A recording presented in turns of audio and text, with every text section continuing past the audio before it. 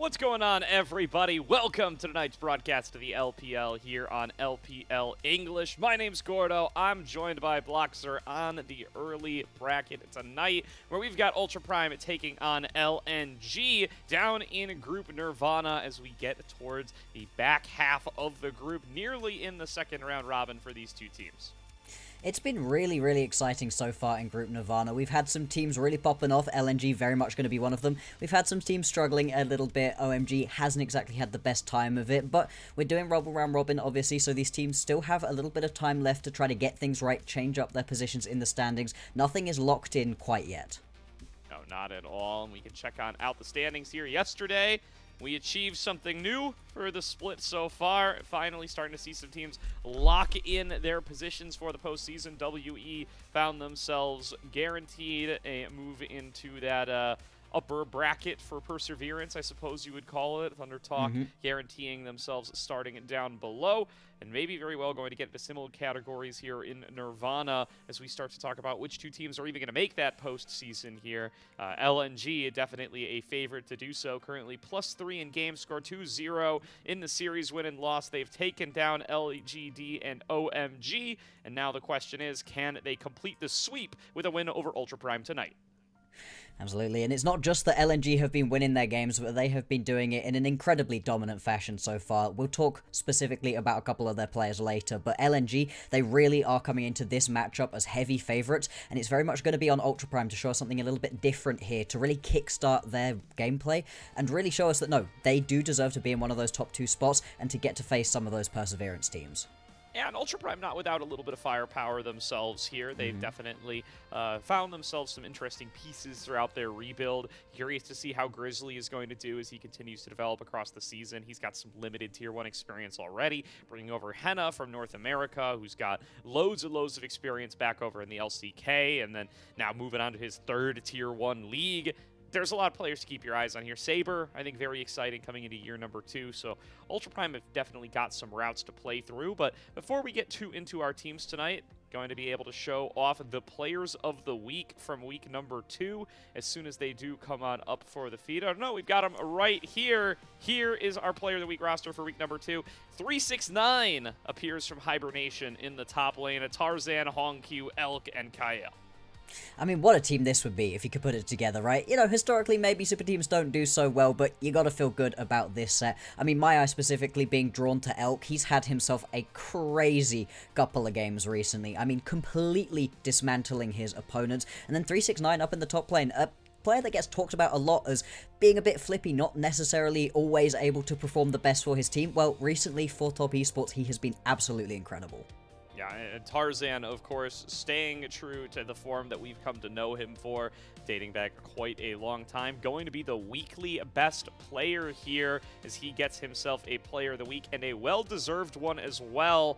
You know, this guy is clearly head and shoulders above the other junglers in the league right now. Oh, yeah. He is #1 bar none, and in the post-Kanavi era here in the LPL, I think we're going to start to see Tarzan's name on that Best Jungler of the Week graphic quite frequently, and maybe even get himself some additional Player of the Weeks here. But for right now, 3 MVPs on the week, definitely good to pick up this award. And yeah, I mean, he's just doing it on same champions everyone else is playing. He's just playing them that little bit better.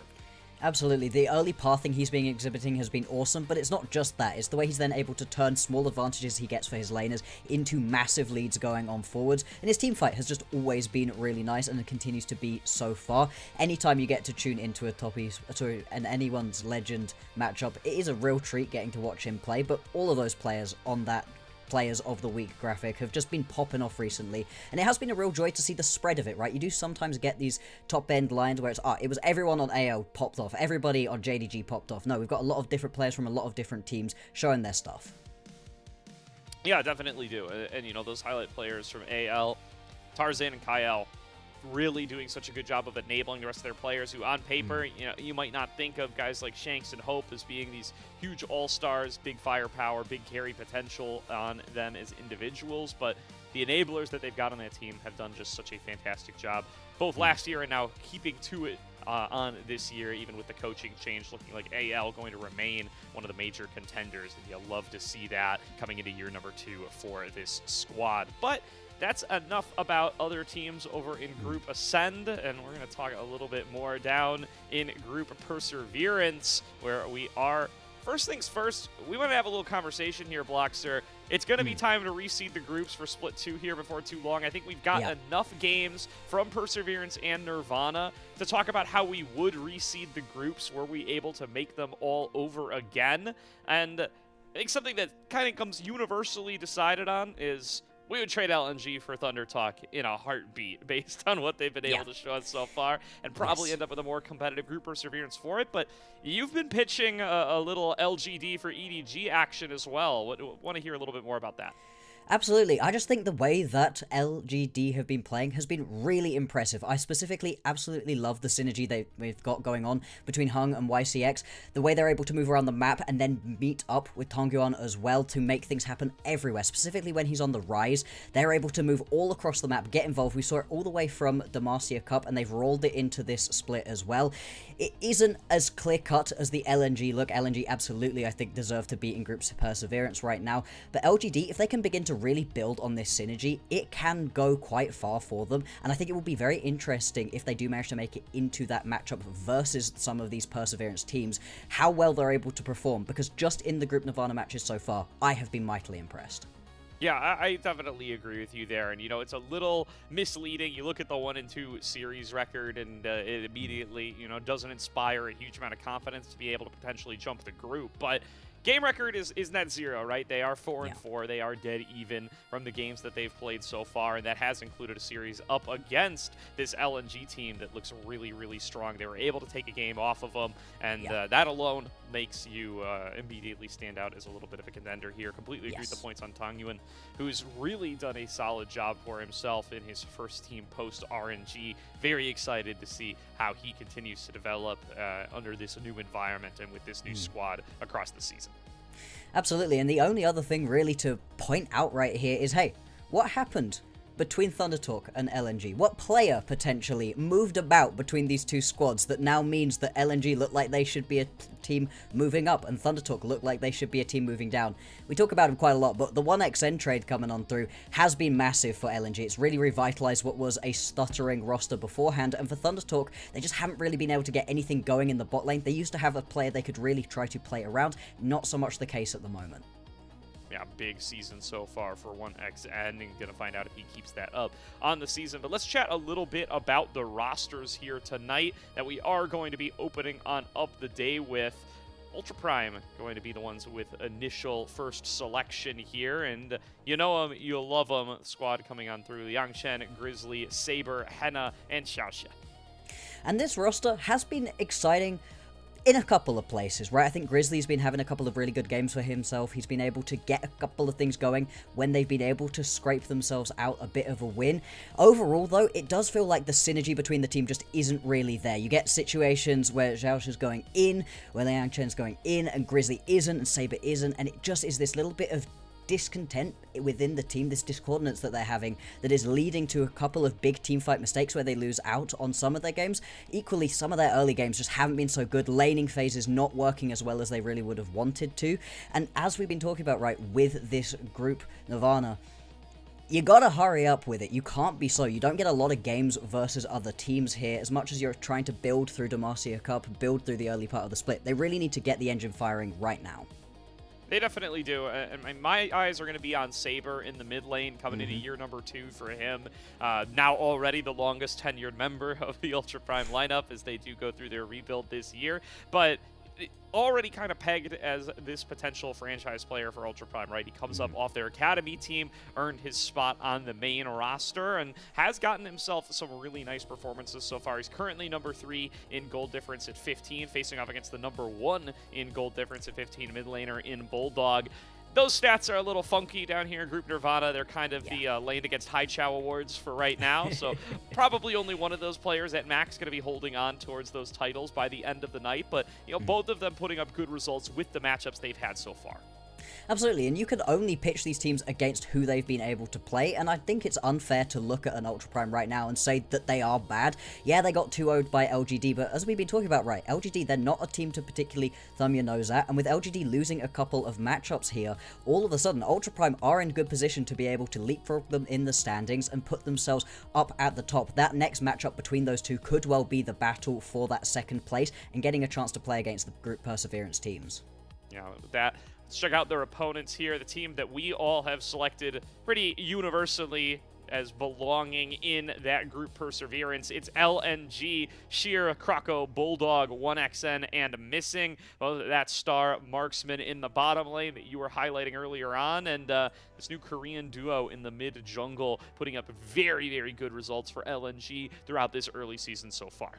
Oh yeah, looking at this LNG roster, you have so many options to try to look towards. Your attention's getting pulled in so many different directions. I feel like people that are getting missed out on, you've mentioned all of the big pieces, but you've got to put some respect on Missing's name as well. Him and 1XN together has been a really, really good duo. It's mainly been the more enchanters, the more supportive looks, a lot of Lulu play for him so far, but also had himself a really nice game on the Leona too, a little bit more aggressive looking for the engages, and I've just been super impressed with the way they've been able to get that synergy going. We talked a lot last year whilst 1XN was on Thunder Talk, hey, can we get him a little bit more support? Can we get the pieces around him to really allow him to shine? And there was so much talk about whether or not this LNG roster was actually going to work, whether or not Missing was kind of washed, whether he was actually going to be able to do that for him. So far, it has been a really nice duo in the bot lane, and then when you've already got your mid-jungle duo working, it's so nice. Yeah, and so let's highlight these two bot laners here as both join up new teams on the year. 1XN putting up massive stats as you're calling out there, Bloxer.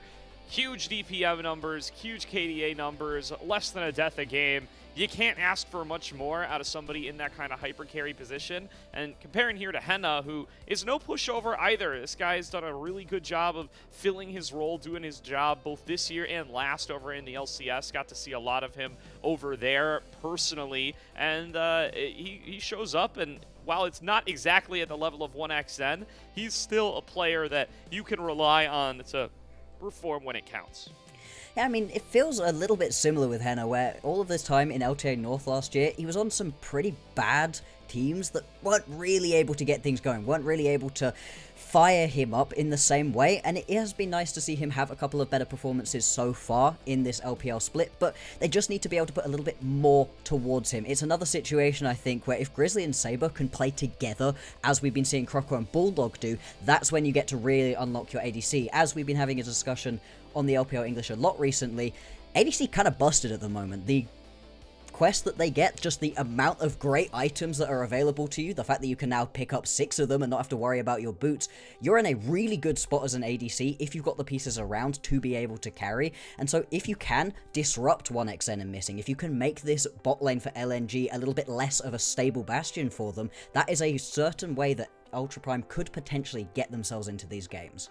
Yeah, certainly is. I think the biggest hurdle they're going to have to face here, though, is Krakow and Bulldog as that mid-jungle duo. Want to highlight these guys in particular, as they have just been absolutely cracked in each and every matchup we've gotten to see from them so far, outplaying their individual opponents, but also exhibiting a decent amount of synergy together. They're able to really join up and counter out whatever attack is coming towards one of them time and time again, and it's been a major highlight for this team, the fact that, you know, yes, Krakow's been individually excellent, but he's always got Bulldog at his back, and they're always able to find big plays together. And having that synergy between your jungle and your mid lane is just so nice for what it does on the rest of the map. The way that all of these dragon fights have been going for LNG, the way that Barons and Grubs, they have some of the highest percentages of those individual objectives of any of the teams. And it's not just that they've got a lot of kills and a lot of gold. No, they are working together to be able to set themselves up vision lines, push into the enemy jungles, make enemy junglers as uncomfortable as possible. You saw it really heavily in their previous matchups, where every single time an enemy jungler's trying to step a little bit further forwards, trying to potentially set their own bit of vision up, no, immediately get punished. And that level of synergy is just, as we've been saying, unlocking the rest of the map. I mean, other than when we've been talking about the overall rosters and running straight through them, we haven't really had to speak about Sheer at all, because he's able to just play a very standard game in the top lane. He's not called upon to move around alongside his jungler because you don't need to. You've already got Bulldog there. Yeah, absolutely. And, just being able to show up, fulfill your role can definitely be enough in that top lane, especially in current meta, right? You can sometimes you get to play the Scions of the world. You get to just hang out up there. Even the Renekton, you find yourself a tiny little CS lead or at least stay at parity. Come in, you're a stun bot, you're a flanking threat, you're a frontliner, and that can be enough in a lot of these situations. So, shout out to Sheer for playing his role on this team where everybody else is kind of stepping up to the plate and really overperforming, and he's just making sure to not get in their way. Absolutely, and I feel like it gets even further than that. We've been talking about how missing has been pretty good. A big part of that is because Croco and Bulldog are working together. You don't need missing to go and roam around, as YCX does, for instance, with Hung. Has to go and roam around a lot with his jungler. That duo works, but that does leave your ADC by himself quite a lot. A bit vulnerable, potentially, to ganks, to dives. Being able to just leave your ADC and your support together when you want to, and then bring a 3-man unit to these other plays elsewhere when you want to as well, is again just another level of flexibility that LNG have been really using incredibly well so far, and it's the reason that they're looking down a potential undefeated record within their group.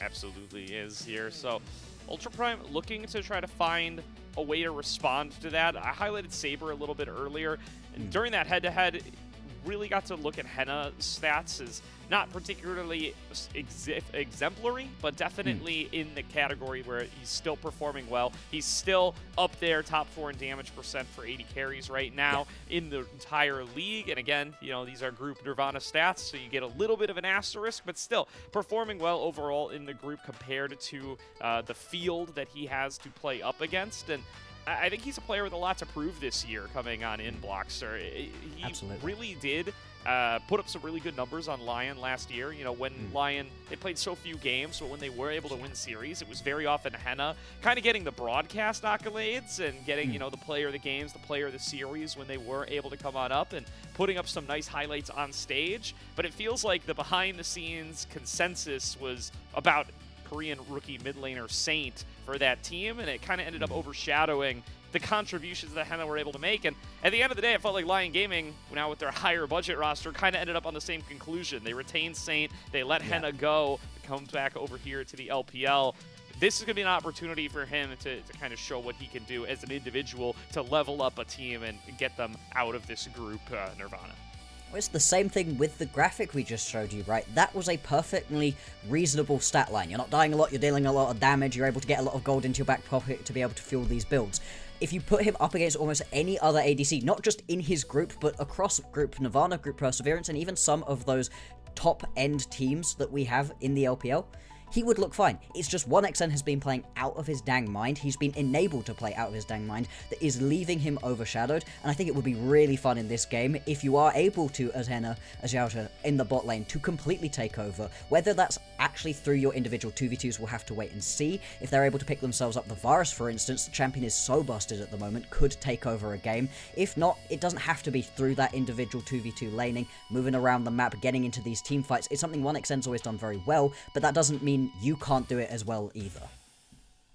For sure. Come down, at least partially, to how this draft plays on out. I'm not sure on who has, how they're using first selection here. We know Ultra Prime are the ones with first selection, but we'll find out how exactly they look to utilize this one. It's been a first pick priority for a lot of teams in this current meta, and that's often resulting in these inverted sides that I'm getting used to. I'm not as tilted by it as I used to be, Blockster. I don't know about you. Yeah.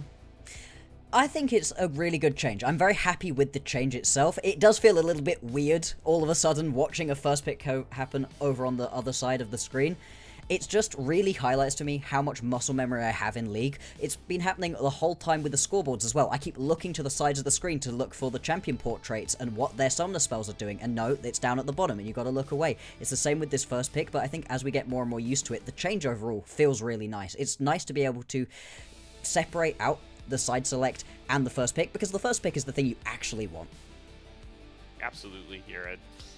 Maybe over time we'll get to see a little bit more blue side, red side priority, as historically the blue side has had that higher win rate, even in stuff like solo queue, where you don't expect that people are really abusing the actual, first pick potential, at least not to the degree that you are in pre-made comp. And some of that's just the camera familiarity, some of that's the structure of the map, right? Being a little bit closer to that dragon, at least to the dragon wall, and having that access up towards the river on the top side, just being a little bit different. The access to gank angles in the bottom lane, very different between sides as well. So maybe some teams will emerge that have a very strong preference here. It does look like Ultra Prime chose the first pick with their first selection. Actually, they chose second pick based on how these bans are coming through. So standard blue side first pick.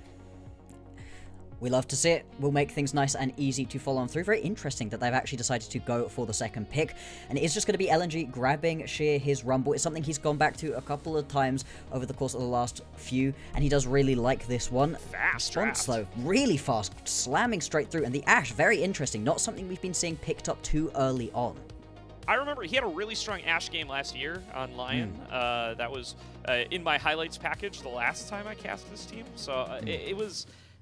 he performed very, very well on it. Like, I think it's a pick that Henna is personally fond of. It will be his first game on it this season so far, but it's one that gets snatched up here by Ultra Prime with very, very high priority. Jarvan Azir comes through for LNG. They're just going for a very standard, hot pot AoE composition. But if you're going to see an Ashe come through, very excited to see this Seraphine alongside it for Xiaoxia. And you said Ultra Prime had to cook something up. Looks like it's the bot lane where they're going to be doing so. They are absolutely cooking. Xiaoxia has only been playing the more engage-orientated supports, your Rels, your Rakans, all of a sudden switching things up, looking to play something that you don't have quite as much full-on agency in your 2v2, but also, if you step out of position even slightly versus either of these two, you get hit by a single auto attack potentially from Henna, you can just get run down, and this composition only gets scarier and scarier as you get towards that level 6. We'll have to see what the remaining pieces are going to be to tie this all together. I'm a little bit surprised that they've gotten rid of something like the Orianna right here, which would have worked really well for a potential wombo look. Right now, you could potentially look for full team fights, but I do wonder if they're going to lean more into the individual pick potential. Yeah, I really wonder what their tech is for Saber here up against the Azir. This is a guy who's got some unique champions, right? He's gotten to show us the Zoe already this season. Maybe he's cooking up something else like that because, like you said, they ban away this Orianna on the Ultra Prime side. They have a chance to grab the Azir for themselves, and instead they take Ashe, which you're probably not worried about NXN taking away. So, it's a signal that they would rather blind the Ashe than blind something like the Orianna or even the Azir. Okay, you're talking about needing to cook, needing to pull something out right here. Dawn time, baby. Yeah, let's go. I really like this. I think this is giving you that little bit of flexibility we're talking about, where you can go for the more wombo combos between the two big ultis, but also you can just look to pick somebody off. If Henna is feeling like a sharpshooter with that ulti and can just snipe somebody out, you can pop them with this Echo right here. With a lot of invulnerability, you can just jump back into your previous form, make the team fights work that way, always have a 4v5 situation. LNG, they're going to respond by getting 1xn onto his Jhin. It's something that he's been pretty good on, although this will be his first pickup of it so far this split, and it does just give you that option to sit quite far back, not have to worry about getting too close to what is turning out to be quite a scary composition out of Ultra Prime. Yeah, definitely is here. Looking at that highly prized Bard, they are going to take it. Feels like LNG kind of going for a more enabling bot lane here. Get a little more utility out of the Jhin, that long-range pick potential, somewhat matching the Ashe, but probably going to try to unlock this Bard to move around, help around the map, and trust that 1xn will be able to farm up with his range on his own. This Vi, however, I was thinking Echo Jungle, I'm not going to lie to you, but maybe it's for Saber, and it's going for Saber in the mid lane. It's something that Saber has played a little bit of previously, I think. But really, this is a completely out of left field kind of composition, right? The Seraphine we've only seen twice before so far this split. The Echo, this is the first Echo that we're seeing this split in the LPL at least. I don't know if we've seen it internationally, but I would be surprised if we've seen it internationally. A really fascinating composition for them right here. If we start quickly with LNG, the more standard composition, the Bard just to round things out, gives you that little bit of extra fun with the ultimate, but overall very much going to be a front-to-back team fighting composition. There's not too many tanky champions that you're massively worried about trying to play into with a Jhin, so you got to feel good about this one from LNG. For Ultra Prime, your pick potential is crazy. If Henna's able to hit somebody with an Enchanted Crystal Arrow, Grizzly and Saber can follow up on it instantaneously, and I think 4v5s are the way you win these team fights. All right, I got the word for you here, Blockster. This is the third time it has been picked in a major league so far this season. All three of them mid lane. Leader busted it out in LEC just a couple days ago. did not have a very good performance, and then Showmaker played it up against the DN Supers back a couple weeks ago and did find a very good performance there, 4-0-6 for him. So far, the pick is 1-1. This will be its third major region selection, and second time up against the Azir. I think a lot of mid laners starting to enjoy the power that one brings in that particular matchup. The ability to kind of track down, get a little bit of ground back against something like the Shifting Sands, I think, is one of those things that makes it a really kind of nice matchup, in particular for an assassin. Kind of an impossible choice for the Azir, right? If Echo's coming at you, he's dashing, and you want to dash backwards, either you do it before he blinks to you, and you're going to take him a little bit along the way, or you wait for him to get on top of you, but then he might block it. So it's a tough choice, and there's not really a good answer there. No, and it's not just going to be your mid lane situation either. That's also going to make it a heck of a lot harder to play as 1xN. As much as we're talking about how the Jhin gives you that little bit of extra play room because you can sit so far back, if you actually want to get involved and be hitting quite a lot of your fourth shots, you have to step up at some point, and the threat of having both a Vi and an Echo bearing down on you every single team fight will make this a lot harder to play out for 1xN. Definitely can. Going to need to rely on Azir for your later game DPS when you do have this Jhin, at least somewhat. Not going to be able to be that kind of 1v9 carry, so he ends up falling behind due to the pressure exerted by Saber's Echo. They start to get a little bit dicey about how exactly you're going to be able to play out in a sort of front-to-back situation. Well, eyes on Ultra Prime. They've cooked here in game number 1. Let's see if it's going to be enough for them to take down the #1 team in Group Nirvana in game number 1. And this is what we want to see out of Ultra Prime. Standard League of Legends probably wasn't going to be enough for them to be able to beat a team like LNG that have been on such a tear recently, that look like they are going to be able to completely take over Group Nirvana. So pulling something out a little bit different, showing your hand right here, I think is going to be the right time for them. We'll have to see where they're actually able to fully play through to get this going, because as much as the Echo is a fun matchup into the Azir potentially, during the very early laning phases, you're not expecting it to turn into any solo kills unless you make some kind of a big misstep. And so where else can you potentially try to play through? Both of the junglers are going to be starting towards the top side of the map and working their way down. I'd be surprised if we get to see any too forced ganks. I think you more want to be getting your early resets through and getting back out onto the map. Henna and Xiao already finding some success in this bottom lane. Oh, Never Saber mind. finding success as well. Bulldog falls down to below 100 HP. He's forced to recall. Missing already found himself in similar straits where he was forced to recall in the bottom lane off of a bad trade up against Henna and Xiao. Ultra Prime early laning phase looking good here, 3 minutes in.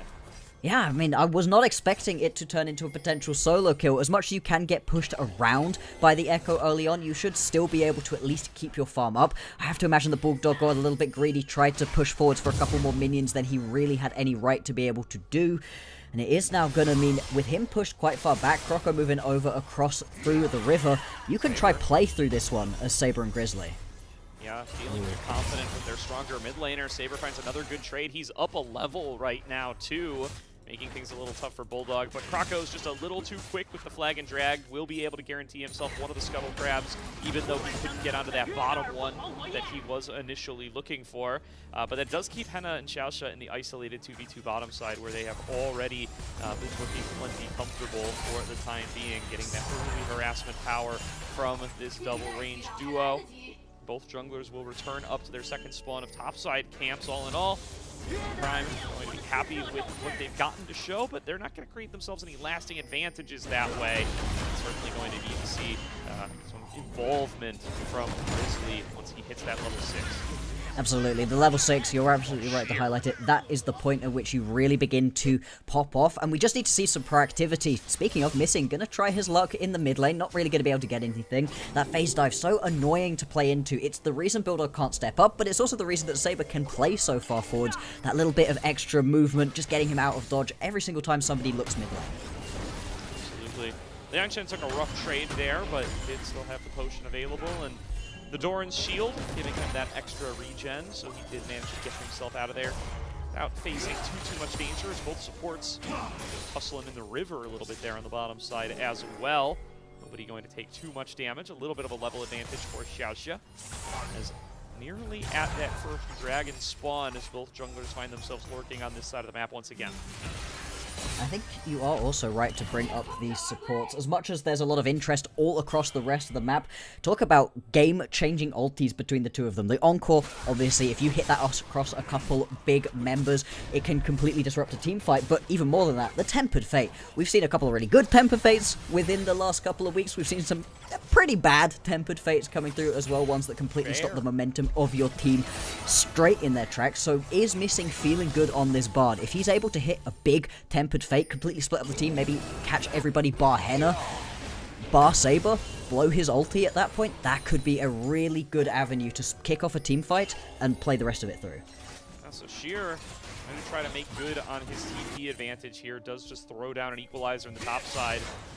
Krako looks for Saber. Saber just a little too deft on his feet. And the bot lane advantage for Ultra Prime in these early levels looks like it is going to net them. Dragon #1, Grizzly arrives in a timely manner and will be able to get himself level 6 off of that Slay as well. So Prime get their first objective on the board. And now that the cease and desist is available, eyes going to be on how Grizzly uses it and if he can start to put Saber into that snowballing position. And he really has to just start right now. You can't afford to just sit around in your jungle for a while. There's a couple of really good gankable lanes at the moment. The bot lane constantly taking a huge chunk of damage. He's got nowhere to go. Very low on health there. Does have the discipline to hold on to his summoner heal. Knows that Henna can't get one more auto through it. And Saber got shuffled underneath the turret there, so didn't move his way back with the Chrono Break. And that does just relieve a little bit of pressure right here from Bulldog. He doesn't have to be quite so worried. 1xN stuck underneath his tower, just gonna pop the curtain call to get a little bit of harass going, deal some decent damage, but nothing that's going to stick. Everybody just gonna be taking their resets on through. As we were attempting to talk about when it comes to gank angles right here for Grizzly, you can see there's a lot of different options. You can see that you're already having to kind of play with your ulti as much as possible from Bulldog to get one out of Saber. Sheer has spent the entirety of the 7 minutes of this game so far pushed up underneath his opposition's tower. He does have some decent warding, but that won't save you if you get a Vi just walk into your lane. Grizzly, now with that level 6, has got to get involved. So far, just doing a little bit more farming for himself. We'll see if he decides to go and try to get aggressive in one of these lanes soon. Absolutely. Currently clearing his way towards the bottom side. A recall coming through for 1xN that is going to leave Missing up pretty far. Henna has level 6.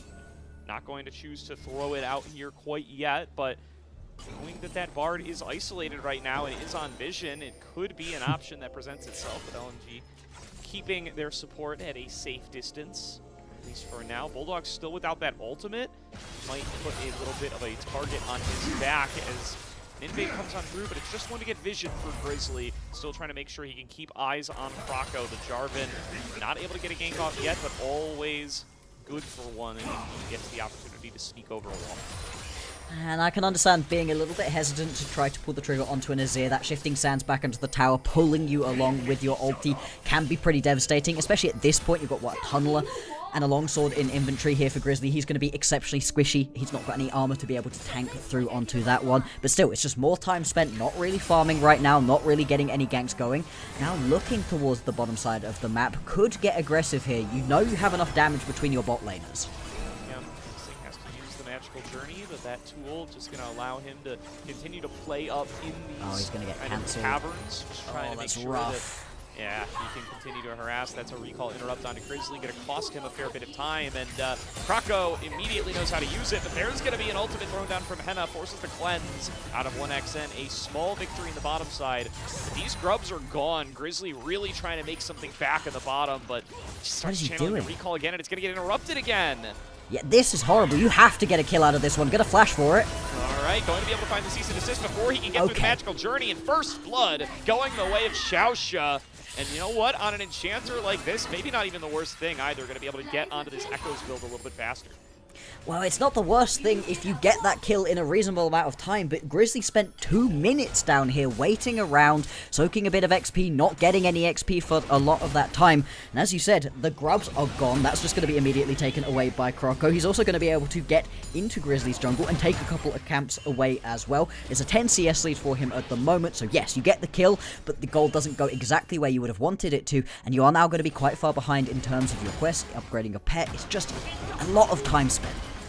It really is. Grizzly it's a lot to try to set their bot lane up for success, so they better make good on it. The all-out comes through for Liang Chen, gets Sheer to about half HP, but gets him even less, so he is going to have to play on back.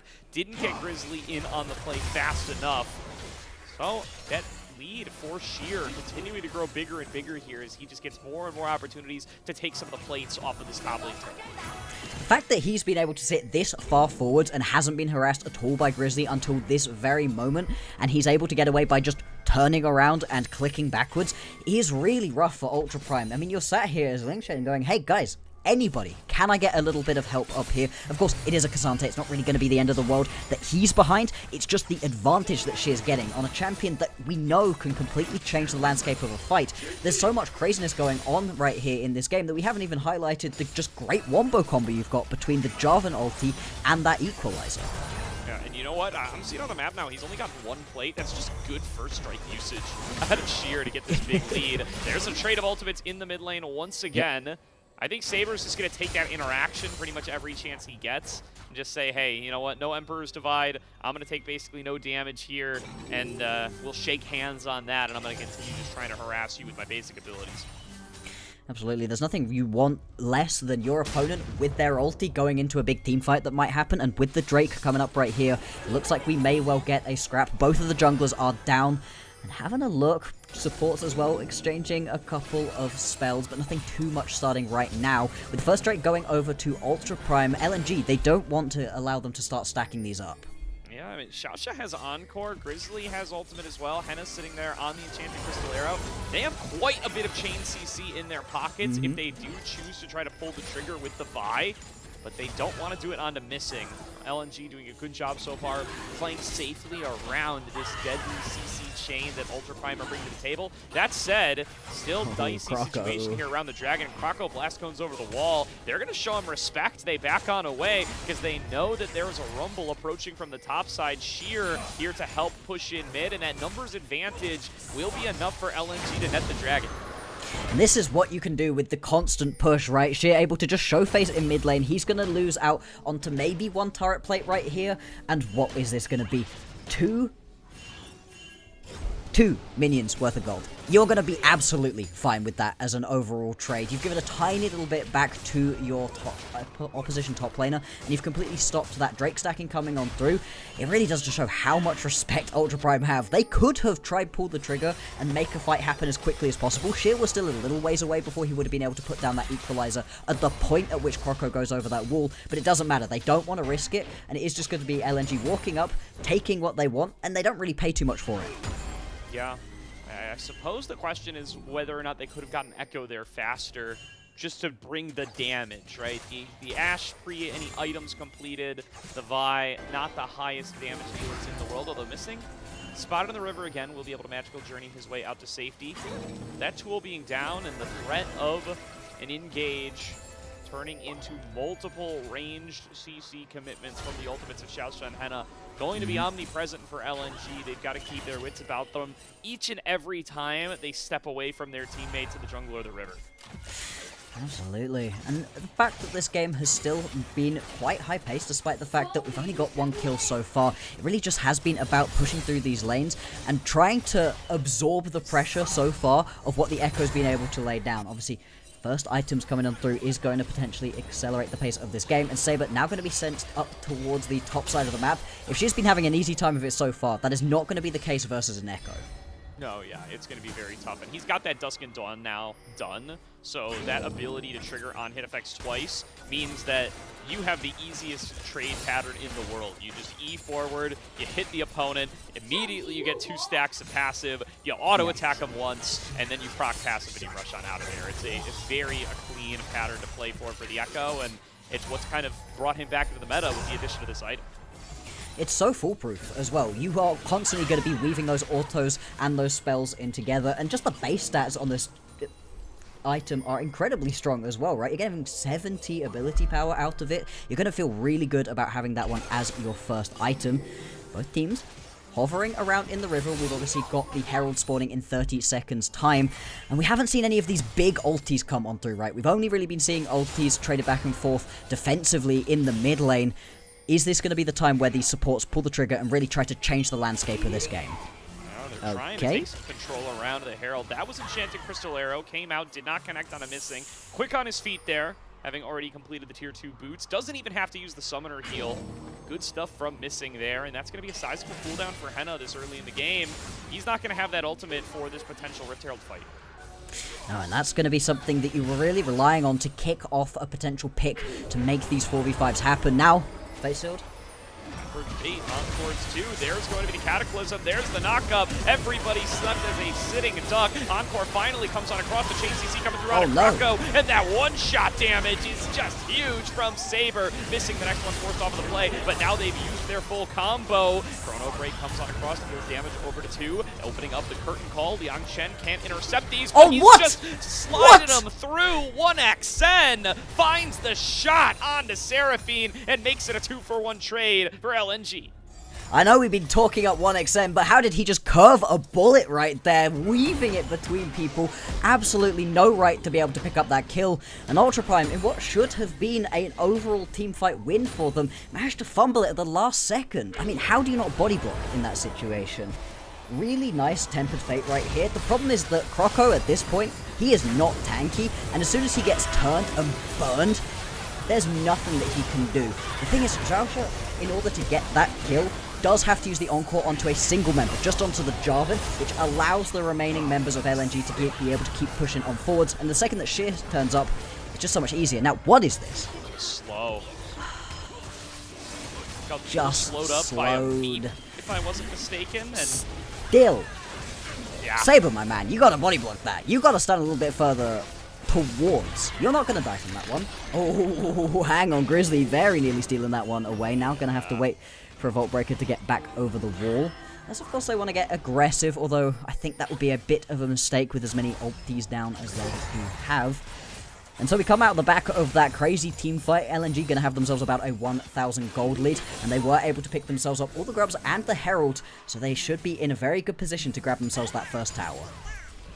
Yeah, they're going to have to win that gold a little bit higher before all is said and done in terms of this Rift Herald. And I think Ultra Prime certainly would have hoped when they drafted this composition to be able to get a crowd control combo and a little bit of an early advantage with the power that they bring around that bottom triangle, but it doesn't happen for themselves this time. Saber, though, finding the parallel convergence stun on towards Bulldog. Not quite high enough burst damage yet for that to be the end of things, but certainly dicey territory for Bulldog. Absolutely, you've really got to keep paying as much respect to Saber as possible when you're alone. And it looks like it is just going to be this first tower picked up right here for Ultra Prime. The response will be LNG grabbing themselves this Cloud Drake. They're going to look to stack their way on towards that as a soul. Overall, a pretty dang good soul to be able to get for this team comp. If you want it, it allows Kroko to just get so much more range trying to get on top of people. And there we go. That is going to be a first turret. And as Alk got us the stat for earlier, that's the first turret that they have had. Nicely done there for Ultra Prime, and they get that gold over on towards their mid laner, so they're going to be plenty happy with Saber getting that nice little advantage in regards to gold. That second item, Power Spike, going to really help him out for his ability to execute people individually under the zero. Retero going to charge in mid here, gets a little bit more plate gold. They should be able to finish this on this push as Henna and Xiaosha continue to pick away at this wave. They do need a little bit of support, though, as Sheer here as well means that they can't step up too far, doing their best to hit onto the minions, and they will finally clear away the wave. Not quite going to be able to grab that full tower, and they did rotate multiple members up right here. Sheer decided not to stick down towards the bottom side of the map and is going to have to blow his teleport in order to stop that tower from going down. That is a small advantage right here from Ultra Prime. We'll see what they're going to be able to do with this. A couple of seconds away from Saber having his teleport up. You're now going to have 2 teleports to play with when LNG only have access to 1 on Bulldog. If they can make a kind of flank play happen, that could be quite nice. Sheer having to play respectful here. He is not alone in this lane. No, he is not, and inching ever closer to being able to get a second item here. Also no boots 2 yet for Saber, even though everybody's got their quests done at this point. That feels a little bit bad, but I'm sure he'll be able to get over there for too long. And Bulldog actually in the same category, so just the way the items have shaken out this game, I suppose, wanting to make sure that they did get towards their nice little spikes where they did present themselves. And recalls coming on through for both parties now. Saber going item. Not quite enough gold. Does have it. Shadow Flame completed. And Bulldog on the Rylai's as well. I mean, that's going to be 2 items coming through for the majority of these bigger carries, and it's exactly what you want to see just before the next set of fights coming on through. You going to go over the wall here? This would be quite aggressive. No, Grizzly, you're going to decide against stepping up too far. Still, Ultra Prime, they've got 4 members hovering around this mid lane. 1xN, I'm sure, looks mighty juicy, but he's sat underneath the tower. It's going to be quite hard to kill straight out at this point. So members just going to head back on out towards their lanes. Grizzly trying. He did pull off that 1 gank bot lane that we saw earlier on, but other than that, he's been pretty dang quiet on this Vi, not as proactive as we would have wanted during the laning phases. Grizzly still looking for a potential engage angle, but they're spacing him quite nicely. Missing, going to get hit by the Enchanted Crystal Arrow, but will quickly be able to cleanse it away. Now landing Tempered Fate on towards Henna, who's up too far. Going to be able to back on off despite getting hit by the follow-up damage, and doesn't even really lose any health for it. 5 versus 5 in and around mid. LNG finally able to complete their work on the mid lane turret. And nobody going to fall on down, though. 1xN in a position to potentially get chased down. Henna gets a few shots and slows onto him. Here comes the equalizer, thrown on down by Sheer. Henna still able to space this one out. He's up in front of the whole rest of his team. LNG realize this, look for the engage. A flash encore goes a little bit short, but Saber is able to solo out Missing regardless. Now stepping forward, Cataclysm onto 2, and the squishies will just drop in an instant as the curtain call damage comes on across. Sheer trying to burn down Liang Chen will be able to do so. A double kill over to 1xN as the fight is won by LNG. And Gordon, what are we fighting over right here? That's such a misplay out of Ultra Prime. They hang on, Grizzly, looking to go aggressive once again. He's going to get stunned up and just taken down, you have to imagine. Yep, that's going to be 1 kill. It is going to be traded. Can Saber get back out? Yeah, the getting back out part is where this is going to be tough for Saber. What are they doing? Break earlier. It's another 1 for 2. If you didn't know what they were fighting over before, I really don't know what they're fighting over now. Now, we're going to have a look back at this point of the fight where Henna has to flash back over the wall. And this is the combo you're really looking for. You've got no friends in front of you right there. It's unfortunate for Xiaoshe. It's not what you would have wanted, but not having anybody stood in front of you is a product of where you're fighting. You have to walk around the wall to get involved in this team fight. Not everybody can jump straight through it to give you that extended range. It's unfortunate. It still gets the kill, right? It wasn't the end of the world for the team fight in that situation. It did just then open up LNG to be able to jump into the backline. And from then on, it was like 1xN was shooting fish in a barrel. The Yang Chen is going to have nightmares tonight of Jin curtain call bullets flying right past his nose. That's the 2nd team fight in a row where he's just an inch away from being able to block out that shot from killing off his bot support duo, and just, again, can't get there in time just by sharing a Cataclysm with him. Yeah, it's actually a wild set of events right there, but I do just want to go back to the start of it. There was nothing to fight over. The Drake that's being taken right now was not being set up for properly by either of these teams. And Ultra Prime try for a fight. We're pushing far enough forwards without having set their mid wave, meaning they lose their mid lane tower and then decide to just push for a second fight anyway. The decision making there is part of what has been plaguing Ultra Prime. Yes, some of the individual laning hasn't been ideal in a couple of their matchups, but it's this point where you have to make decisions on fights that's just been going wrong, and again, it might be right in front of our eyes. Saber locked down and can't chrono break out, only stays inside of the Cataclysm. Tempered Fate going to block away the Enchanted Crystal Arrow. Encore going to land on towards 1xN going to be able to clean it away right away, and Henna is just standing there getting blasted away by this Jin. It's a double kill to 1xN. LNG win out another fight. This time it's 4 for 0.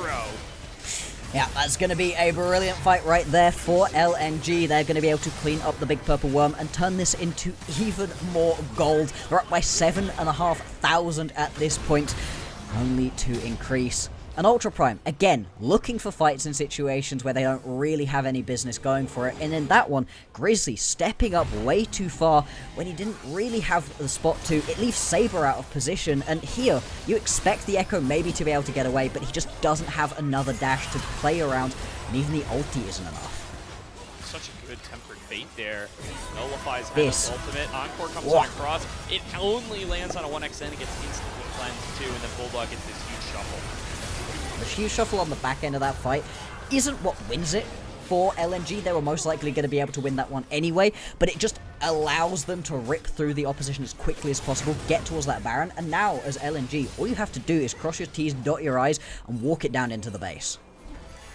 Now pushing on multiple lanes with the addition of that Baron buff. 1XN is going to get right through a plate, and again, he's hit it. The Tempered Fate finds its way onto Henna. This guy cannot catch a break. Kroko and Bulldog, the mid-jungle duo, will melt him down with ease. And LNG, now no AD carry on the Ultra Prime side. They're going to be able to break open the base here, Bloxer.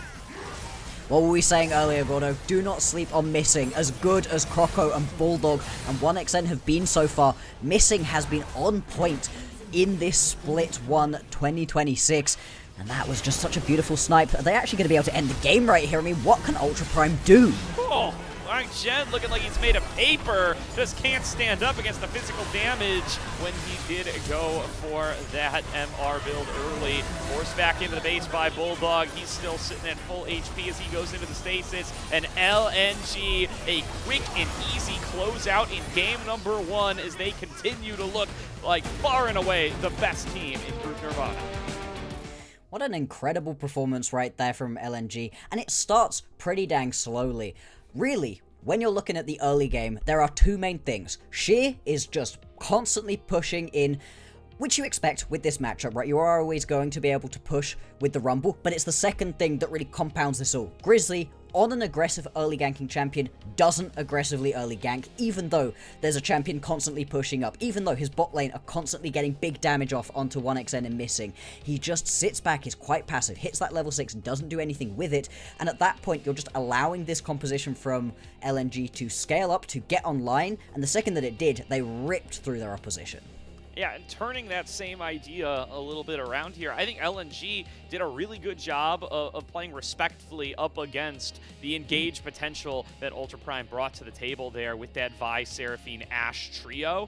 You know, this is, you have Jarvan and Bard on your team. It feels like in a vacuum, this is a squad where Kroko and Missing are going to be roaming all around the map. They're going to spend a lot of time in the river. They might even spend some time in the enemy team's jungle, just using the mobility that they bring and the map control that they bring to try to establish early advantages. But even though they're facing off against what's not really a traditional composition, they adapt very, very well. They just continue to play further back, recognizing that they will have that scaling advantage, and they execute beautifully.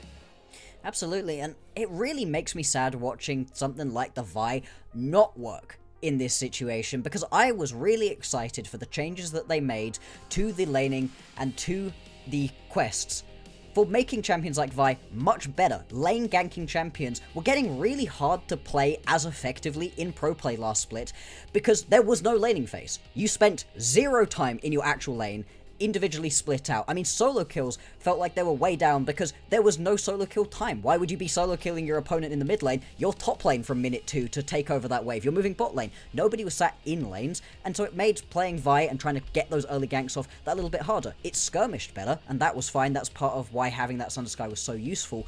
But in this game, where everybody is actually just sat in their individual lanes for as long as they would be in an average solo queue game, you still don't manage to get any ganks off, other than one where you sit in a bush for 2 minutes. I mean, you just have to be more proactive than that. Yeah, needing to just kind of pull the trigger there.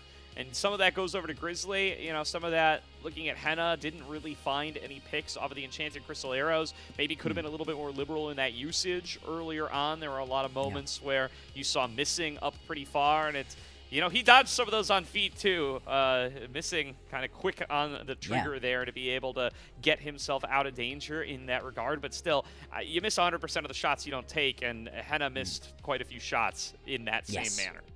Absolutely, he did. And then you got to turn your eyes to mid lane. Saber, he is the bright spark of this team. He's able to get the most kills for them. I think he ends the game with 3 kills, 2 deaths, 1 assist. Like, that was not a particularly bad game for him overall, but it's where those kills were going onto, right? You're able to kill Kroko when he jumps forwards occasionally, but you're not getting kills onto 1XN. Sheer doesn't die either. Bulldog only dies a single time, and that wasn't even a particularly bad death for them at all.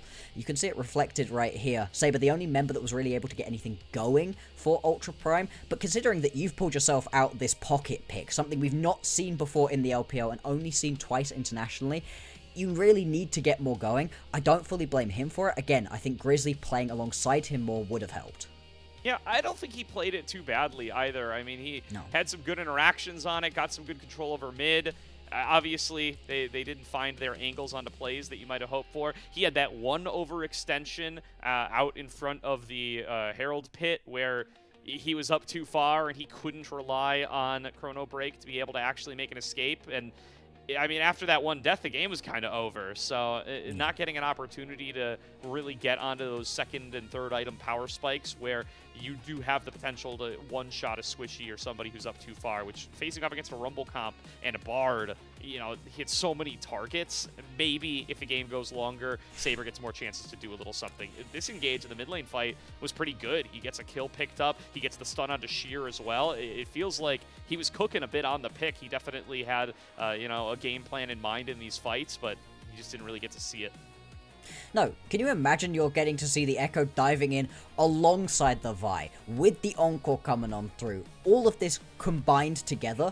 That could have been a really fun game, but that's not the game that we ended up seeing. The game we ended up seeing was discordant, and my mind keeps going back to that fight around, I would like to say the Dragon Pit, but there was no dragon in that Dragon Pit. There was no reason for that fight to be happening, and the thing that's most egregious about it is not that LPL teams are fighting randomly. I mean, yeah, water is wet, the sky is blue.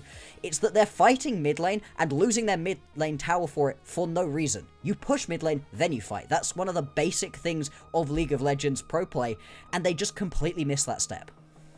Yeah, the other thing that this replay kind of reminding me of, I think Xiaoxia close on some of these encores, but also, you know, lacking in the ability to find big game impacting encores. Had kind of two big team fight attempts. One of them went for that flash play, just barely shorted it onto missing. The other, you could see the vision, saw a chance to get 3 or 4 members, pass it through the engaging Azir, but again, found only one XN who cleansed it instantly. So just not able to have the kind of impact that you hope for when you do draft these kinds of champions. And if your Ashe and your Seraphine aren't hitting ultimates, I think the prio you had on that duo ends up being a little misplaced and ends up looking a little silly in retrospect. Yeah. Still, as much as we can talk about how Ultra Prime made quite a few mistakes right there, I would still like to be able to praise LNG. That was a really nice game from them, as much as it felt like they didn't need to be ultra proactive because Ultra Prime kept running into them. They were able to take exactly what was given to them and really push the game on forwards. And as we were talking about earlier, right? Yes, sorry, to cut myself off. This is excellent. I love the fact that Missing finally gets a player of the game. I think he's really deserved one throughout a lot of their games and has been a little bit quieter. He was a sniper with those ultis. Yeah, really, really good Tempered Fates. We got to see a good defensive Tempered Fate, which feels like something you don't often get to see very, very much of. Got to kind of hose one of Henna's ultimates as a result, as a member of his team was getting chain CC'd. I want to say it was 1XN, maybe it wasn't. But regardless, definitely a highlight there. And consistently picking off Henna. I mean, that guy just could not catch a break in regards to the Tempered Fates.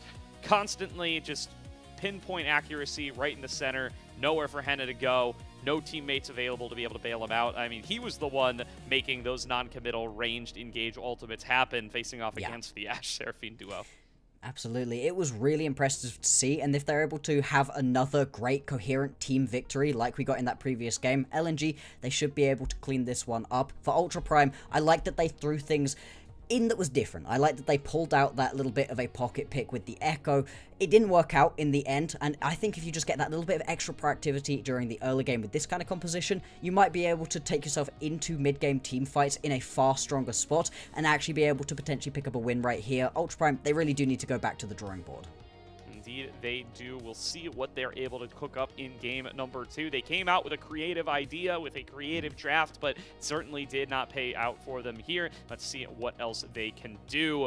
But first, we do want to shout out Coffee. If you want to support LPL English, consider becoming a Coffee member. Coffee is the best way to support the LPL English project, since the vast majority of your contributions will go directly to the show. A lot of the initial payments go into upgrading the broadcast, but a huge bulk of it pays on-air talent and content creators. Subscribe to our Coffee, linked in the chat, to unlock perks like early access to content and the ability to ask interview questions on our unique on-site interviews. Thank you to everybody who's tuning on in, and we will see you after a short break for game number 2 as LNG takes on Ultra Prime.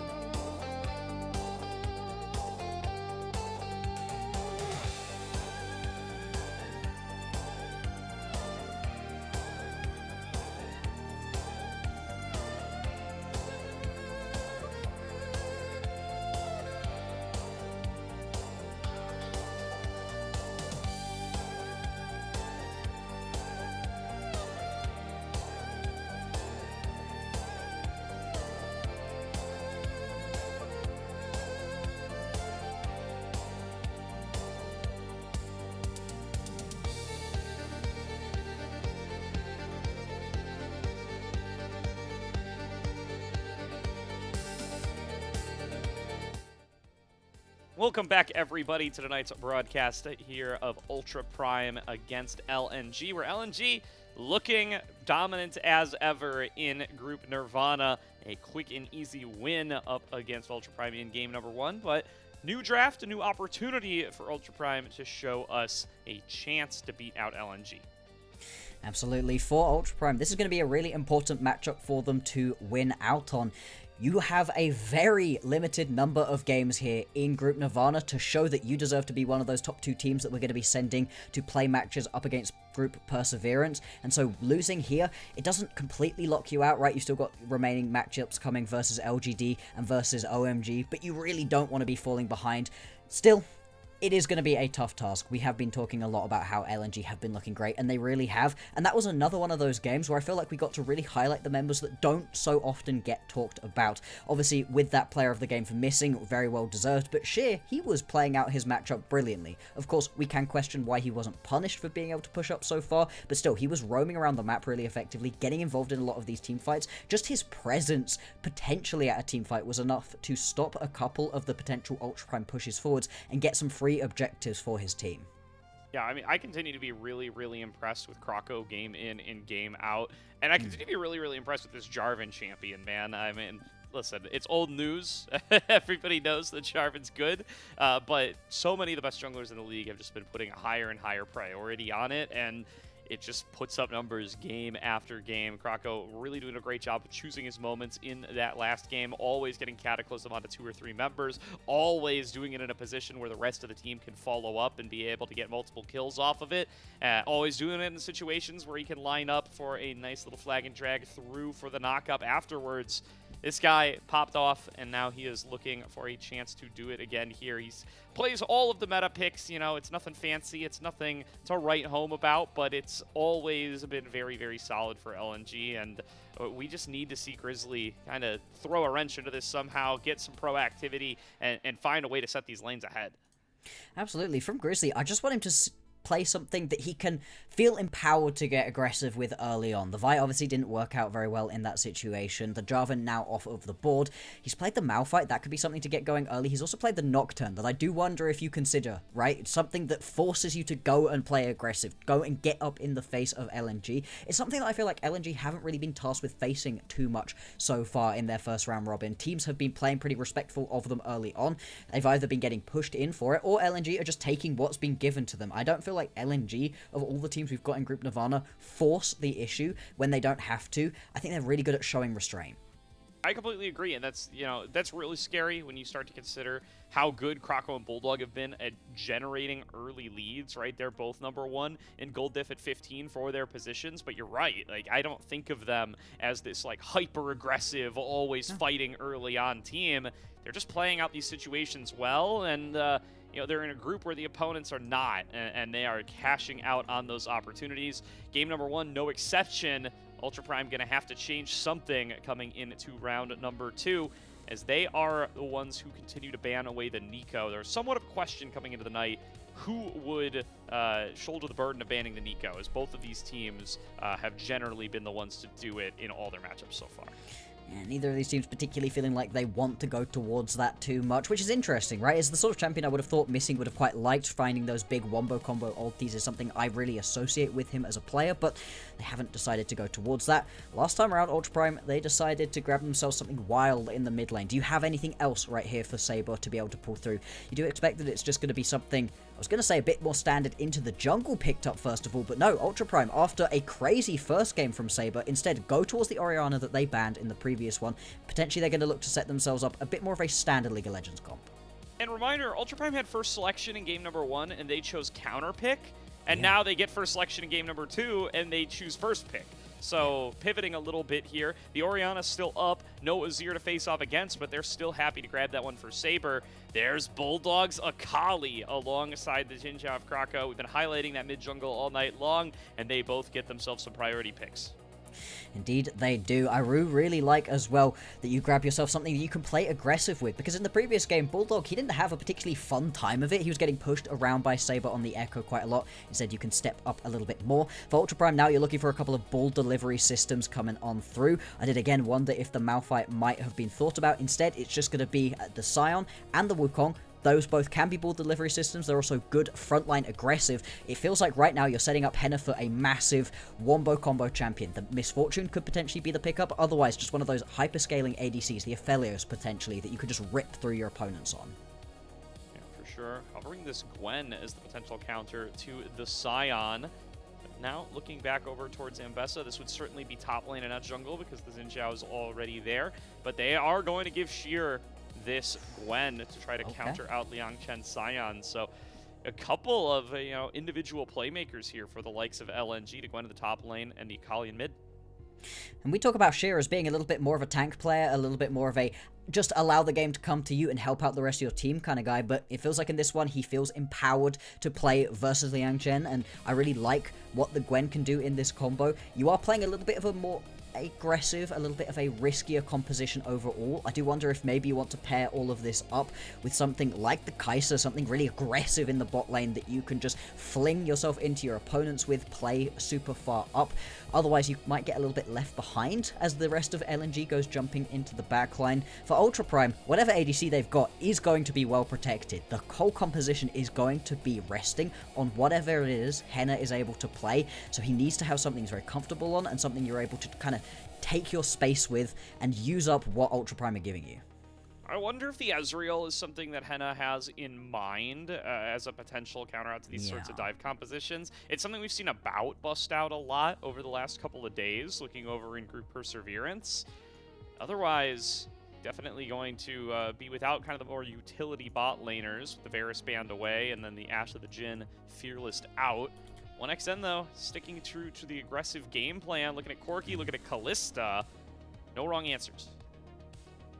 Now, I think in this situation, anything that can step up to your opponents and just play alongside these other aggressive pieces is going to be really useful. It will be the Corki locked in, so they are going to leave Missing for his counter pick. See what he was going to pull out. He has, for the most part, played a bit more of the Enchanter style, which isn't necessarily what you want in this composition. Now, I talked about how the Kai'Sa could potentially be fun for the LNG side as something to go flying in with. I think of it a bit less in this Ultra Prime composition, but we talked about how much frontline access you've got, how much you've got the potential for just massive wombo and lockdown. Whilst the Kai'Sa isn't super into that, the Acathian Rain can help. It will be great for just picking off an individual if you find them.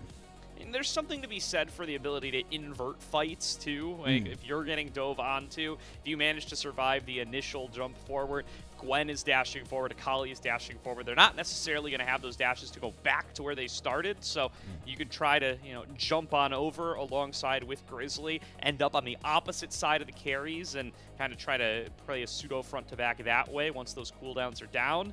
But your point's completely valid. It's not generally the sort of composition you expect to see this pick in, but Henna going to try to get a little bit more autonomy into his own hands here after that Ashe game in number 1 did not work out his way. And I think this is the sort of situation where you may have been building up towards a wombo combo composition with the Misfortune or with a hyper carry, and then you look at what you're playing into and you go, there's a Gwen. There's a Xin Zhao, there's an Akali. Maybe I don't want to be immobile and squishy. Maybe I want to have that little bit of extra self-peel that you do get from the Kai'Sa. Of course, you are still quite squishy, and it's going to be very interesting to see how his positioning is going to look during these team fights.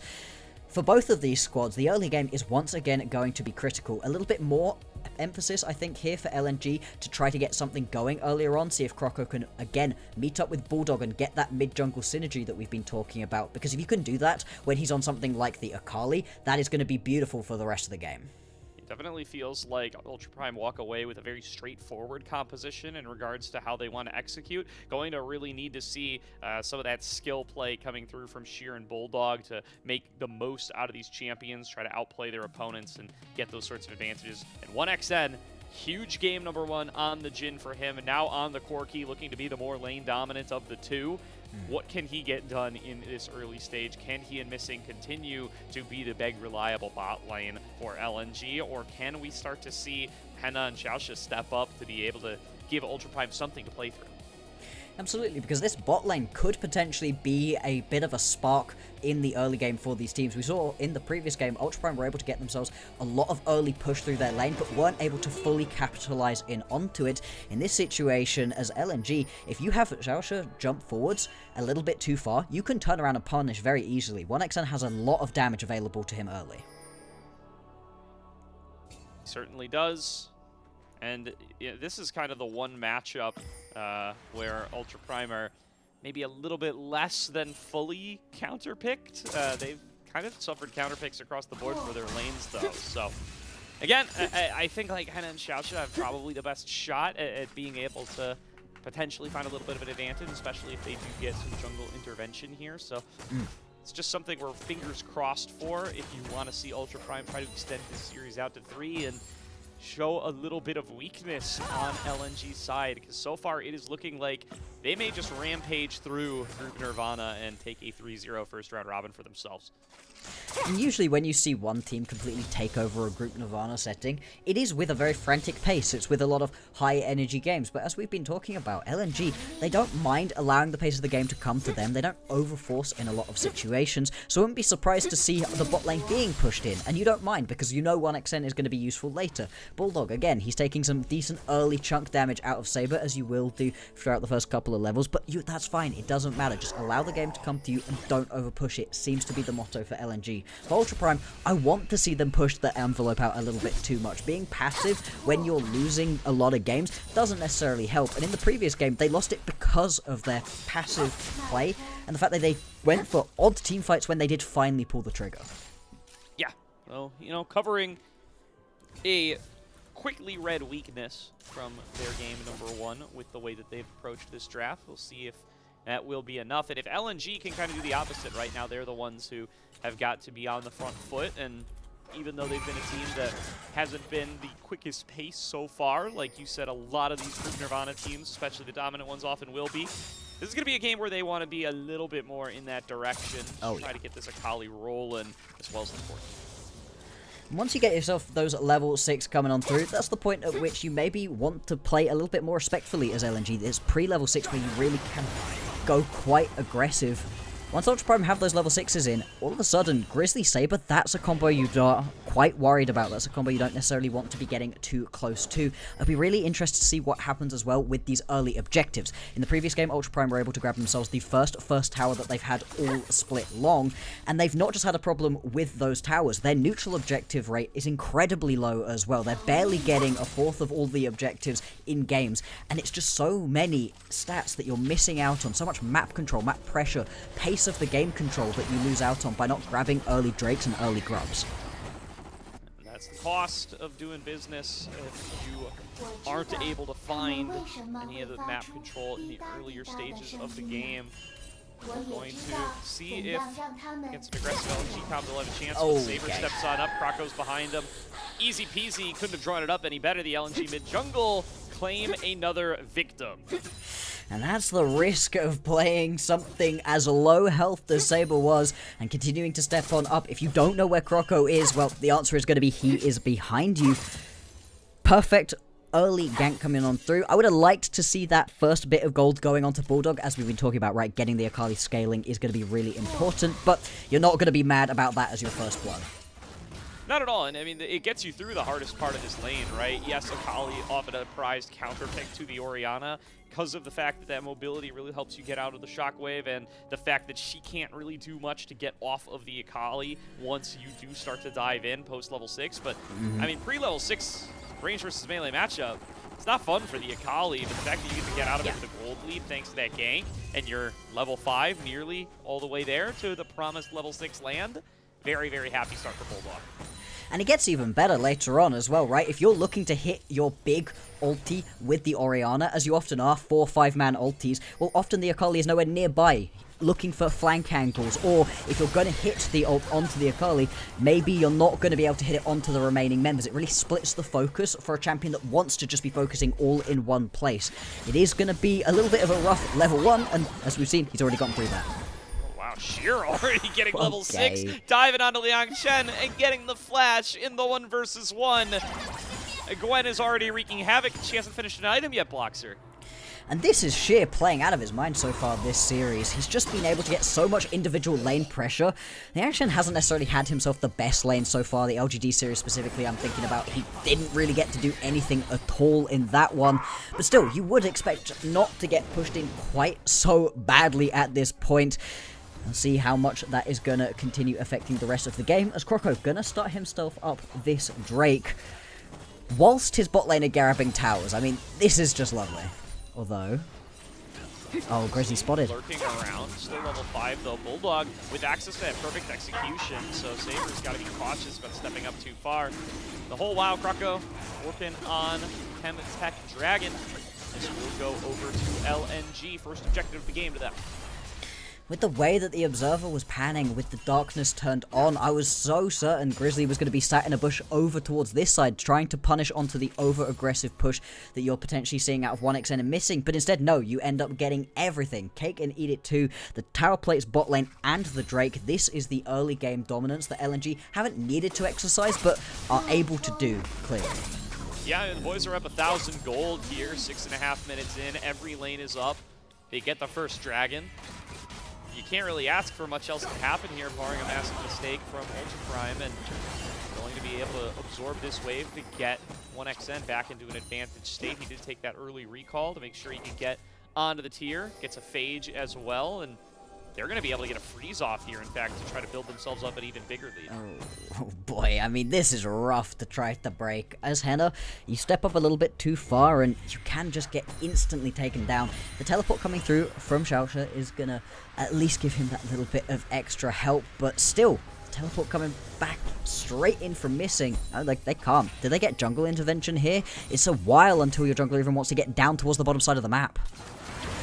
Henna going to be under pressure as a result. Takes the full combo from Corki there, and 1xN not slowing down. Connects a big one onto Henna off the retreat. And this is a guy who just reset. Xiaosha forced to flash. 1xN and missing, bringing the fight to Ultra Prime in the bottom lane. Look. Everybody going to be rotating down right here from LNG. Bulldog going for the massive flank. Going to catch Grizzly on his Grom. Yeah, Grizzly already using a lot of his cooldowns on the Gromp. Will be able to interrupt the Shuriken flip, but it doesn't matter. Bulldog finishes off a solo kill after catching out the opposing jungler, and now going to go for the dive onto Xiaosha. 1xN on the board, 3-0 LNG. Kroko really nice, picking up the aggro from the tower right there. Takes a couple shots, walks back on away. What are you going to miss out onto this one? You're going to lose a couple of minions. A cannon wave, maybe this first tower plate. No, I don't think you're even going to lose that onto Saber. Just a really nice piece of map rotation out of LNG. But it all starts from that freeze set up by their bot lane. They draw the members of Ultra Prime up a little bit further forwards because they think they can maybe just break this freeze, and allowing this freeze to continue is going to start sapping golden experience out of them so very quickly, but that just steps you a little bit too far forwards and missing brilliant little entrance to be able to start that fight off. Yep, really good stuff there, landing the knock-up, and that's kind of been the story of the series in some ways. It's just kind of getting snagged by the engage tools that Missing brings to the table. Time after time, fight after fight. Flashless. Keeping themselves in an advantage state. Xiaosha found in the river. This guy is done for. Yep. The second he was flashless is just going to go down, and 1xN going to be donated that kill. 4-0 in terms of the kill scores. 2,000 gold the advantage. The only thing potentially saving Ultra Prime right now is that kill happened bot lane, so you can't go get the Grub's top lane. It may cost Henna his life, though, if he doesn't retreat. Just about going to be able to get back to the tower. Keep it together, Henna. Play responsibly. Looking for the recall here, and looks like he will be able to get on out, but already his jungler starting up on those grubs. So the freeze continues. The grubs are going to be claimed for Ultra Prime, but that is, just a little bit of a consolation prize for how these lanes are going. And I mean, it's taking a while as well for Grizzly to be able to take down these grubs. He should just about be able to pick them all up. No, he's still got one left. Xiaosha's here to back him up as his Saber. Bulldog takes more than he bargained for, trying to retreat back away. Will actually be able to get out of there. Henna into the backside, but Bulldog immediately retreats. Grizzly going to be the first one to fall in the fight. Kroko now with the crescent guard up, going to try to keep the fight going. Henna's up way too far. Sheer will chop him down with the scissors. Xiaosha forced to retreat, and LNG win the fight 2-0 while 1xN farms turret plates bot. How on earth did LNG manage to win that fight? Ultra Prime had that one put on a silver platter for them. Bulldog jumping way too far forwards. This isn't even a first item completed Akali. And it just does not matter. LNG, a bit of a hands diff, I guess. We'll have a look back at this one. Bulldog goes in way too early. Isn't able to steal away the grub either. What a ulti right here from Missing. If he doesn't manage to land that ulti across every single member, that quickness completely and utterly saves his butt. Still, at this point in the fight, things are so split, and you expect this to finally be a kill going over. Yeah. I don't like that at all. I mean, props to Bulldog for holding on to the perfect execution second cast there. He is in dangerous territory. I think a lot of players probably just blow that right away to create some distance. He holds on to it and ends up baiting in Henna quite a bit there. And then, I mean, I don't even know if you call it baiting, but missing threat of a grand entrance causes him to flash deeper into the fight. And that's all she wrote for old Henna in that play. It's a 2K individual gold advantage for 1xN. Do you have any questions about how we got here? Yeah, this game has ballooned out of control. The first game was pretty slow, calm, collected. We were talking about how we liked that LNG could win games like this. Well, all of a sudden they're showing we can win games in every which way, and they do not look like they're going to be letting up the pace now, pushing on forwards, looking to steal away a Gromp from Grizzly. He doesn't want to give it too easily over, though.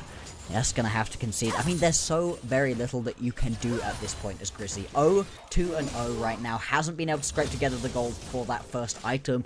Part of the problem here is that they've barely seen towers. I mean, you haven't taken more than one tower play in any lane. Now, dude, you were showing some real impressive 1xN stats in the head-to-head at the beginning of the night, and he's about to push those numbers even higher. 0.8 average deaths coming into today. No deaths in game 1. Currently no deaths in game 2. Yeah, that number's going to go lower at the current rate. And also, yeah, the average dip, I think, 11. Oh, Bulldog. Hang on. Making me shut up for a minute there as he nearly one-shots Henna. Barrier, the only thing that keeps him alive. And now you don't have that barrier for next time. Obviously not going to be the longest cooldown overall, but if Bulldog can keep doing that, keep the pressure up, that's just going to be so frustrating to try to play against. Still, we haven't got to see any big, proper front-to-back team fights. The team fight that we did get to see was incredibly messy, very split. You didn't have Liang Cheng there to be able to deal his damage, use his disruption inherent to the Scion kit as well. And when you look at the composition that Ultra Prime have, they want these front-to-back team fights. They want to try to use a little bit of a wombo combo, potentially. They've got a couple good ball delivery systems as well. This game is not over. Ultra Prime do have angles. It's just going to be very hard. Potentially a little caught here. Shockwave comes through. Saber trying to keep him in place. Saber going to connect, and it will be a kill going over the way of Saber. Ultra Prime on the board, getting the gold right where they want it to, in the pockets of this Orianna. It's a very small prize, but baby steps if Ultra Prime want to try to pull themselves back into this game. And it's gold onto the correct member. It does now mean that you're going to be down a member as well as LNG whilst trying to steal away this blue buff. Doesn't look like that is going to matter whatsoever, though. Ultra Prime just getting bullied back out again. And I mean, look at where the gold split is at the moment. 2.3k on 1xN, 1.4k right now onto Croco as well. Grizzly just hasn't been able to get anything going 2 games in a row. And Henna, he got froze on. There was nothing he could really do in this game. No. I don't know if what he's done with that nothing has been the best in the world, but certainly was not set up for success with the way that the lane ended up playing out, and the involvement that Croco and Bulldog had to be able to get themselves on the board through playing towards the enemy bot lane. 4.5k gold lead for LNG, going to be the prize at the end of that sequence of events. We're nearly going to be over to 15 minutes here. 2-0 in the Dragons, controlling all of the objectives on the board, and I think they're going to be free to get that Rift Herald if it is what they want, but still focusing in towards the bottom side for now, just trying to deny additional camps and get Croco even further ahead. You can just keep this pressure up right now as Ultra Prime. It's on you to be able to break through the lines that LNG have drawn. I mean, so consistently they have had really good deep vision all over the jungle and the bottom side. Ultra Prime, they've got, what, like one ward in a Tribrush bot lane? That's not going to be enough to really set up a lot of these flanks, and it just makes stepping into your own jungle that much more terrifying. Something you really don't want to have happen at this point in the game. Still, we might have to move away from our Bastion setup down on the bottom side of the map. There is going to be Rift Herald top side. Looks like Croco has already started that one up, and Ultra Prime, they don't seem to be in a position to try to contest onto it. Yeah, I mean, Sheer super dangerous on this Gwen. Going to continue to have Liang Chen pushed on in, missing and trying to apply some pressure onto Grizzly, going to the very least be marking him for no involvement on the Rift Herald. Henna going to get pushed in mid by the likes of 1XN, and it does look like this Rift Herald is just going to be easy pickings for Croco as 1XN continues to build up a bigger and bigger lead from the time he gets to work on towards these turrets. A Kali dive? Looking at Bulldog, he does have plenty of tools left to be able to dip and dive out of here. And he just clears the wave and walks on out. He's got his boy missing in his back pocket, so no chance to do much of anything as 1XN claims another turret.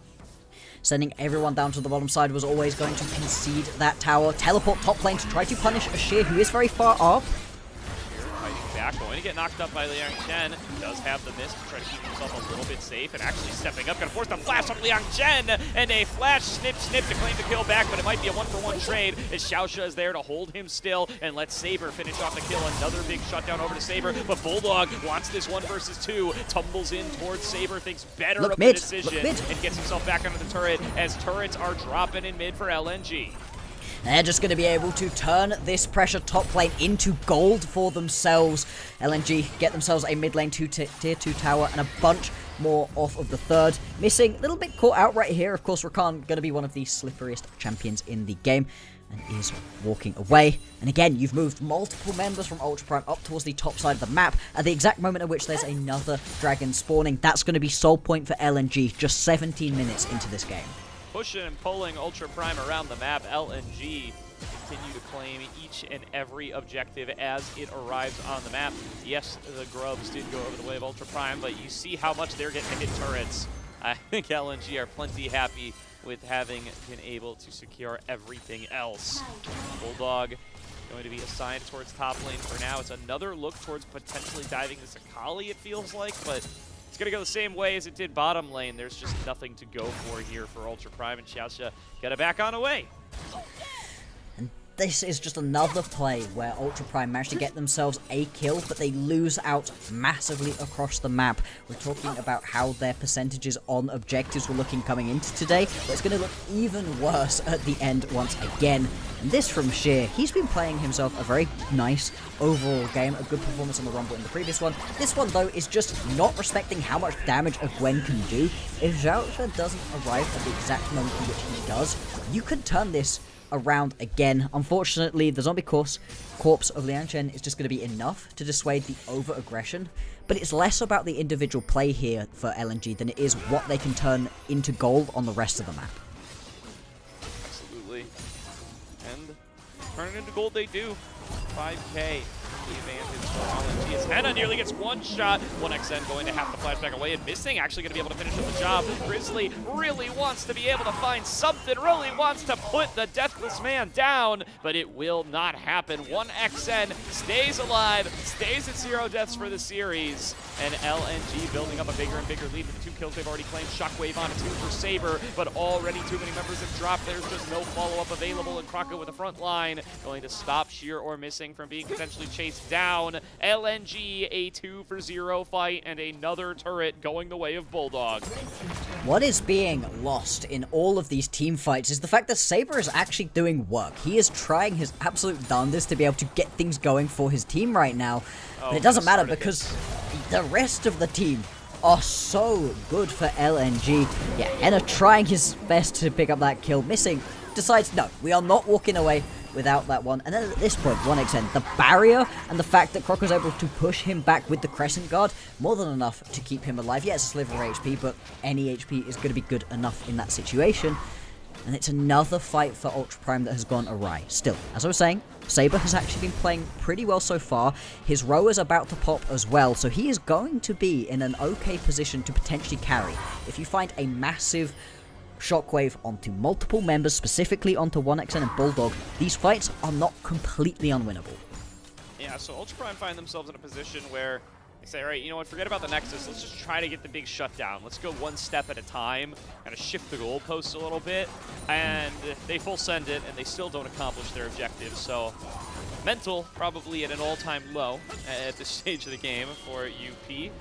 They will need to be able to continue to funnel gold into Saber. Maybe some kind of massive shockwave play once he gets another item in the tank. Could give them a chance to take down 1XN nice and early. Build them a pathway back into this game. Saber, the third richest on the map, as you see there over on the left. But that is the only thing Ultra Prime have even close to going for them right now. It's got to be something. You've got to have something to try to play around as Ultra Prime, and this Baron is probably going to be this play. This is where you throw everything at LNG, because if you give over this objective to LNG, there's really nothing you can do to try to turn this one around. Liangchen's just dead. I heard the ulti, but he didn't go anywhere, so going to assume that somebody, probably Kroko, was able to get ahead of him and body block that one up. It does at least draw multiple members to the other side of the map, so you're not going to be able to go straight towards the Baron. But 1 minute until the next Drake is going to spawn, and it is Soul for LNG if they're able to get it. Yeah. Saber, farm alarm sounded, arrives with the teleport to be able to clear out that wave and make it so that Sheer doesn't just rip through their bot lane inner turret. But I think he said it's less than a minute to go until Dragon Soul. Ultra Prime are going to try to make a stand. That's probably the place to do it. It's only going to get even harder once Hextech Soul is available for LNG, but oh boy, they are certainly not too pleased with the position they find themselves in coming into this fight. No, absolutely not. A lot of darkness, the Observer doing a brilliant job of highlighting that for us. And it's been this way throughout the entirety of this game. There's so much deep vision for LNG that they are more than comfortable to step up right now, continue putting the pressure on. It's making it very scary for Ultra Prime to step in. Teleport coming on down. That is going to be Sheer. Sheer going to the first one in. 4 members jump onto him, but he just uses the mist and kites it out. Now Liangchen arrives to the scene as well. Missing going to be on top of him. They find the knock-up, and they say, hey, you know what? We'll hit whoever's in front of us. Liangchen caught away. Going to have to flash back towards the safety of the rest of his team. Trying to work through his health bar. Sheer stepping up. Engage found from the quickness onto all 4 members. Bulldog dashing on in there and just going to execute him as 1XN arrives to clean house. Sheer and 1XN is too much damage to handle. LNG find a quick 4 for 0, and they're going to march over to Dragon Soul. You can see a nice big smile on Sheer's face as that play comes on through. Saber, he did find himself that big shockwave, but it just was too little too late. Soul point grabbed. Bot lane tier 2 tower going to be ripped through as well. And still, there's Baron available too. Is going to be a King's Ransom right here for LNG. Absolutely. Sheer getting a solo inner turret gold. Those plates are so valuable. Sheer is on an absolute tear on this Gwen, and you know what? That 4-man shockwave, probably the best you could hope for Saber, and you just see it isn't enough. Massive mistakes from LNG, and they are not looking like they're going to make them. They find Grizzly in the jungle, chunk him down into a tiny sliver. Sheer in a 1 versus 2. Saber did connect to the shockwave there, so he's running a little low on damage. He can regen a lot of health here, but the chain CC from Xiaoxia is enough. Saber gets himself a 3rd shutdown this game. There we go. That is going to be something. Again, we keep talking about it. Ultra Prime just trying to scrape together whatever little bits of gold they can, but they are losing out onto this tower in the top lane no matter what. No way that Grizzly's going to be able to step up to stop this one from falling. Missing, thinking about starting a fight off for his team. A bit of disappointment though. 1XN's trying to walk away. 1XN nearly one-shot Xiaoxia as an afterthought. Yeah, As, I mean, look at those 3 items, right? He is ripping. Yeah, he's plenty happy with the amount of damage he brings to the table right now. And still holding out of that deathless title for the series. Those 0.8 deaths per game. About to be a lower number as this series is done and dusted. And here you can see that 1 versus 2. Sheer barely not able to get it done. Saber does have a decent amount of damage, and Xiaoxia is able to hold the win at bay for long enough for the damage to do his job. And it's well played right here from Xiaoxia and Saber, just layering their CC together. The slows and the knockups making it impossible right there for for Sheer to be able to actually move around in that fight, but doesn't matter in the end. You have to imagine. You can see already that Hextech Soul, just that extra little cherry on top of what is already a very strong composition. Henna getting a, I was going to say a 5th, but that's more than that, right? A 3rd of his health bar just chunked out. That's a big one if I've ever seen one, and it completely pushes back Ultra Prime. There's nothing to be gained from standing there tanking rockets to the face, I suppose. And so the siege will continue. Big 1-3-1 setup here for LNG. They keep Bulldog up top, they got Sheer on the bottom. And Ultra Prime just have no answers really anywhere, doing their best to clear out these waves, but you can see the turrets are starting to feel the pain. And these engages from Krako could occur at any time. Him and Missing just throwing themselves in to decide that this game is done and dusted. It's 11K in their side. They decide when and where things happen. Wow, 1xN. Just looking to one-shot Henna once again, playing aggressive here. Henna will be able to stay alive. TP being channeled. Bulldog found Xiaosha in the jungle along with Krako. And like I said, they'll take anybody that they find. They're strong enough that even the tankier front line of Ultra Prime melts like butter. 2-0 LNG. And this is going to be a ridiculous KDA in the end for LNG. They still don't think that they even need the Baron. Missing's gonna teleport to a ward in front of him. That's fine, just wants to swap something around with the spellbook. And this could well spell the end. I mean, I don't think you end right here. You do want the Baron to be able to actually crack open the base. But it doesn't matter. What can Ultra Prime actually do? Yeah, I mean, it's kind of one of those things where, yeah, you'd like to see LNG just kind of close out the game. You know, this is looking like it's going to go even longer than game number 1 somehow, even though LNG seem to have had an even larger advantage throughout it. But the one way you probably lose this game is that you mad overstay and give over a million shutdowns and let Henna and Saber actually play the video game. So yeah, they're going to play it calm and controlled, and it makes sense. Take a wild guess, it'll probably give them the win. I would think so. There would be some real miracles coming through if it wasn't. And you do really want the Baron with this composition. As much as you have champions that hit towers for a lot of damage, you do not want to be getting close enough to hit them without the Baron, without at least a couple of kills going on through first.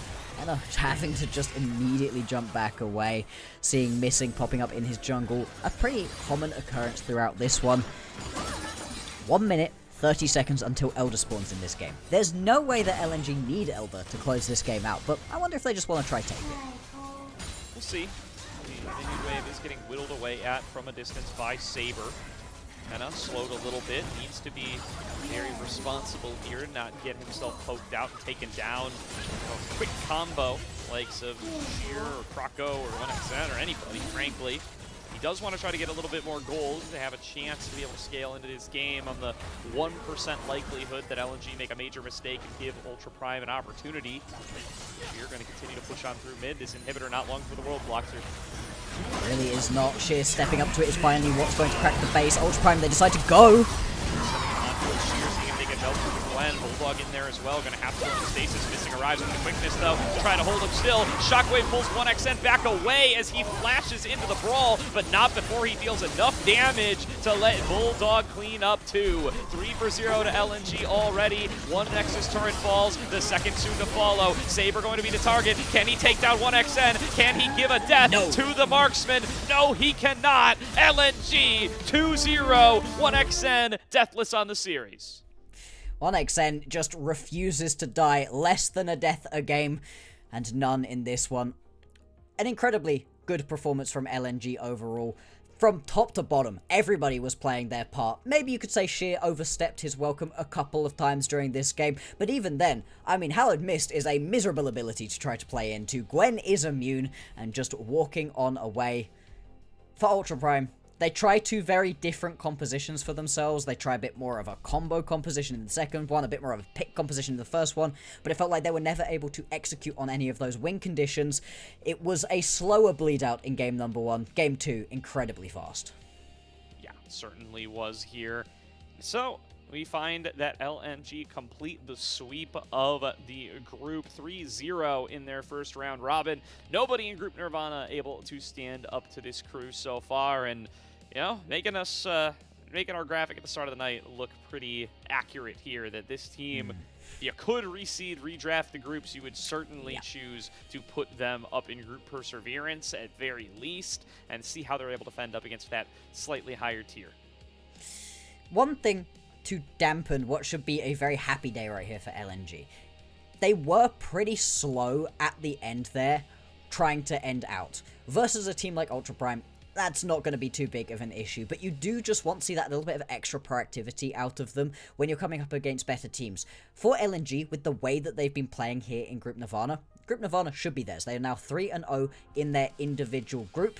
They'll go up against some of these Group Perseverance teams. You expect them to probably be able to come out of that as well, but if you want to compete against any of those bottom-end Group Ascend teams, you need that level of proactivity. You need to be able to close out games as soon as you have any advantage. They spent a little bit too long for my liking dancing around the idea of getting the Baron. They were 10k up. They needed the Baron to be able to crack the towers. You want a little bit more from them there, but that is a small nitpick in what was a very good game from LNG.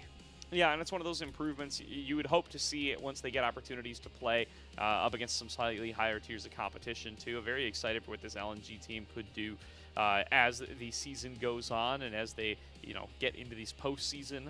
Very, very likely. I do think that 3-0, it probably, obviously it's still first round robin, so everybody could just do the opposite, but they're about as close as you could be to locking a top 2 spot in Group Nirvana. The likelihood that LNG get eliminated in the winter split before we get into those best of 5s, pretty close to nil at this point.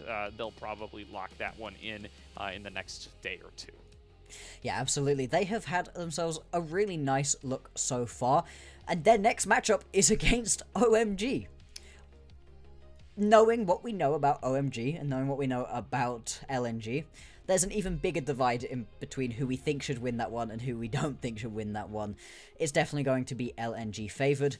The questions you're asking going into this one, right, is 1xN going to die? Is Sheer going to continue performing as well as he has? Are Crocker and Bulldog going to keep up the momentum they have? There's a lot of little storylines in between. What is an overall dominant look?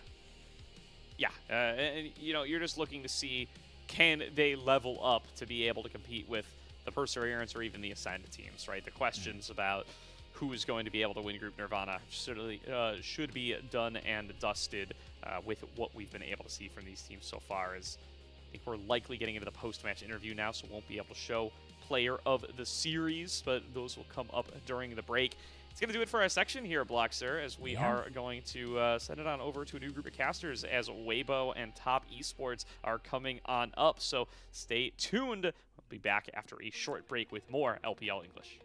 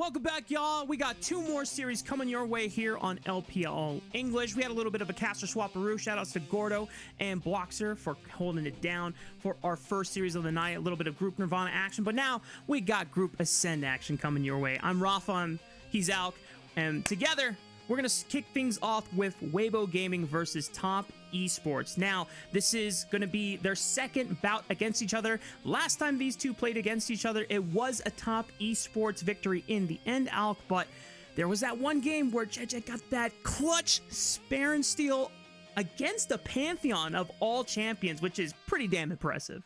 So what you're telling me is that it was actually a Top Esports 3-0. That's all I'm hearing. This is a verified Top Esports win. That legitimately, that game 2 should have been a Top Esports win, but the JJ clutched out. JJ's the GOAT. What can I say? There we go. Yeah, you've been on top of JJ almost for the entire year from 2025, so glad to see that you're still riding the train there.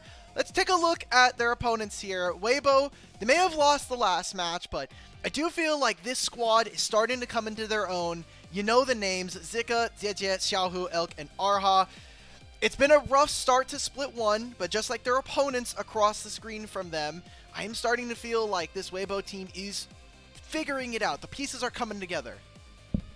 For what it's worth, a lot of these games that Weibo has played where they've had monstrous leads or they've been able to bounce back in the mid game and just be one fight away from closing out the game, it's just been one late game throw. Usually from the man in the mid lane, which is not ideal since he is one of the returning members on this Weibo Gaming roster, but at least Jeje and Elk are pulling their weight and pulling out a lot of clutch performances in the moments where Weibo are finally able to cross the finish line. But one other shout out that we want to give is the man in the top lane, because this guy has been a little bit of an innovator as early as week 1 when we saw that AP Jax build. Now, me and Alk, as well as Slayer, recorded our second episode of the podcast earlier this week, and one of the things that I was mauling about is that no one in LPL was building or playing AP junglers and abusing Dusk and Dawn, because this item is broken. But thankfully, Zika realized, you know what? Jax uses this item pretty darn well, and he carried with it. Oh yeah, this was kind of the global first for seeing not just AP Jax, but more so the Dusk and Dawn, and we're going to see a lot more of that, I think. If you somehow missed it, we are finally on 26-2. We actually just saw an Echo mid-game from Saber in that last series, and while it wasn't a win, we got to see the Dusk and Dawn. We also had Gwen played in the top lane in that second game, another Dusk and Dawn. I'm hopeful that now that we're on a second patch of this, that we're going to be seeing a lot more of this item going forward. Yeah, Riot did like a light nerf on some of the top tier junglers like Jace and Malphite. I think they're still strong enough that teams are going to still be using them in the jungle, but they are not nearly as oppressive as they were before. They're a little bit more in line in terms of clear speed. And the most important thing is that hopefully, because none of the AP junglers got hit, unless you're Nunu, which that was a stray. Sorry, Kesha. Dusk and Dawn abusers, please pick up on these champions. At this point, I don't care if it's in a solo lane. I would rather see in the jungle. I want to see some Diana at the very least. Hell, I would take a Volibear. Shout out to Griffin over at FlyQuest. I'm just saying, man. I need more Dusk and Dawn in my life, but I know we've got more things to cover on this pre-show, so let's go ahead and kick it over to the roster standing across from them on the other side of the rift. It is Top Esports. I was so worried, guys. We spent a large portion of the podcast talking about these items, and I need to get Mark off of the jungle talk, or we're going to be here for forever. So, Top Esports, it may look a little bit different than what we had last year, and it's going to be different for the rest of 2026. But, guys, I don't know what it is. Maybe it's just the LPL in me, but I think I'm starting to come around on these guys. It's not pretty, it's not clean, but 369, Nayo, Cream, Jiazi, and Feng Yue are getting it done, and I gotta say, Rafa, I'm becoming a little bit of a fan. And you know what? You might become a little bit of a fan too if you're watching at home. Check out this cool little comms replay video we got from Top Esports. 我很猛，可以看到，就先拿，先看我，没啥的，先拿没闪，九哥，慢慢打会赢，先看他，看，我会把蓝波顶走，蓝魔没闪，蓝魔没闪，蓝魔没闪。慢慢打，随便赢。就这样吧，就这样吧。直接去捅，直接去捅，飞机没闪，飞机没闪，直接去捅，直接去捅。能大龙吗？这样。开 W， 开 W。随意走了，随意走了，随意走了。慢慢打，随便赢，慢慢打，随便赢。先喝鳄鱼，先喝鳄鱼，先喝鳄鱼。我闭了。点打，点打，点打，点打。能 A 掉吗 ？A 掉，A 掉。中。五杀，飞机，飞机，飞机。有5杀，有5杀。我们减速他。飞机没闪，飞机没闪。我死不了，我死不了。一波，追他吧。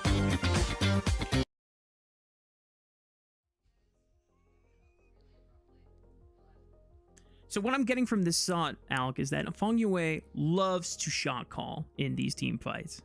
Oh yeah, the cool thing is that without these comms videos, it is hard for us to really accurately judge what teams are doing internally in these moments. We can guess and kind of see based on player movement and how the fights are ebbing and flowing. But I think these comms videos really open up the floor for us as viewers and as fans to see what's going on behind the scenes. Now, I'm not expecting everybody's Mandarin to be up to snuff. I know mine isn't very great. I know yours is non-existent for the most part, but we're learning. And the thing that I caught most there is that while he is young and we have seen a not great performance from Feng Yue so far in Split 1, I think the fact that he's leading this team and that 369 and Cream are hopefully taking more of a mentorship role for him is really, really important. It's going to lead to some growing pains, and I think it's important for them to do this now because we have an expectation that Jackie Love will be coming back to the lineup soon. Yeah, and to be quite frank, I was hoping that Cream or 369 would step up more and be a little bit more vocal, but if the goal for Top Esports, which based on the fact they've brought up their LDL jungle support duo that dominated in Split 1 of last year, then I can understand that the end goal of this rebuild is to have Feng Yue and Nayo be the jungle support duo that leads the team. And all 369 and Cream have to do is just kind of guide them in the right direction. Let them do the talking and let them figure out what they want to do, but then they be the voice of reason being like, I don't know if we should do that. Hey guys, we can't just invade this jungle. We got to make sure that we have our waves set up and whatnot. Otherwise, they're all going on a crazy ride. I'm not sure if we're going to have enough time to look back at the prior series where these two teams fought against each other just last week, since we already got walkouts happening. But to basically summarize for this past series, Alec, we kind of touched upon it earlier. Top Esports, for the most part, played some of their most measured games so far. I think game 1 was probably the best display of it, where after the Baron sequence they got, why are you laughing? What Dude, did I look miss? at them on screen! They're Arha's on the, close to the center of the stage, and he, goes to turn, and then he looks around, and because they don't know which way they're supposed to go to get to their desks. They don't know if they have to go outside in, so, Arha, goes to, or not Arha, Okay. but, yeah, Feng Yue, goes to walk to the other side. He, looks at his team. 369 goes the opposite way. They're a little awkward. They're like, how do we get to our desks from here, guys? We forgot the blocking. I'm so sorry. I know you're on a great point there. I saw something shiny on my screen. Fair enough. The OCD kicked in a little bit, which I get too. But basically, that first game was the greatest example of Top Esports showing a lot of discipline. They got the Baron, and they're only up about 1.5 to 2,000 gold after the Baron play, but they used that one Baron sequence to take all 3 inhibitors and push into the Nexus turrets. Now, they tried to go for the game end, and they couldn't break it quite yet, so they had to retreat, and it took them a couple more sequences to finally finish the game. But when I see that version of Top Esports with this 5-man roster, I'm just as excited as you are for them. Yeah, and the man across from him on the other side of the stage, Arha, the newest support here for Weibo. If you watched them last year, you'll have noticed that this guy was playing for them in parts of Split 2. I'm hoping that alongside some more veteran voices, and now that he's had a couple more stage games to play with Elk, that this guy can really shine. We talked a lot about that support as more of a restricted role here in the LPL in terms of talent, and he was very, very impressive for them going into last year. So Let's take a look. We are now into draft here for game number 1. Weibo had first selection and they got first pick. However, they're going to be on the red side here, which we've been seeing a lot more of. Wondering what they're going to be looking for. Again, I think Azir has been by and far the most impressive mid laner, and definitely a strength here for Xiaohu. With the Varus ban as well, I imagine that is the priority pick they want to set up for. Some things that Top Esports could look to take away upon the Azir being sniped by Weibo, if that is the direction they go for. I'm thinking of Rumble. Best jungler on the patch after the Jarvan is still probably the Wukong. Yeah. Actually, it's the Orianna instead. So this gives you a little bit of variety of what you want to combo. There's no Malphite for the Orianna Shockwave Unstoppable Force, but Wukong is a great way to deliver the ball. Nocturne is still available and a great champion for JJ as well. Wow, I'm surprised. I'm looking at Xiaohu's match history in the LPL.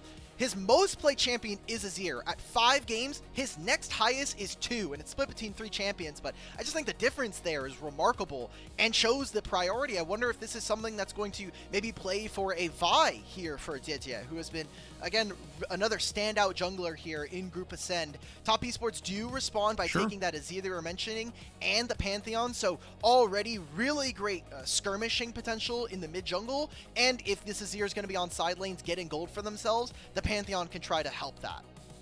I can respect the Pantheon denial from JJ whenever JJ is able to get a very aggressive early game for himself, which Pantheon kind of, after the Jarvan, stands out as the next best option if you really want to get in your opponent's faces before level 6. He excels at that, and you have the global pressure with the Grand Starfall. And as you called, if you get this Vi, that's another great way to just guarantee a 100-0 lockdown on a priority target, cease and desist into the Shockwave, throw a red carpet from Rumble on top of it, and yeah, you've got a guaranteed kill. That's how you out-interact the Azir. Usually Azir has all this range. Can't really do much if he's getting locked up like that. So I like the combo here for Weibo. It's strong. I think it also lets them play a little bit behind the ball when it comes to setting up objectives. We're going into the second phase of bans here. No AD carries. We still have Yunara, which I think has really dropped in priority now that Corki has started to get phased in alongside that Nami. We've seen a lot of Jhin, but Jhin is currently, I think, 2-8 right now with that win from LNG. So I am now going to be looking for... Yeah, I'm kind of wanting to see, like, are we going to get an MF first to start off this game? Or are we going to continue to rely on those AD carries that we had seen previously? Taking away the Yunara, there's the MF call out as well. I'm curious to see whether Weibo or Top Esports are going to go for a non-tank support in this first game, because usually the way that supports have kind of played out in these best of 3 Fearless series, Alk, is we exhaust the Alistar / Nautilus or Rel or Poppy options, and then once those are off the board, then we start looking at, okay, do we want to play Lulu with something like a Yunara? Do we want to play Karma with something that gets a lot more poke? But the Kai'Sa being taken off the table, I mean, I feel like you are down to Jhin, even though it hasn't looked great across the board. Corki, I guess, is the other option you can go for. Yeah. I wonder if we're going to get a Jhin Bard this game. The lane is a little weak, especially if we were expecting what is going to potentially be a Nami on 5 here for Top Esports. But I think Bard gets so much value versus an Azir. And if you're Top Esports, you're saying, cool, I can have a Bard versus a Rumble, a Jhin, potentially an Orianna. These are two of the 3 champions already locked here for Weibo. Get immense value with that champion being available. So Weibo, instead, they're going to go for these hyper carries. AD carry has shifted away from a lot of these duelists, the Yunara that we were talking about earlier, and has really now pivoted into the role that I feel like if you can play a Sivir, if you can play things like the Aphelios, you get so much value on 3 items here. I do like the pivot with Sivir and Alistar, because if you do go for the Sivir, you deny the Alistar, which is the one support that says, I don't care about your spell shield, I'm landing this combo either way. Get out interacted. Yeah. This does set up for a counterpick support for Feng Yue. Bard at least will have the range advantage, so both he and Jhachi on this Corki will get push, which aids Nayo's ability to try and invade early, or at least get priority from his bot lane to start stacking up some of those dragons early on. So Top Esports, you have I imagine, ways to play through bot lane exclusively this game. Not sure how the top lane matchup push is going to go. I imagine that with Rumble Flame Spitter, you should be able to get priority. Do we just see mirrored clears from our junglers with JJ pathing to support Zika and try to get him ahead of this Mbessa, and then Pantheon on the opposite side? I think if you're 369, you're kind of just chilling. Like, this is a lane you're going to go down like 10 CS by the 10-minute mark, but you should be fine. You have so many shields, and especially once you get a few recalls, you can get your Merc Treads early, you can get closer to your Eclipse first item. It's going to be a little bit before Weibo, I think, start to come online here. And for top esports, I mean, I'm looking at this mid-jungle matchup, and Orianna doesn't have the same ability to skirmish like Azir does, but you have a Vi on the opposite side. So I want to see JJ get a little bit active here. I know there's a Pantheon on the other side, but I think Pantheon this game, your big worry is just being there to prevent Vi from starting actions. I think as a champion, you have a little bit more say in how fights go because you just have this Aegis Assault. The fact that you can just deny damage from a certain direction is really, really powerful. And the big caveat for Top Esports' composition this game is they don't really have a true front line, not even a tank support. So we're going to see how this all unfolds. The last time these two teams met, it was a Top Esports victory, but with Weibo's Gaming's recent victory over JDG last night, let's see if they can turn the tides of battle.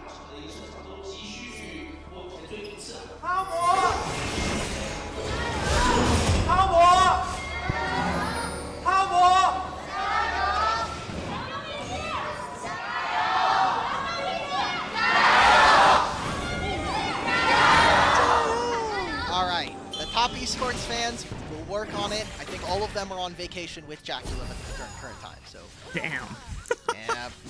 Look at this. This level 1. I mean, already Arha has taken a lot of damage, but Elk has the boomerang blades. They've already have a wave advantage, and I mean, once the pots are done, if they hit level 2 first as Sivir Alistar, that kind of flips some of this matchup. Now, we are seeing that mirrored clear that you were talking about, you were asking for. JJ will be going towards the top side, but I don't think you have very many angles onto an Mbessa with the Rumble.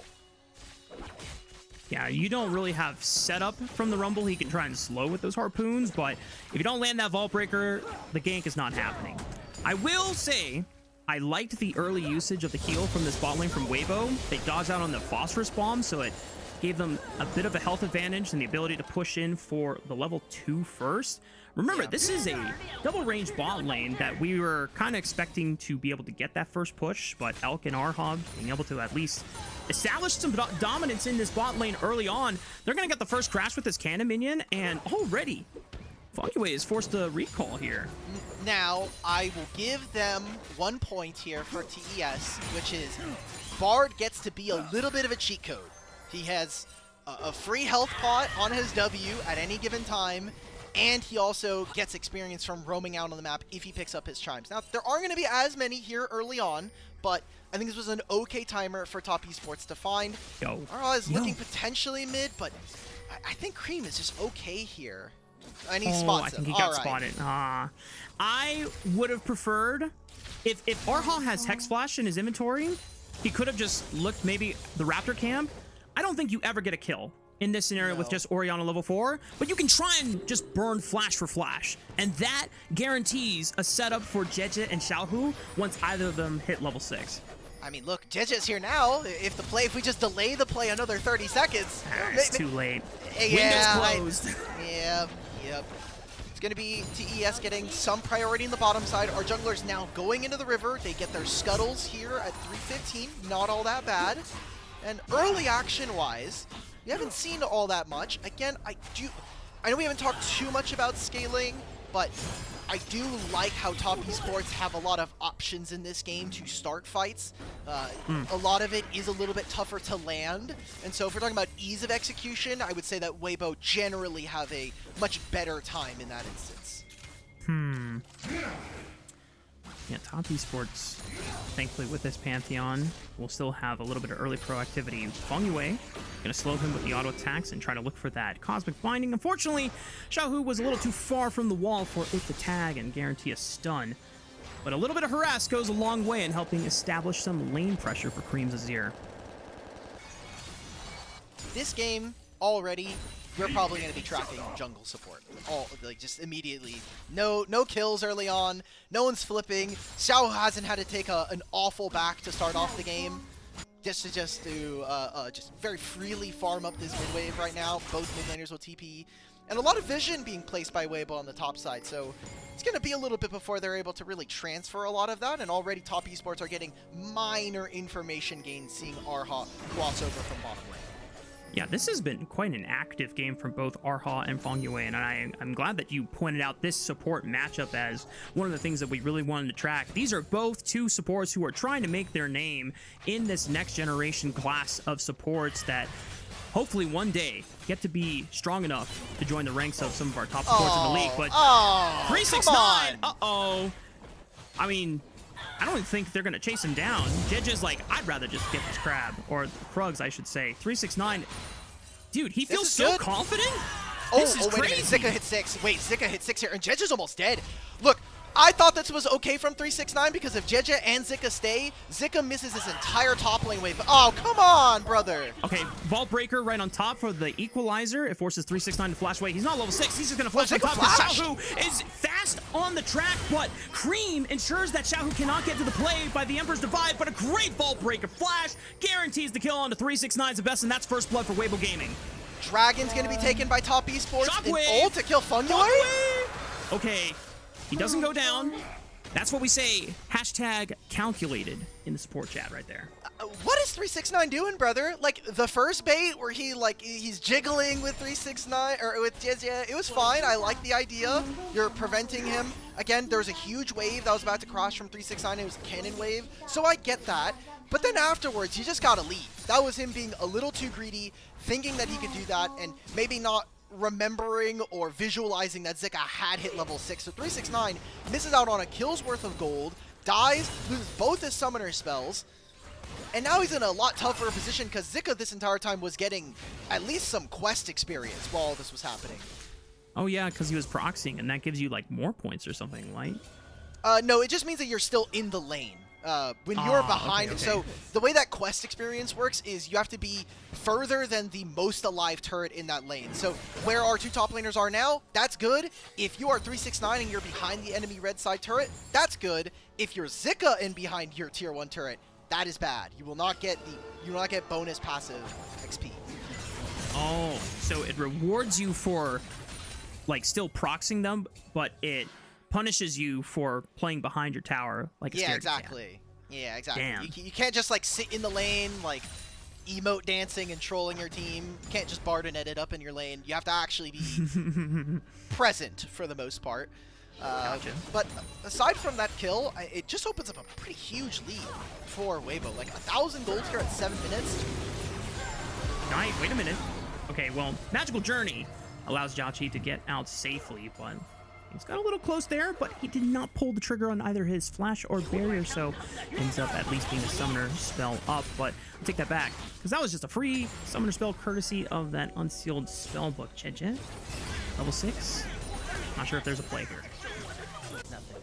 Back to the Shadow Realm here. Jiaqi misses out on this wave. Elk, if he gets the second plate, he is so paid. He already had the call, and he's almost done with it. Basically 2/3 done with this item. They're going to recall. Grubs do now spawn in 5 seconds. I wonder if top esports are going to be looking for it. I think you cannot give Grubs over to a team that has Azir, but you have priority from your bottom lane who are able to move. Feng Yue is going to cheat priority and get level 6 by teleporting into the mid lane. So this will give top esports immediate priority over the objective, but I think Weibo can respond with some item purchases. I think that's the best thing they can hope for. The way I look at this, especially jungle mid duo, depending on what Xiaohu buys off of this last chapter, if it's something bursty like in Lunen's Echo, there is a big one item wake up for this Vi Orianna combo. And between the Rumble as well, which is one of the most infamous champions that spikes on one item, I think you just try and bring this 3-man core to the second dragon fight taking place in 1 minute 54 seconds, and you just try to flip the game and snowball from there.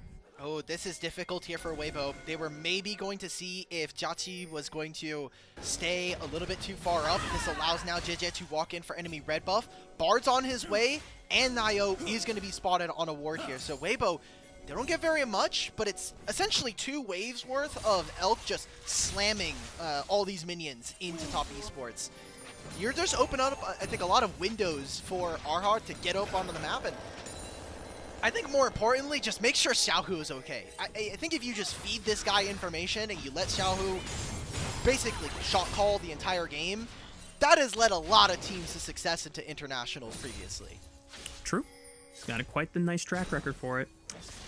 And it definitely would be a nice way to beat the allegations he's had this split. For Weibo, JJ is spotted. Wow. Great ward on the tri-bush, and JJ immediately spots it. Brand Starfall looking top lane because he knows that the Vi is on the bot side and cannot bail out Zika this time around. Public execution lands, there's the stun from Nio, and Zika will accept his fate, just trying to kill the entire minion wave before he goes down. Hey, thankfully for him, it actually almost kills 369. 369 is going to have to recall. And is there going to be a fight? We have Dragon spawning in 30 seconds. No ults from either of our top laners, but I think if we get into a 5-on-5 standoff, I'd rather be Weibo at this moment. We have a cease and desist, and you barely just use your Grand Starfall. It's a good way to get 369 back into this game, and I think top esports are going to be looking to move themselves to the other side of the map at this moment.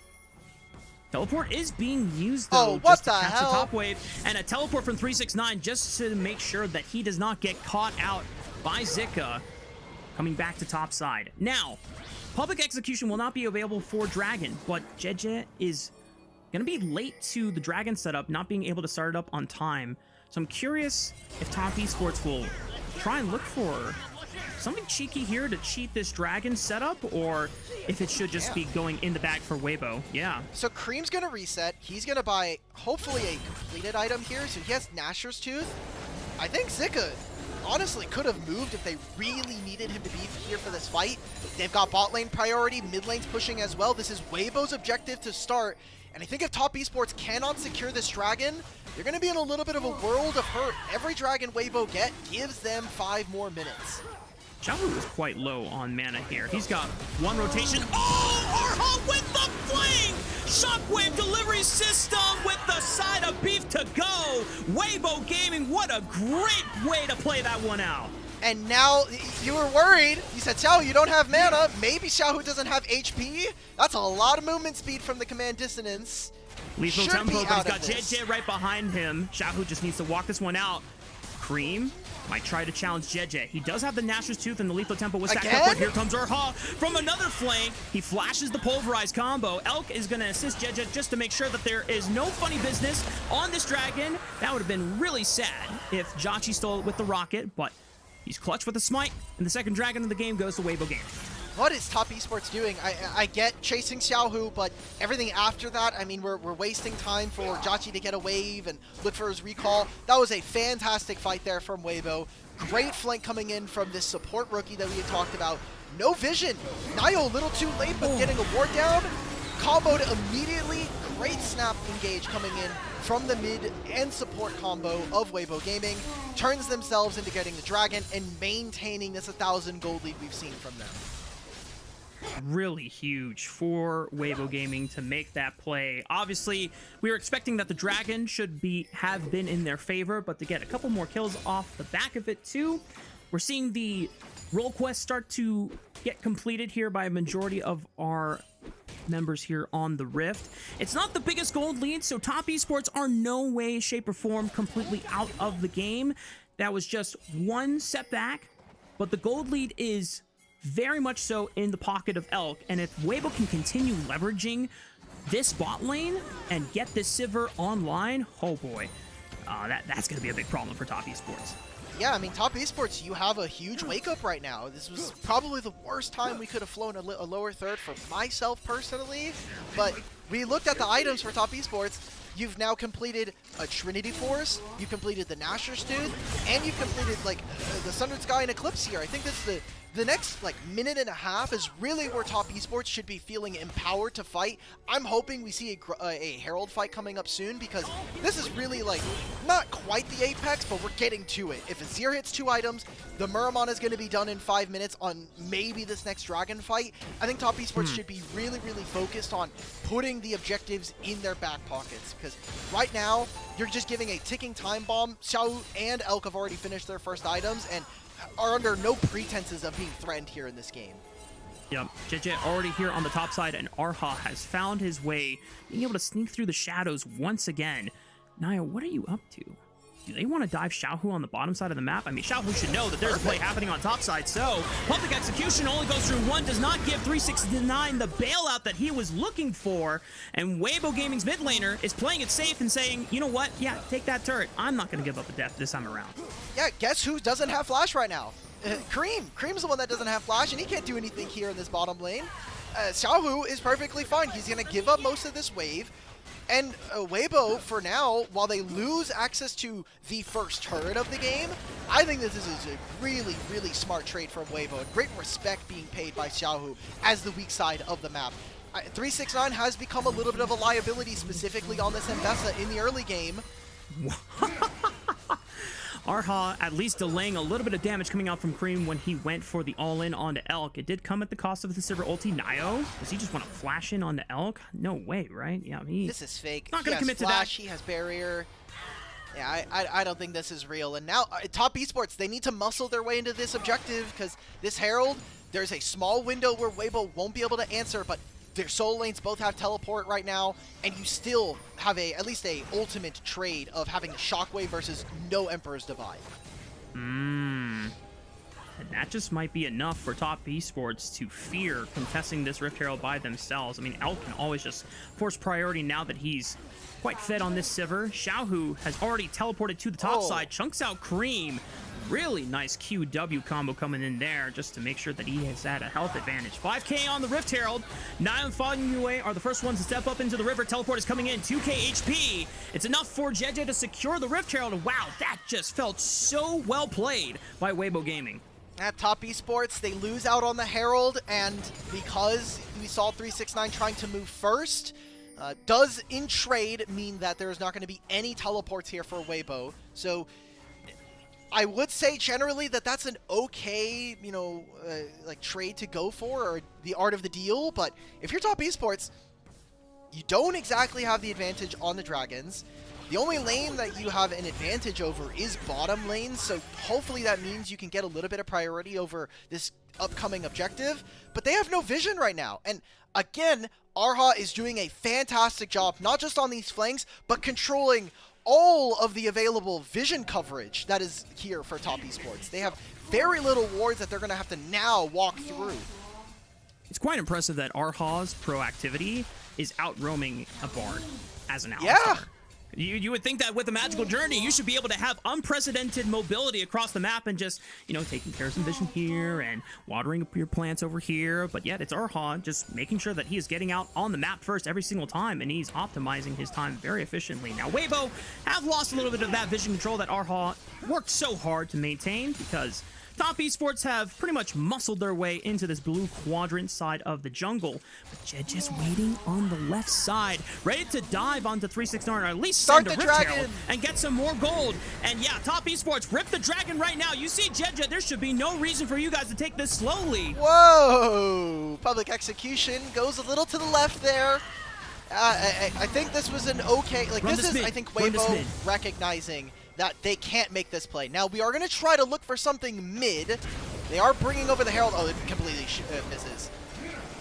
Well, Arha does cleanse the Cosmic Binding with his ultimate, but Elk is on the wrong side. Jeje and Xiaohu, can they get there in time to interrupt it? Shockwave onto 2. The What is Bard Cream ultimate doing? delays a little bit of the fight, but Cream is now completely isolated. I think that Bard ultimate screwed them all over. Equalizer from the top from Zika. Burns the ball down. Top Esports are scrambling, and 369 cannot salvage the play. Weibo Gaming just completely clowned on them. What was going on from the solo laners of Top Esports? And this is going to just be a long trade. Nio's having a little bit of fun at this point. He's going to use the Hextech portal. Elk will get at least one more kill. Weibo explode in the lead now. This was a moment where there was a desync in the timers for Weibo. They knew they didn't have teleports. They had to trade the dragon over to Top Esports, but Top Esports just way too aggressive to try to pick up Elk, who still is deathless here in this game. I really want to look back at the replay and watch the tempered fate. So obviously the initial play, it's fine. This is fine. This is fine. This is okay. Let's try to force summoner spells. This is good. Look at the I timing. think of this. Cream with the flash here is not amazing. Oh, wait. This was a... Okay. Yes, it was a great... it was the ultimate that kind of messed up the damage dealers for top esports, but the shockwave from Xiaohu there brings them into it. That was immaculate coming in from Weibo. Again, great team fighting at the very end there, but I think an overextension from top esports. Now, they're being forced to pay the price. They are very far behind. They have no ability to dictate any kind of map pressure on this game right now. And now we're moving into a state where Baron's going to be up, and you're going up against... You're supposed to be this huge spiking team. I mean, you're going to have 2-item Corki and a Zirsu. Pulverized flash right on top of Jachi. Does he have the Valkyrie to get out? Tempered Fate does deny damage from Elk.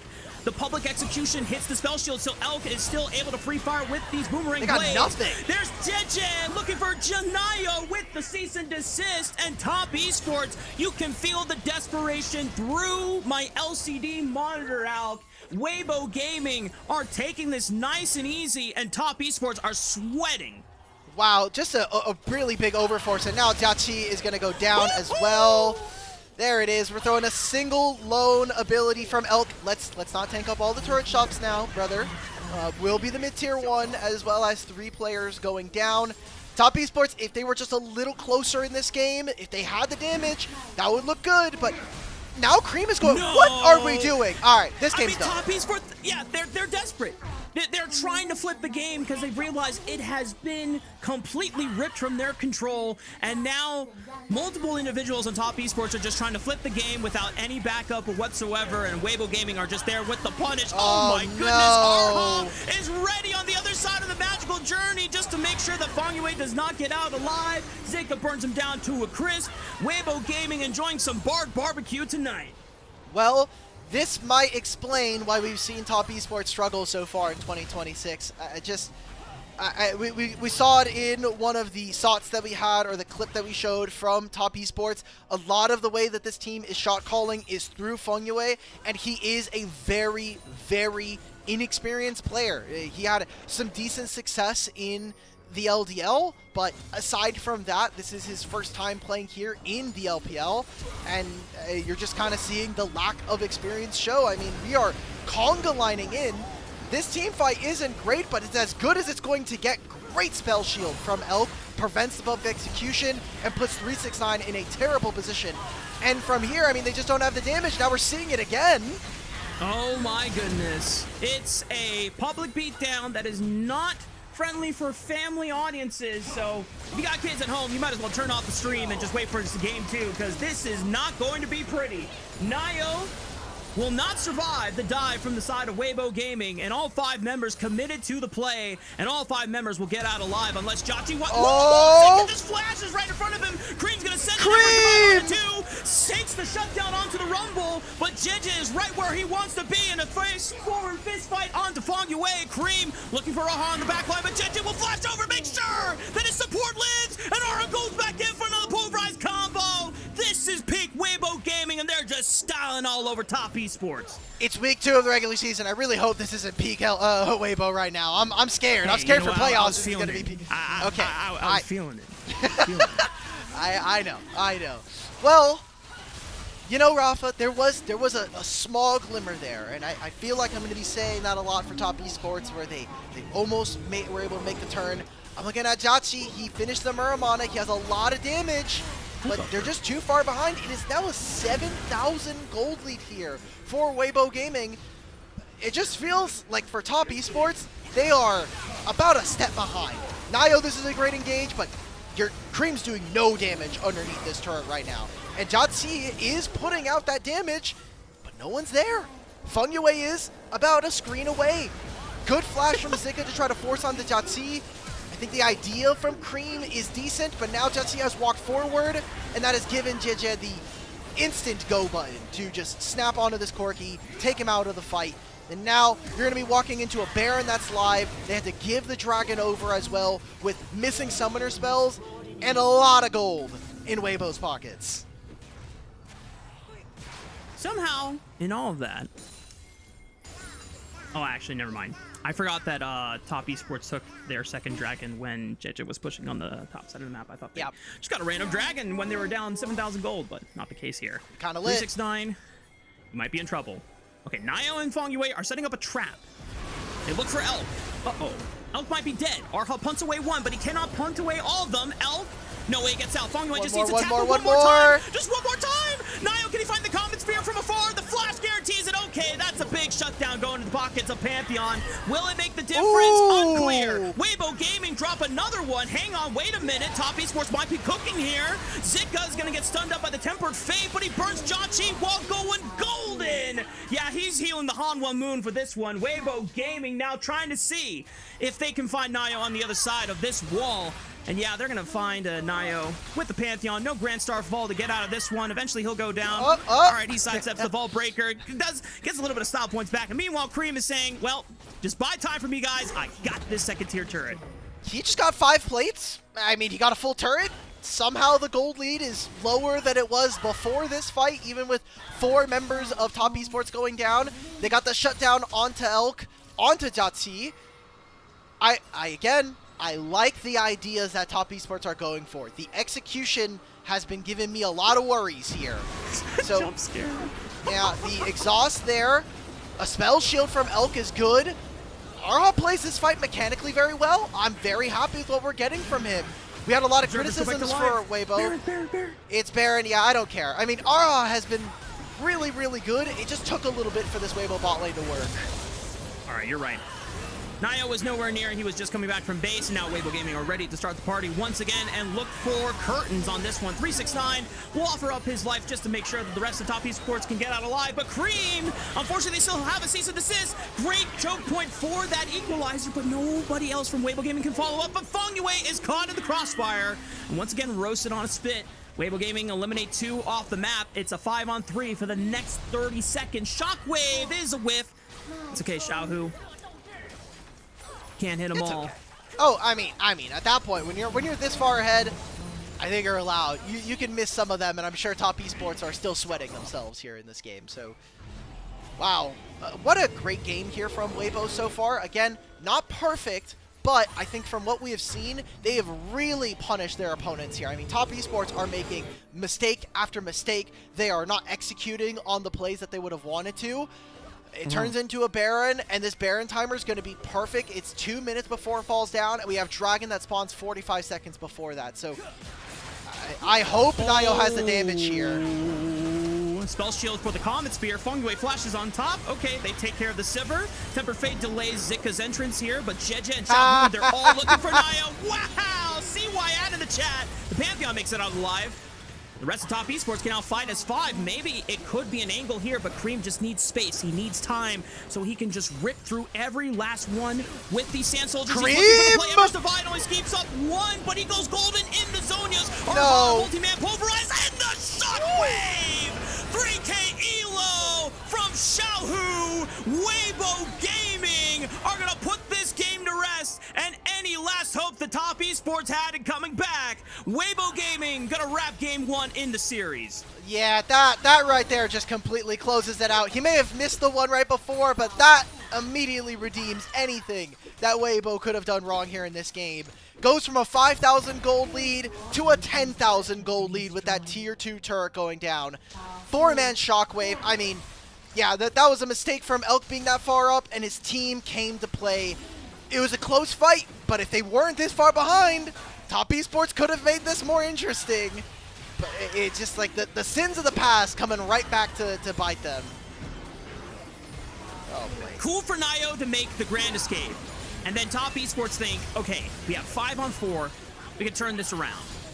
But little did they know. They could have been right. Little did they know that Xiaohu still got hands. Cream tries to force. This is another great engage from Arha and from Xiaohu. Right here. Knock up onto 3 members. Xiaohu is still... We don't even get to see it again. We're denied the 4-man Shockwave. We got 1-man Shockwave on the Fong Yue. He makes it out with Magical Journey, but Arha is right on his tails. Pulverized Flash takes the side of Cream. And now Weibo Gaming can finally do away with the rest of Top Esports. This should be curtains for the first game of our second series of the night. Nio gets completely trounced by a face full of fist, and Weibo Gaming, off of this minion wave, should put an end to our first game of the series. Arha, clear MVP here of this game. Yes. Incredible play on the Alistar, making play after play, denying vision from his opponents, and also just setting up some of the biggest moments here in this game. A very clean game coming out 31-7 for Weibo. Ooh. This beatdown was not friendly for family audiences, and we might have to put in a different kind of rating on the stream going into game 2 if Weibo Gaming continue to put this kind of beatdown in. But really well played stuff from the Weibo Gaming squad, and a great way to start off the second bout between these two teams. I'm going to push you, Mark. You said if there's children watching, they shouldn't be. It is 1:30 in the morning on the West Coast, and for our normal viewership, no kids should not be awake at this time in general. What about European audiences? What about European audiences? The European audit. Let me check. What's today? Today's Tuesday. They should already be in school. It's like 9 a.m. Okay. They should. If you're watching this in class in Europe, get off your phone. Hit the books. You could be doing better. It is very fitting that this is late night for Western audiences, at least in the Americas, because this would be the same time slot as Adult Swim, and that's pretty much what we just watched. So, adds up. I'm not gonna ask you to explain that. We're gonna move on, I think.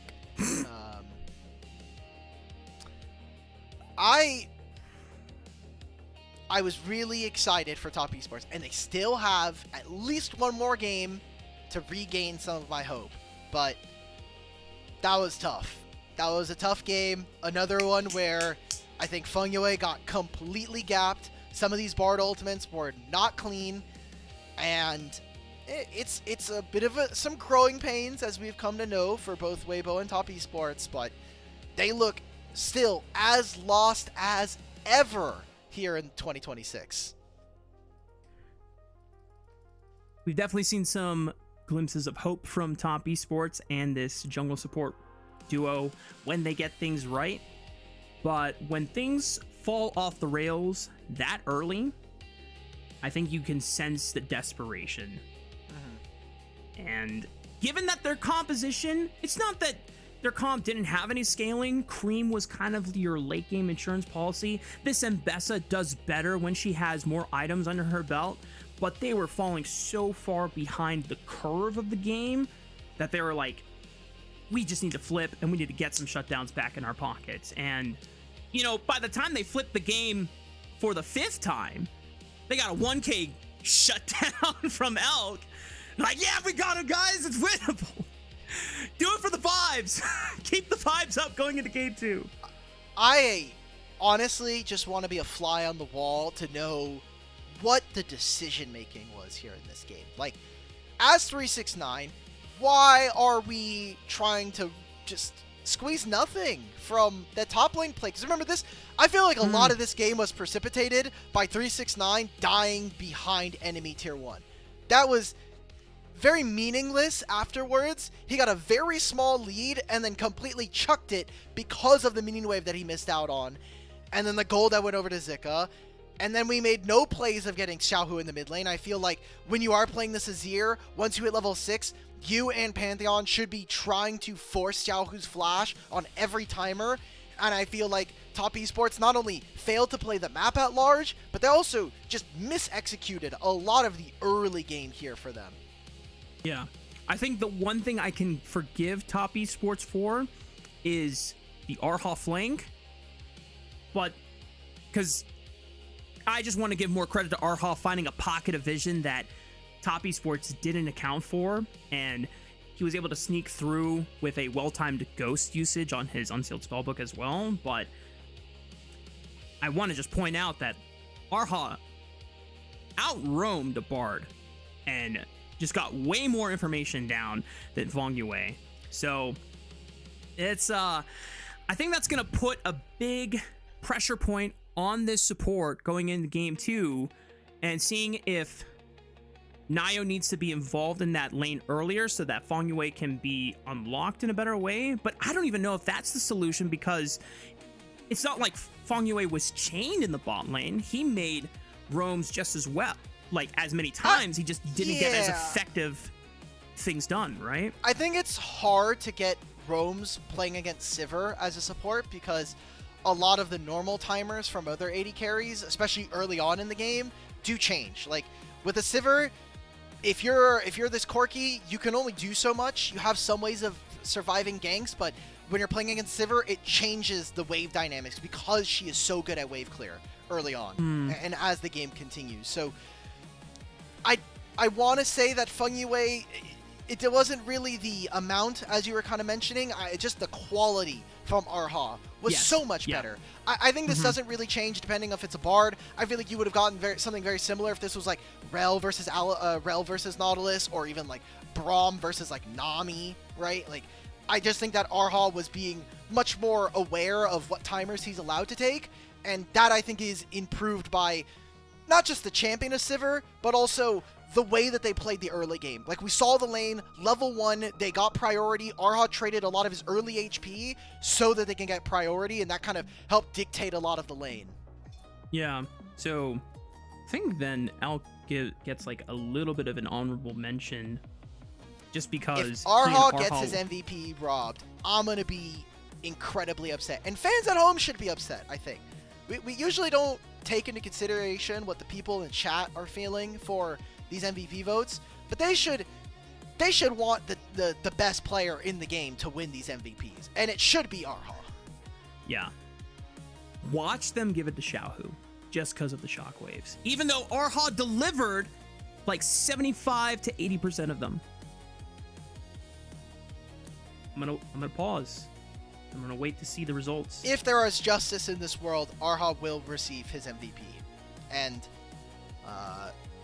that, if you are top esports, you're saying, okay, bad game, but we can still pivot.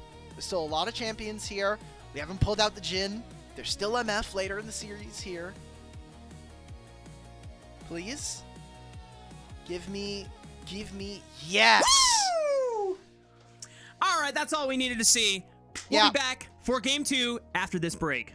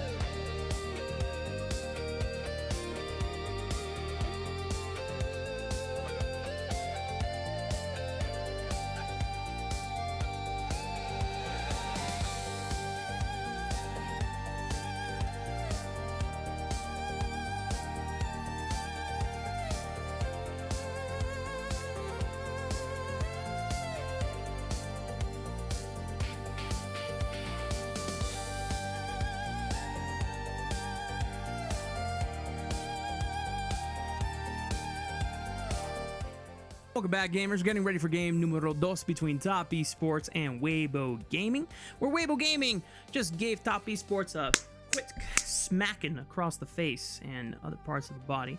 But for us here on the casting desk, we're going to see if Top Esports can bring it back and give another reason for Alk to smile tonight, since he was on the Top Esports train going into this series. You know, Mark, I'm here with you. I'm here with Ilya on prod. I've got 2 reasons to smile already, and everybody in Twitch chat. So I'm 3 for 3. If Top Esports win a game, oh boy, it's 4, and I don't know what I'm gonna do. I think my cheeks are gonna be permanently frozen as if I have Botox. So.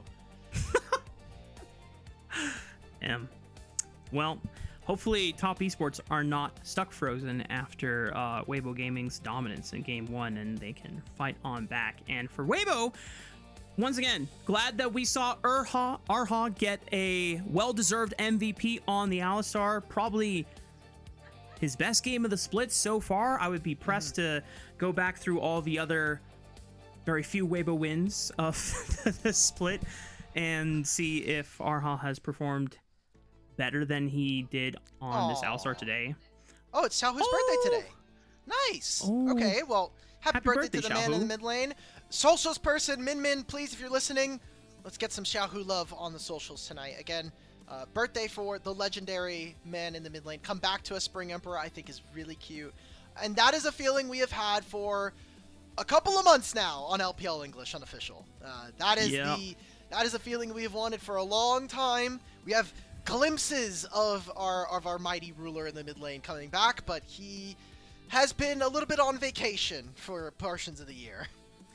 There have been a few Weibo games that could have been wins, and unfortunately Xiaohu was kind of the reason why they lost it. But Xiaohu had a fantastic game on the Orianna.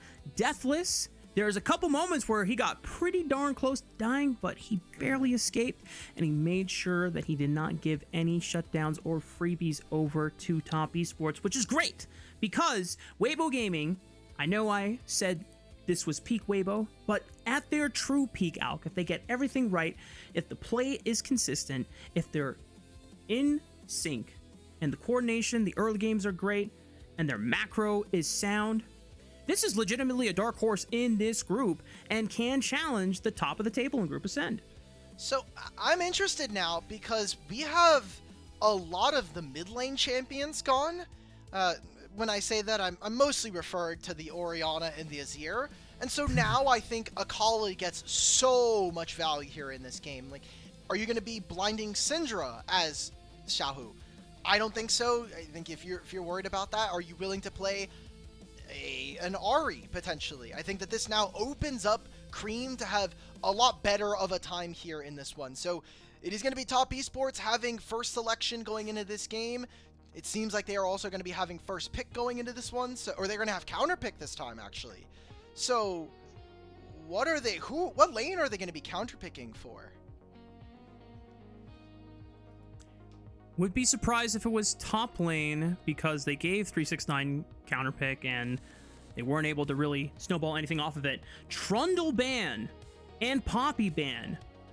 You just slammed Jarvan? I think you just slammed Jarvan. Yeah, Jarvan is mad OP, and there's no way we are giving that away over to 369, or giving it to Nayo anyway. So, yeah, just snap up the Jarvan. This champion has been ridiculous here. Yeah, exactly. Ridiculous in LPL so far. I'm taking a look at his win rate right now. Yeah, Jarvan, he has 21 games. He is 16-5. So Top Esports, as a trade, they'll get the Yunara, which is a good takeaway from Elk, and you get the Xin Zhao, who is kind of like the second best jungler in that way. But it is a very good start here for Weibo already. I will say, if you want to secure Lulu, you should probably do that on third for Top Esports, because Lulu Yunara, great combo. Also, Xin Zhao excels whenever he gets buffs from enchanters, so if Nayo does have like a pretty solid early game or gets a little bit of extra gold in his pocket, you can always buff up the Xin in these early mid-game fights. Here we go! The slam instantaneously. We are getting a Lulu coming on through. Lulu, definitely, I think the enchanters got buffed this season, and especially now that we are in the second year of Fearless, I think teams are more willing to experiment now with some of the tank supports really just being, in general, a slightly weaker going into the season. So now we go into the second phase of bans. No mid laners picked so far. I think Akali has to be top of the line when we talk about priority for either team. If you give Akali over to Cream, he's going to run over this game, and I like the approach coming on through. Now, who is getting counterpick? Is it going to be versus Xiaohu, or is it going to be against Zika? Aurora is a decent pick. Yeah. At least to deny. Could have been a potential flex for 369 if he wanted to take it into the top lane. Jax is an answer. Remember that AP Jax we talked about early in the pre-show? They definitely remember, even if they were not the ones that faced its or felt its wrath. I still would like an Akali ban. I'm with you on that boat, and Top Esports will not get it for themselves this game. I think Jax means that we're probably getting a Scion. If we're not getting a Scion, then we're probably getting Cassante here, coming in from 369. Those are champions that I don't think that Weibo's 3 champions they've chosen deal with particularly well. So gives them a tank front line and lets 369 play a champion that is going to essentially nullify the early portions of the game.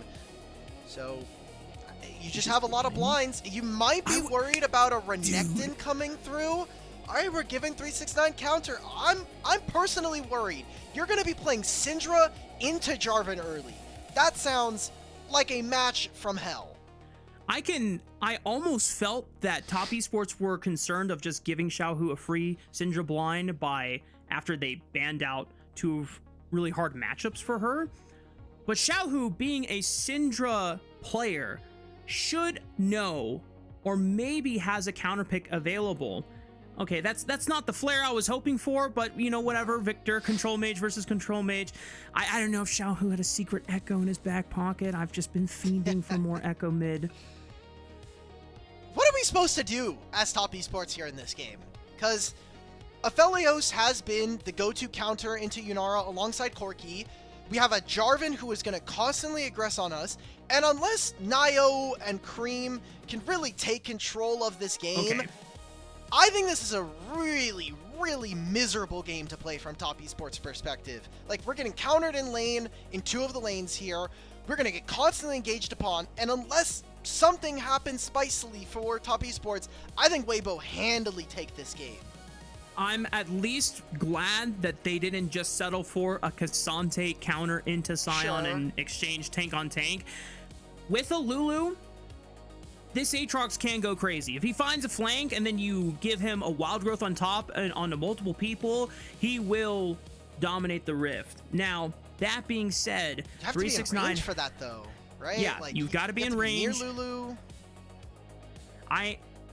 I'm giving the hopeful end for Top Esports, and I think if Nio tries to support 369 early on and helps him get some of these items faster ahead of the curve, there's a chance, there's a possibility. But overall, I am with you in the camp that Weibo Gaming have effectively gotten their choice of counterpick in 2 lanes. They know what they're looking at, and they got the best jungler on the patch in Jarvan. So anytime Syndra doesn't have flash, dead on my screen instantaneously.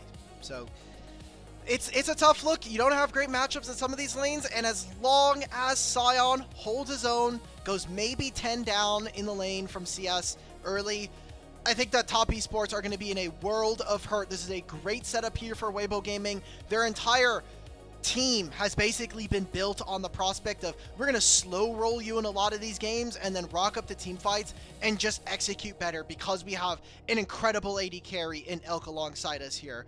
And I think Xiaohu on this Victor gets to dictate the pace of the game a lot of the time. So a man in the mid lane, I love that we get the silliest pictures of Xiaohu on the from the fans. This is a very easy game from Weibo. I think if they lose this, we're going to have big questions for them going into game number 3. Yeah. At this point, Top Esports, I feel like you're just hoping that Weibo messes up a skirmish early on and you just try to get aggressive with the Xin, but like, I feel like trying to bank on that or trying to... I can respect if you're just trying to say, we will hands diff them. You're staring across the rift at a bunch of older players. I don't know. You're trying to unk check them. But Xiaohu was able to flash out of many a dangerous situations in that first game. So hopes are not high for Top Esports. But for Weibo Gaming, that's the pan.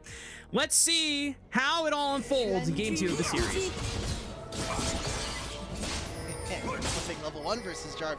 And somehow Xin Zhao loses this level 1. Now, in the Demacia Rising. Get Giles. It's very weak. Oh. I hate these guys. Why are we teased? I'm just getting extremely teased now. But somehow Jarvan wins that. And I was going to say in the Demacia Rising, he refers to Xin Zhao like a brother. Even though with the time that they spent together, it's something a little bit more. But we don't have to talk about that right now. Early advantage here. Yeah. Whoa, whoa, whoa. They spent a lot of time together. He is, he was his personal seneschal, Xin Zhao. So, wow. Rip Shyvana, man. I know. Damn. Hang on. Aggressiveness from both of our bot lanes at the level 1 mark. Feng Yue and Jotchi trying to rely on the fact that they are both range and trying to dominate the space here. It was a couple summoner spells burned. Elk is only now down to a flash. Arha the same, whereas Jotchi has both cleanse and flash available. I don't know what we were thinking going into, like, we're playing against double range. It's Yunara Lulu as well. They get a lot of on-hit passives available to them. It's a tough look. Jarvan's going for 3 camps from red buff and immediately bot lane. This could be the look that Weibo need to instantly end this game. Flash Flay from Arha right on the Jotchi. The cleanse breaks the death sentence, but here comes Dead. Oh! EQ Flash right on target, and the Conqueror's fully stacked up. Feng Yue will at least look for a Glitter Lance to slow him down. Nayo is skipping his camp just so he can arrive to the party and bail Feng Yue out, but Jeja's got another flag and drag, and boy, oh boy, that's how you open up an early game snowball for Weibo Gaming. I think the only way this could have gone worse is if Feng Yue got the kill. Oh, wait. He's the one that gets the one down onto Arha. So Weibo get to start themselves off with the first blood gold going over to Elk, who takes a first recall and gets a pickaxe. That's going to essentially nullify a lot of the early trading that Top Esports bottom lane would have liked to have seen. And now, I mean, the wave's also stuck, so the wave's going to slowly start to crash in favor of Top Esports. This is just a situation that gets better and better.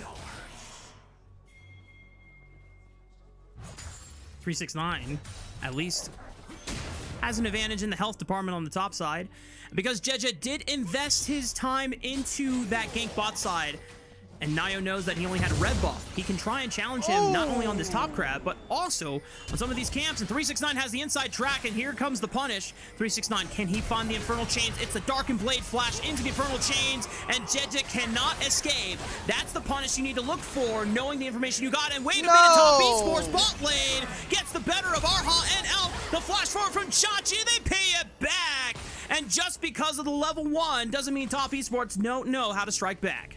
Oh, well, I guess I maybe underestimated what a Lulu and a Yunara could do this early on. And that is a great punish coming in from Jatsi. Does have to trade his flash for Elks, but all across the board, Top Esports now finding an advantage. So we get to look, how do they lose this as Weibo? Got long range hook. This was decent. The glacial there, just putting down a flat DR or taking away damage from Top Esports. And Arha, yeah, he just has nothing. Okay, sure. Just a very plain run down there. Also, the minions on the favor of Top Esports doing a lot of work there. But the top side as well. Priority from 369 turns into an invade. That's a blue buff being stolen by Nayo, who has all of his camps respawning, which might mean he actually gets to those 20 marks a little bit sooner. That's an upgraded smite potentially coming up soon. Nayo's ahead in terms of overall camps and level pacing, but Jeja knows that there's no sums on this Jotchi Yunara. There's the Gravitum into the EQ flag and drag. Arha does go down because he was tanking hella turret shots, and Jeja, that last turret shot was pretty scary. But the dive is successful, and Elk and Weibo Gaming continue to accelerate. Wow. A lot of gold going to Weibo, but I've got this sneaking suspicion, Rafa, that when I look at these trades, I still feel really good about Top Esports prospects right now. We wanted to see them perform early, and while a lot of the early action has been dictated by Jieje, Yunara is not missing out on a ton of gold and experience in this instance, and Nayo is going to have the upgraded smite before Jieje. So I think that this first dragon should just handily go over to Top Esports. It's up to them to recognize that advantage and to leverage that, because you're absolutely right. I'm glad that at least Nayo in the jungle matchup recognizing that level 3 ganks without clearing your top side on the side that is the least safe for you is super punishable. And that was, it was, don't get me wrong, it was lit from JJ, but low-key kind of illegal. So it was lit, and then his bot lane sold it afterwards. Like, if he had just gotten the kill and then his bot lane don't die on the wave afterwards, it would have been fine, because you've now sacrificed your lead in the jungle to make sure your bottom lane gets ahead and continues to have an advantage. But now the lane is equalized. You still gave over the first dragon of the game to Top Esports. And look, Weibo still, I think, going to be happy as this game goes forward. They're going to be able to scale. I think you get 2-3 items on Xiaohu and on Elk, and I think you are in a good spot here in this game. But Top Esports can try to use these dragons coming forward as a leverage point to get as like a potential win condition. It is Chemtech first. It's going to be Mountain second. So we have a possibility of getting things like, I don't know, like a Cloud Soul, which could be really, really good for this team. You could also get things like a Hextech Soul or even an Infernal. Only time will tell. We got at least one more dragon to secure once this mountain does spawn, and then we'll find out what kind of map we're playing on. Top Esports currently in the lead, just shy of 1,000 gold.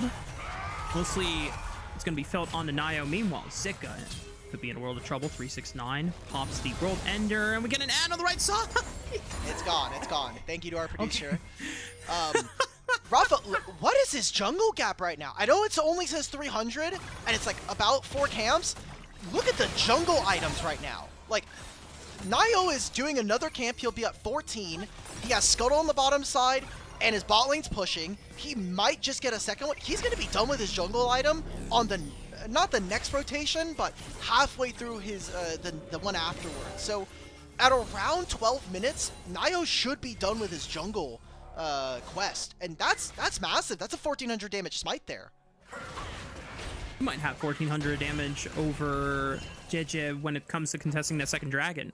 And if you set up yourself for a dragon stacking win condition this game, it's a nice way to put Weibo Gaming on a timer, which, for the most part, this team would rather take a very, very slow game. You have Sion, who's just going to get beefier and beefier. Victor's going to get more scary the later the game goes on. If Weibo Gaming are suddenly pressed to start playing super fast, that's not ideal for them. As Top Esports, at least Nio sniffs that JJ might be trying to start up the grubs, and he's right that he's already taken one, but Nio will force him off using the level advantage he has over him, as well as a little bit of that extra ruby crystal in his inventory. JJ knows, yep, my bad, I just wanted to take one. Is Grubs supposed to give you 2 stacks of your jungle item? It might be a combination of the treat, but that was crazy. He just went from 12 to 10. Or maybe I'm just visually impaired. I do have to wear contacts, so I'm willing to be wrong on that. But I mean, you're really good at if you're a Top Esports now. I mean, this is going to be me complaining about something that has nothing to do with the game. I know people hate this international HUD. I want to see the jungle camp treats on the players. Like, it's not said anywhere on these items. It's the buff bar on the champions. I want to be able to see that, and part of that is being covered by the 2026 LPL. That's on the bottom left of your screen. Yeah. That's not our HUD. That's the official HUD from the stream. So, all right. Coming back to the game, though, Rafa, Top Esports, you still have priority from bottom lane. Cream's going to teleport back into mid, and not much else has happened here from Weibo. So I think Top Esports, they should be looking. You're going to get another jungle treat here. We're getting very close. A minute and a half before that dragon. I want to see how Nio's going to be able to finish his item. Wait. They're getting some damage down on the Fengyue and Jachi. He's getting baited in. He doesn't realize that JJ is on the way. JJ tries to fly away, uses the flash out of the Cataclysm. EQ doesn't quite land. Well, gives him the health boost that he needs, and he's firing all cylinders, but it's just not enough damage in the tank, and Nio arrives a little too late. He will at least get one redemption kill back. Oh! No way. No way. Oh my god, Nio is so sad, and he sidesteps the whip, becomes lightning. Oh, just when you thought that Nio was gonna get a jungle gap on this guy, Jed just shows him how it's done. And Cream thought he could be able to even rotate if Weibo were going to go for more, but Top Esports completely bungled that play. The 2v2 so close there for Jiaqi and Fengyue. You could see that they wanted to take a recall. A great engage from Weibo means that they're trapped in the lane, they lose their summoner spells, and that makes this upcoming dragon fight really tough to ask. Another great engage from Arha.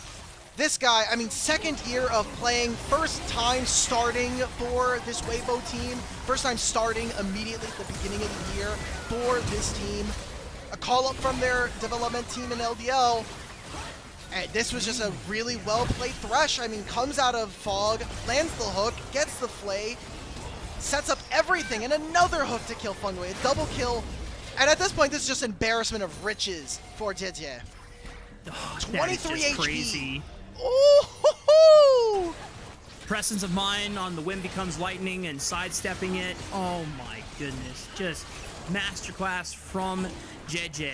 Remember, Nayo did have a great punish on him on the topside camps, and Top Esports with the priority still are able to leverage that and get the second dragon of the game. But man, it just hurts that they're not able to get that kill on the JJ. Oh no, they can't! Great use of the control ward right on top of the Dark Passage. He could not click the Lancer to get out alive, and Top Esports making sure that they are still ahead in this game.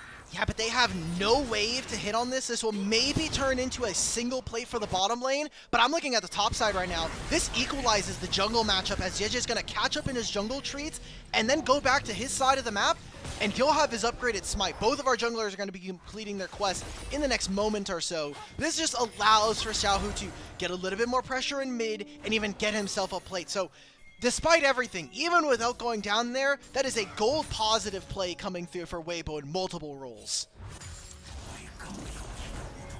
Just astounding. There are a couple moments that Top Esports could have been ahead of the pace here. Cream, does he have his ulti here? Xiaohu, gotta be careful. Unleash power comes through, and he flashes away before Fengyue can tag him with any spells. Xiaohu makes it out alive.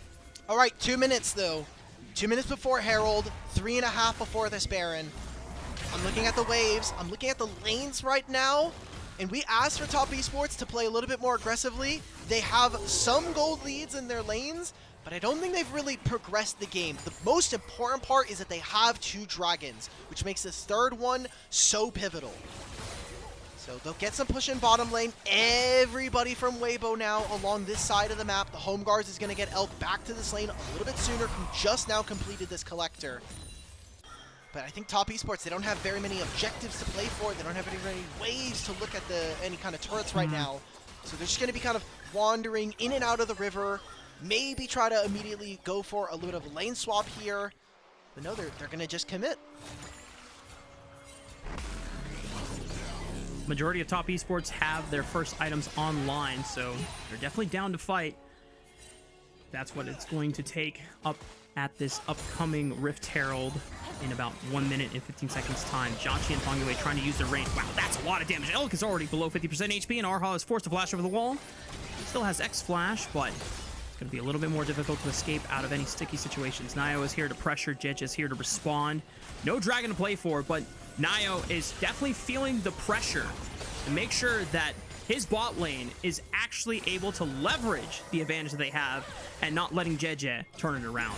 Give me your turret plate, is what Top Esports are saying. You will be giving us that 36 gold for our team. No oh way. my! Oh! Wild Growth does save Nayo for now, and he blocks damage with the pressing guard. Jej is forced to get out, but he locks up under the tower with the Cataclysm. It's a one-for-one trade. Xiaohu with the teleport, looking for the Chaos Storm right on top. Jiaqi will feel the wrath of the Arcane, but he's not getting pumped. What is Cream doing? He gets flayed under the tower, but he's able to dodge it out, and 369 is here to end their worlds. Needs one more Darking Blade in the back seat, and Cream picks up a double for himself. And this is the lead that Top Esports needed to find in this second game of the series. This Aatrox, man, has been such a pain. I'm sure European fans will come and remember this Aatrox specifically from Top Esports from the most recent Worlds. And right there makes a big difference, pushing himself to an 1100 gold lead, and they get the turret on the bottom lane. A very expensive trade for both teams. Now coming back onto the map, we have Dragon spawning a minute and a half and a Herald afterwards. We look back at this play, this started off so well for Arha and Weibo, but I think the Crescent Guard bought a lot of time, and we talked about Xin Zhao with this Enchanter is so different, or so difficult to deal with. I think Weibo are just split a lot of their damage on different sides. Xiaohu puts the Arcane Storm on the entrance to the into these turret. 369 trying to prevent the dive on the other side. And while it is advantageous for Top Esports, the only thing I can say here for Weibo is that there's no flash now on Cream. That is something that, as a Jarvan, we should be looking to contest. Nio getting a cheeky steal of the Gromp over the wall as well. Jachi does get pulled in by the Flame, but thankfully for him, very strong now with the Kraken Slayer and the Fiend Hunter Bolts in his inventory. So buffed on this patch, by the way. Yep. Just crazy. JJ? Does he want to look for it? He knows that Jachi could at least flash out of the Cataclysm. He looks for Fong Yue first with the knockup, but immediately Elk is forced to flash away because Jachi was about to turn up the heat here. Oh man, this is a rough spot. That's expensive. I mean, that's expensive because now Top Esports, they get the flash from Elk, you get this mid-tier 1, you get the Herald, and you get the Dragon? That line of play from Weibo may have just costed them the game here, Rafa. Soul Point immediately at 17 minutes for Top Esports is the exact pace of game we wanted to see from them. It's a Cloud Soul as well, so now you're going to be having an Aatrox who's hitting the World Ender, getting bonus movement speed. You're going to have a Transcending Yunara with bonus movement speed, and the Fiend Hunters giving her ultimate ability haste. This game is getting a little too out of hand here for Weibo, so I need to see them make those picks that we saw earlier on with this Jarvan and Thresh. Otherwise, I think the game has kind of gone past them at this point. I would argue that the game fell out of their control once Top Esports solo laners got involved on that bot side. We got a little reminiscent of some past seasons where all 5 players from both teams were involved in the play. In fact, the 369 and Cream bailed them out is great. Now, 369 is getting engaged on by Zika's Scion here. There's no flash. He does sidestep the EQ flag and drag. JJ has Cataclysm available. They got to burst out this Aatrox soon before Nio gets involved, and JJ is already starting to call off the play, realizing, hey, I don't know if we want to fight against this Xin Zhao. And you know what? For good measure, Nio is just going to pop the Crescent Guard just in case they were waiting for more reinforcements. On the opposite side of the map, Xiaohu dies. So turret going over to Top Esports. They're winning every single side of the trade. We had a little picture-in-picture during that bottom lane play. Maybe would have preferred if we kind of went up to the top side, because I think Syndra versus Victor is going to be a little bit more important. Here we go. Fong Yue with a great roam. Is spotted out by Xiaohu. Xiaohu did not have flash up until this very moment. Just no opportunity to use it there. Loses the wave. A turret goes down in favor of Top Esports. And this is the TES that we wanted to see. They were flipping a lot of those plays, but we had seen them in earlier parts of the season win out on late game scenarios doing just that. Weibo now, I mean, what do you do as this team? Like, Elk is not hitting his Infinity Edge anytime soon, and you're down half an item. I mean, Yunara, God forbid she gets another kill or maybe another turret, has 3 items before your Felios has finished 2. Elk, I have one solution, and it's a callback to Weibo Gaming's prior series against Top Esports in Game 2. JJ needs to steal the Baron. No. Not again. He can't. No, I'm putting my foot down. He can't keep doing this, man. I can't every game go, hey man, can you steal like a really important objective for us? That'd be really great. I mean, that's how you earn your lunch, but you can't rely on JJ bailing us out of bad spots. Especially when Nio is taking every single camp from this guy. I mean, he wants to eat. He doesn't want to have to steal things. Zika forced to flash away from that third cast of Dark and Blade, but now he's got to deal with Jachi Fong Yue over the wall. Dark Passage does get him out alive, despite the ward being placed down to try and block that from happening. Elk is here. Do they want to turn things around here? I don't think so. Rift Herald, Moonlight Vigil, it's a field goal, and they part the Red Sea. Top Esports are going to be able to waste away at this second-tier turret. All right, objective bounties, though, for Weibo here. They'll grab the top tier 1. Xiaohu can TP and will have flash. We're going to move this into mid lane. Nice. 2 plates going over to Top Esports. They need to spend this gold. Dragon spawns in 2. They'll fix their top wave afterwards. And this comes down to basically the game itself. Is the soul going to be enough for Top Esports to win this one out immediately? Flash play? Do you have it? Oh, can't get a range. Oh! No! The flip has been made, and it ends up cheese side down for Arha. And Top Esports going to say, thank you very much. We'll take another kill off of this Thresh. Wow. I can't believe in draft, I was very confident that Weibo would be able to get stuff happening. We didn't see any attention to mid lane from JJ. And because they tried to flip the bottom lane, everything has just gone wrong for them. Joshi goes Transcendent to force JJ out of the pit. It's a red smite out. Okay, so JJ has to recall. There's no vision being gained right now by Weibo. And Top Esports will gain priority through mid lane. This should be an easy soul coming on through. Uh-oh, Xiaohu, is he in trouble? Okay, thought 369 was about to just go Super Saiyan on him, but He still might. will not pop the World Ender. Maybe he could. Xiaohu still has Flash, so 369 probably didn't want to commit to anything super early, and did not want to waste any important cooldowns right before the Dragon. Is their soul, as you called out, spawning in about 35 seconds. Well, Top Esports, every fight should be winning. We have an item up in all of the important lanes right now. I'm looking at top lane, I'm looking at mid lane, I'm looking at bottom lane. All three of our carries and our damage dealers have an item ahead of their opponents, and we have a 6,000 gold lead. This is virtually impossible to lose from this position with this composition here. I think the only option that Weibo has right now is after this mid wave, we're going to Baron and we're just trying to take this on spawn immediately. Because this is the only way we're going to really be able to contest. We are never walking towards this dragon. And Top Esports recognize that they're trying to look to Baron as a bailout. They just turn on Arha, knowing that he does not have a way out. Great use of the Infernal Chains and the slows by Feng Yue's Lulu. Top Esports now guarantee a 5-on-4. Weibo Gaming still might just try their luck. I think we're still doing this. But there's a ward on the Baron pit, so they'll know. I mean, what does Thresh do versus this objective right now? 369 is going to stop this right now. It is Jachi who's going to solo this, and they're going to send Nayo instead to get this. No Baron being started, a single wave for Xiaohu, and Weibo get nothing on the trade, so a free soul spawning in for Top Esports at 23 minutes. Yep, MVP ward placed by, I imagine it was Feng Yue earlier before they got that Dragon prep done. And as soon as the sweeper comes out and they recognize that they're on vision, yep, jig is up. And Weibo Gaming will not even attempt a Hail Mary at the Baron. JJ, caught by the scatter of the week. Good night, JJ. He's gone.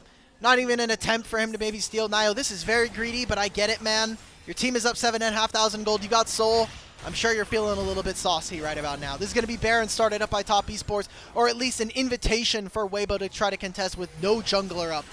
Rafa, this is the Top Esports I got excited about, man. The one where we're playing very aggressive, but it only seems to happen when Top Esports are not losing their lanes at 8 minutes in the game.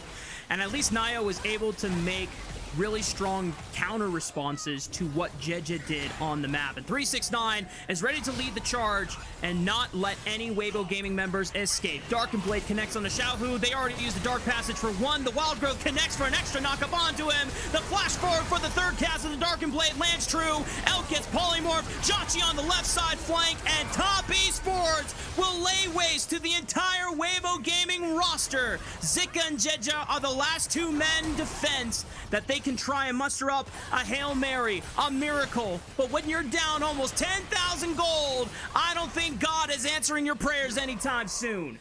This series is so important to win because this matchup could dictate whether these teams at the end of the season are going to be playing in that Knights play-in stage, going into playoffs. It's a difference between starting in the top 4 and potentially having to play a best of 5. JJ's eviscerated, completely deleted off of this map, and Top Esports are going to send us to Game 3. We've got a series on our hands, y'all, so better get out your popcorn and other snacks and tune in for the long haul. Top Esports might look to pad their KDA stats a bit, but they've got the Baroned up minion wave pounding at the Nexus while they start pounding on Weibo Gaming's corpses. GG to Top Esports. Game 2 in the books. We're going to Game 3.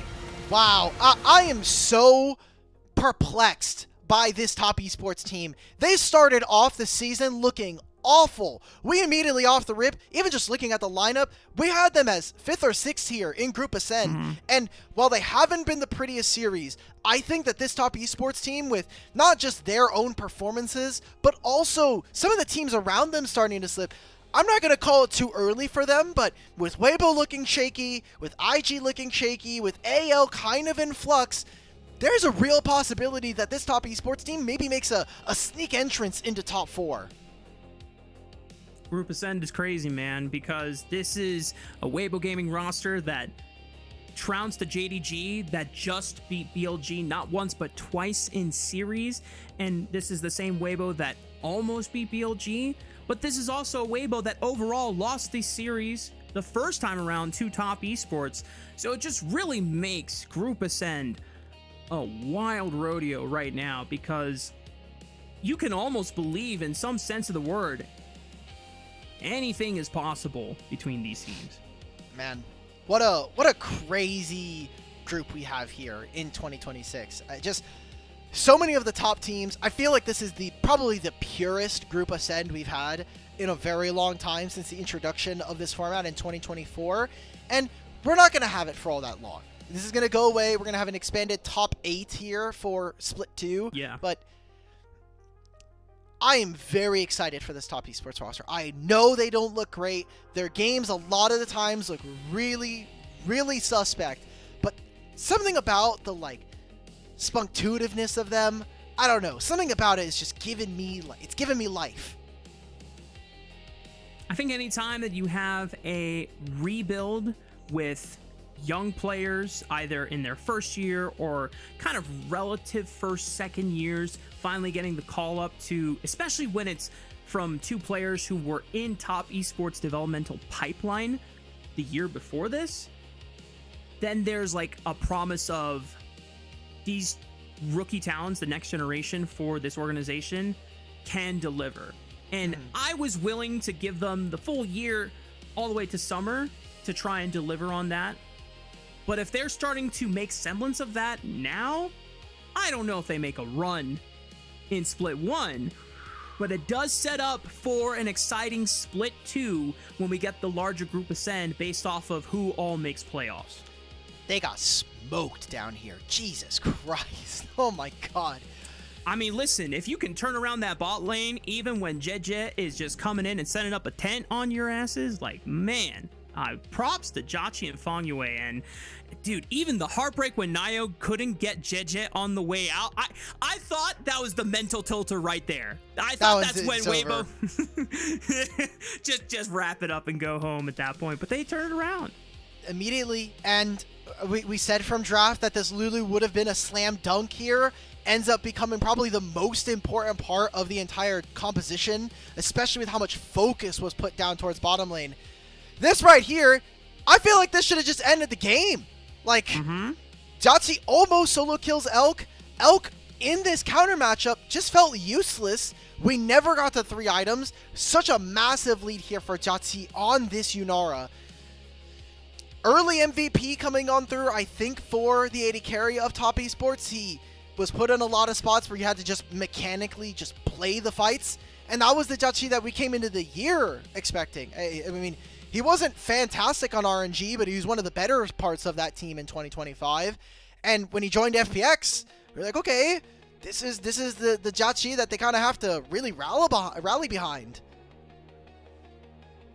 There were some games where Janchi and Jue were quite the exciting bot lane, despite being on a very overall miserable team going into Split 3. But the bot lane concoctions they cooked up, especially when Jue was playing Tarek, I mean, yeah, it's and the fact that Jachi has already picked up multiple pentakills and quadra kills early on in this split. If top esports are able to rally behind and provide the support and infrastructure around this AD carry, he can deliver to an extent. And so this sets up top esports, like you said, to potentially sneak into top 4 if they can consistently deliver performances like this. Yeah, it's top 4 for the split, not for playoffs. I want to make sure that we're very clear, because again, if you get into top 4 for Group Ascend standings, yeah, you don't have to play the play-ins. You don't have to play against Group Perseverance and Group Nirvana teams. And while we may not have the biggest hopes for top esports early on into the year, any big shakeups can really ruin some other teams. And making top 8 in our 10-team playoff bracket means you have group ascend. So I don't think if you're top esports, you want to have a bad split 1 playoffs. Every single advantage you can take is going to give you some breathing room for the postseason. Yeah. I think I'm with you on the Jachi. Nice. We're doing All good. right. We're 2 for 2. Not bad, Og. Not bad. All right, well, with Player of the Game awarded, that means we've waited out our time on what we wanted to see from the official broadcast. So now it's time for a break. When we come back, it'll be Game 3 coming your way right on stream.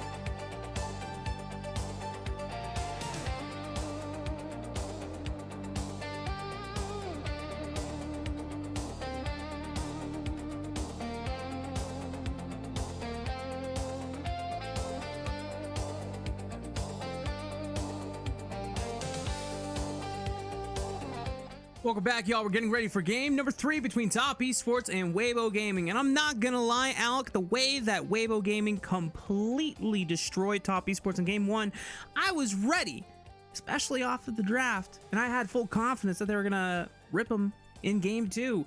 But Top Esports, credit where credit is due. They saw the overload that JJ put towards bot lane. And despite it all, Chachi and Fongyue still held their own. They were still winning the 2v2 despite all the pressure that Jeje was putting. And even Nio and the rest of the top side had great responses. And I think one of the things that we have been asking for the Top Esports solo lane veterans is to get involved a lot more early, or earlier I should say. And that double TP bot lane dive is exactly what we needed from them. That was good. That was fairly later in the game, so I wanna push back a little bit on that, Rafa. And Sure. The points that I will agree with you on is that Weibo just completely bungled whatever was happening in bottom lane. Like, if you are JJ in this situation, I just went 3 camps, ganked your bottom lane, lost my flash, but we got a double kill, right? That should be the lane over. And somehow, Elk and Arha got killed again in the 2v2 as Lulu and Yunara, which is, I think, unacceptable, one, for the caliber of player that we know Elk to be, and for the amount of resources, because right now in the jungle, I know you are a big proponent of this, and you know if you're not farming, especially in the first 8 minutes of the game as jungle, you are trolling. There is so little value put into killing people on the map when your camps, and especially your jungle, like your treat and your quest, are so important.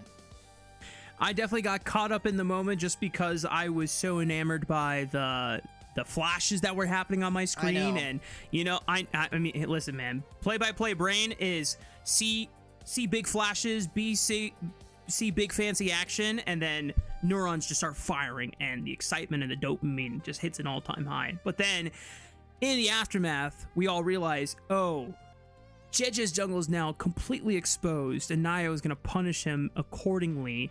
And that sets it up where JJ now is forced to double down on the bot lane, because he's not going to get back into the game just farming back up his camps, because Nio's already ahead of the pace. So that's why we saw the returned action to the bot lane, and the fact that Nio is able to pay it forward, use that advantage that he got ahead of JJ, and then the fact that the solo lanes got involved as well ensured that there is no way coming back. But now, looking forward to game 3. Here we go. 20 champions gone, Alk. What hits the top of the list in terms of priority? Oh my goodness, we just blazed through them all.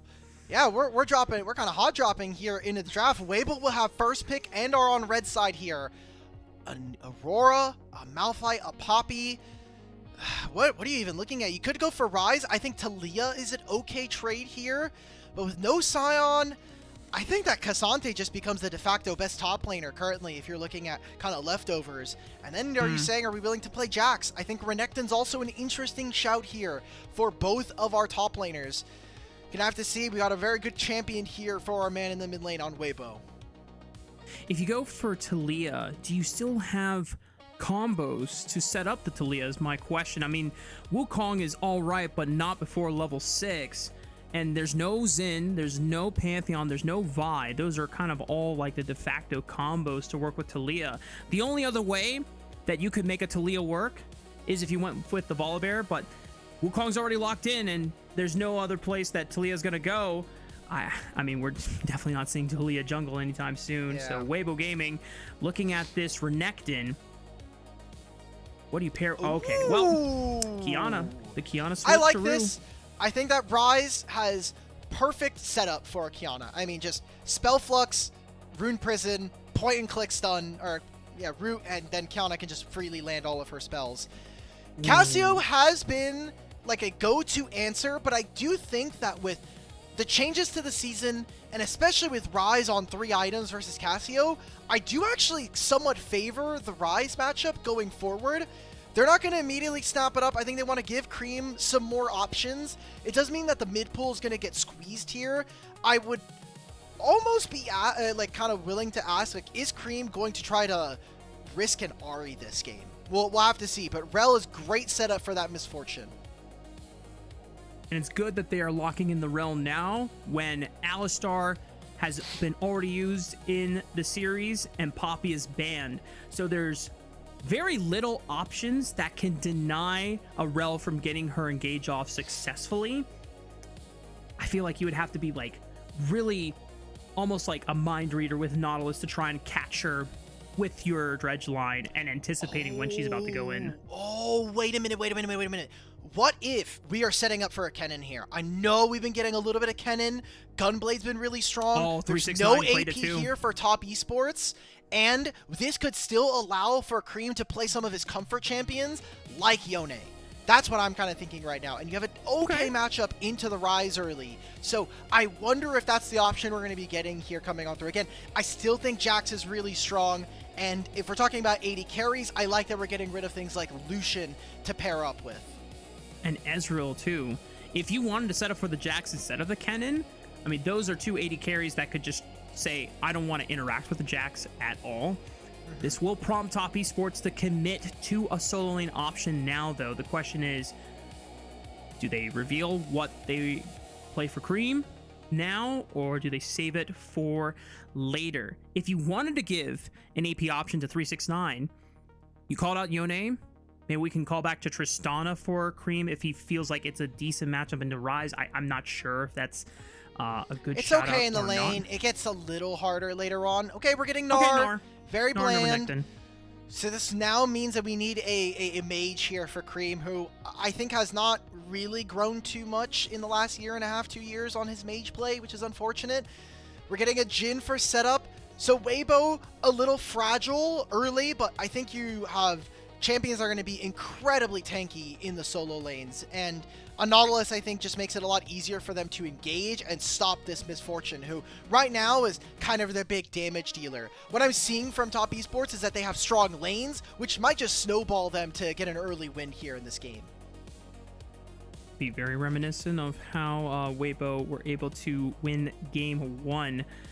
It wasn't like an immediate snowball from the first 4 minutes in the game. They kind of had to wait for their time, but on that one item wake up, they did spring, and that's exactly what you would want to do with Kiana. Ashe, though, giving even more ways to safely look for engages with that arrow.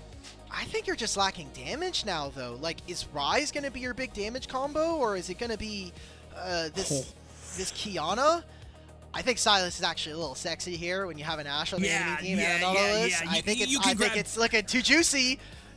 Dude, you could even grab Kiana ulti. I mean, come on. There's like 3 insane ultis that you can grab. Cream is eyeing it too. And that's a signature pick for Cream. Oh boy. This draft from Top Esports is looking so nice right now. And even though I'm a big fan of Kiana and I'm a big fan of Ashe, you are giving so many powerful ultimates over to Cream.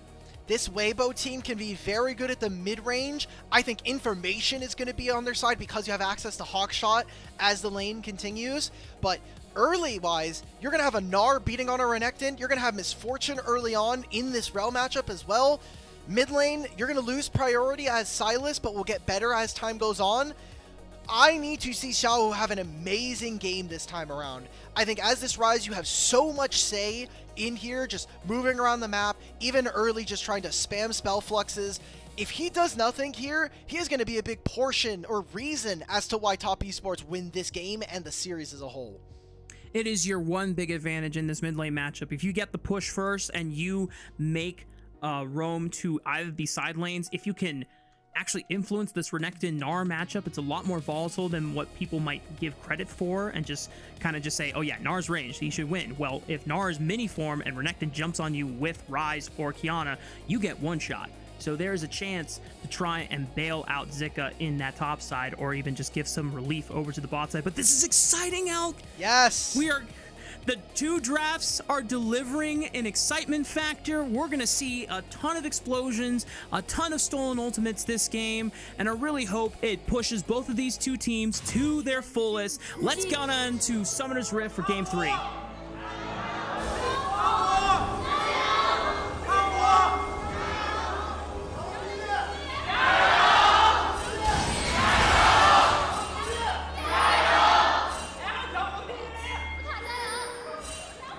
Weibo fans are out in force. Look. Weibo is a very big platform, so it makes sense that that's the case. This is nice from Nio. I mean, Nimbus Strike is a great way to just burn down these Raptor camps early on, and I don't know if JJ has any knowledge or can even sense it at all, because he wants to lean towards his Krugs anyway. Is Nio going to challenge him on the next camp? Oh, does he have Smite here we still? go. Okay, JJ does secure the red buff, so it's a level 2 versus a level 2, and Nio will just walk out for now. Oh, look at what they're doing in the level 1 here, though. Arha flashed over the crash down. Can they set up the play on Najachi? He's forced to flash away. Elk and Arha now have the push onto this bot side of the map, and Fongyue and Elk are forced to recall. Does Jija just can't, or does Jachi, yeah, he needs to cancel his recall. I wish he would have flashed a little sooner so that he just has more HP. Fongyue and them, they lost the level 1 trade.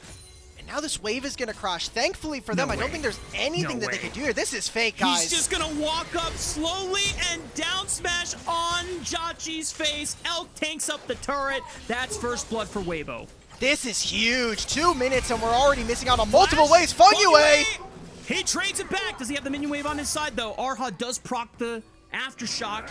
He goes back dead. and pulls him He's into dead. the minion waves, but the crash down shield isn't enough. Does he have another Q? He stuns him. Fongyue wins in the 2v2. Look at that. Fongyue, get excited, brother. Start getting, you gotta sip a little bit more in your chair because you know this series is massive for them. Yes, yeah. sir. Nio goes for 2 camps on top side, doesn't go for his Grom. He's going to go into his bottom side, but he has no priority right now. Xiao's the only one that's going to be able to lean for him. So JJ gets the steal away. He gets double red buff and his bottom side camps. This is a pretty big win for the jungle of Weibo. But the fact that the bottom lane, especially for Fongyue, I think he maybe even hits level 6 just that much sooner now that he got all of those minions and the Can the 2 JJ kills. commit? I don't think he can. Fongyue's going to push him off. He tries to push it down to level 6. Oh, no. JJ could not get it to 600 for the smite. He tried to flip it. And yes, he doesn't go down, but that guarantees that Nio secures his own red buff. Credit to Fongyue for bailing him out. I think it's fine, though, because now the game is even between the 2 junglers. JJ, he got to steal the enemy Raptors, same thing that Nio got to do. And maybe a small advantage here for Weibo is that Nio actually gets to, or JJ gets to hit his respawn Raptors sooner than the Wukong. So he'll get a little bit more gold, a little bit more experience. We'll take a look back at this play. I'm looking at the minion wave right now. That's 2 minion waves worth of range creeps that Jachi is just completely missing out on. And while yes, again, Fongyue gets level 2, he grabs the 2 kills on this play. I think more importantly is all this experience that he just got access to. That's a big difference maker and might actually have a big say as to when the first grub spawn. We're talking about getting level 6s for our supports. I didn't even realize this, but I think Elk popped his barrier at the same time the Q shield breaker came through from Fongyue. That is unfortunately not ideal. And Weibo Gaming almost had just kind of a runaway of a lane advantage, but Fongyue with 2 kills, you might ask yourself, well, what is the support going to do with those 2 kills? I mean, compared to an 80 carry getting those, not that much, but at least you get tankier faster. Yeah, again, I just want to highlight the XP. Like, I'm looking at the little purple bars between our champions here, and Fongyue halfway through level 4 already. That's a big difference maker. That means that the grubs that are spawning in 3.5 minutes, he is going to be level 6, either 30 seconds before, or at least, at the very least, ahead of Arha here. So, already Hawkshots coming on out. It is going to be that Weibo get information and they get the spot where Nio is right now. That's really important because aside from what we've been talking about for top esports, you need JJ to be getting the correct timers for his jungle camps. I mean, getting closer to your level 6, getting the upgraded smite. I know we talked about it in that last game being very pivotal. And for this Kiana, it is all just about kind of just getting to your items much sooner than your opponents. They knew that Nio was pathing towards the bot side of the map, but JJ had not had a chance to base at all and buy, so his first base does include a Brutalizer. Fongyue does not have Flash. We can't really set up anything for Xiaohu, but his presence alone allows Cream to pick up this wave while down to 50% HP. Guarantee that he gets a safe base in. I'm curious where Weibo wants to strike first once JJ is level 6. Imagining they just want to fight over the dragon and ensure that Everyone is at as strongest point as possible. Jejet yet to hit level 6. I think you would need 2 camps at this point to be able to unlock it for themselves. They drop a control ward in the Dragon Pit, but Nio is here on the bottom side. So he has his respawn Raptors. Again, this is his 3rd clear of this. Fengwei is now level 5. I think you have this ultimate with Cream. It's huge for them. Oh, it's a great angle. Chachi doesn't have flash. Cleanse comes up, and at live. least he gets out of the rune prison. That saves his life for now. I don't think Weibo can contest for this dragon anymore. You're going to lose access to this. There's no teleport here from Xiaohu. I think we're just losing this scuttle. And it's not level 6 here for Nio. But I think you are really now just saying, okay, hey, look, I'm halfway to, we're closer to level 5 right now. Let's just get ourselves some minion waves. Let's get ourselves in the bottom lane level 6. And you just can't play versus Cream right now. Because not only you no longer have the Realm Warp, but if he walks into this river and steals a Kiana ult before you have access to it, that's a game changer and almost a game ender here at 7 minutes.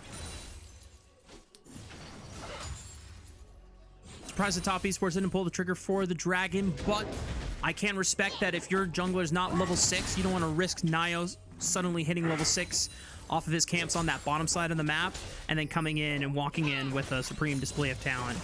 Nio just making sure that he is maximizing still his own advantage and hitting that Cyclone timer so that he can have it ready for the next big fight on the map. We're 40 seconds away from Grubs, so this just might change what objective priority comes out for both of these junglers here. We might see split objectives even. Maybe. This next bot wave, I think, determines what's going to happen for this. Because right now, it is Weibo having first say on pushing the minion wave. And they will have this Enchanted Crystal Arrow. Erha is going to look, doesn't find very much. They're just trying to deny them XP. I think that's the most important part. But level 6 is about to come through for Jati and Fengyue. So you're going to not only have to be first to the objective, you're also going to have to find a way of stopping them from getting to this this top side. Hawkshot comes out. It's going to scan which camps are up. I don't know if it's spotted where Nio was exactly. I can only infer where Nio could be. Zika pops the Dominus, tries to get the wave pushed in, but 369, the fact that he dodges out on what could have been a Ruthless Predator stun, maintains the range advantage here. Uh-oh, we're diving bot. Jachi in world trouble. No cleanse available. He does have flash. He throws out the bullet time. Decent damage down. Elk has no damage. damage. This is going to be a 1-for-1 trade. Elk flashes out in time. Ho has to pop the barrier just in case. But Cream is now forcing the fight on to Zika. Stole the dominance away. Jeje in a world of trouble. Nio looking to pick up a second here with the bonk stick. Top Esports. A massacre happens at the hands of Weibo Gaming's corpses, and Top Esports gonna win out on these Grubs. Oh boy, just a lot of Grubs going over their way, and a lot of kills as well. Like, that was a really, really well executed fight from Top Esports. They know that their support is here first. I mean, you see right now, Fengyue's on his way to this objective. So much damage put onto Nio, but like, I don't know really what Zika is looking for. He has no dominance. He used it right before this fight, and that's a huge portion of your damage just gone. So a pretty big mistake. No movement from Xiaohu to get him in position. TES, they get those Grubs. They'll win that fight, and they don't even get much on the opposite side of the map for the bot lane dive, so it's a lead being opened up here for Elk, but this damage from this Ashe is not really going to be meaningful for the time being. I think the only thing you can do as Weibo Gaming is just call out that Jachi has no flash, try and send another play bot lane. Look at where Xiaohu and Jeje are. They are readying up for a Realm Warp. Yes, sir. Jachi doesn't have cleanse, doesn't have flash available. The Magnastorm will interrupt one engage, but cannot deal with the 2 people portaling in. Weibo Gaming's bot lane fall mercy to the gank of Xiaohu and Jeje. And that's the kind of play that we needed to see. Good movement. We put a lot of expectations on Xiaohu to move around the map, influence these side lanes, and he's doing exactly that. We saw him on the first Realm Warp, which didn't work, but at least now Top Esports don't just immediately continue to win here on the map. Nio might try to go for a cheeky steal here. There's still a Kiana ultimate. This is a big flip here. Cream could also steal it. 1100, Jeje secures it, goes in. Supreme Display of Talents, double Supreme Display of Talents since Cream stole one. Jeje is able to kill one. Cream goes in with the Kingslayer. It's not enough healing! And Top Esports went for a flip that did not go their way. I mean, that was Nio at 3-1. this is some questionable gaming coming in from Top Esports. I know your bot lane lost some of that lead, and now it's a 1,200 gold deficit in favor of Elk. Giving over the first dragon, not really worth it in my mind for what was given over. Xiao even gets another wave in mid lane and a turret plate, so starting to get paid here. Both junglers 3-1, but definitely feeling a lot better if you are Weibo Gaming. Yeah, I'm scratching my head on that one. Like, I can understand if you're trying to skill check JJ in the Dragon Pit, but it's just the first dragon of the game. You already won big on the Grub side. Yeah. Try to maintain that advantage. Your bot lane is coming back from base. What's the point? We're in the same boat here.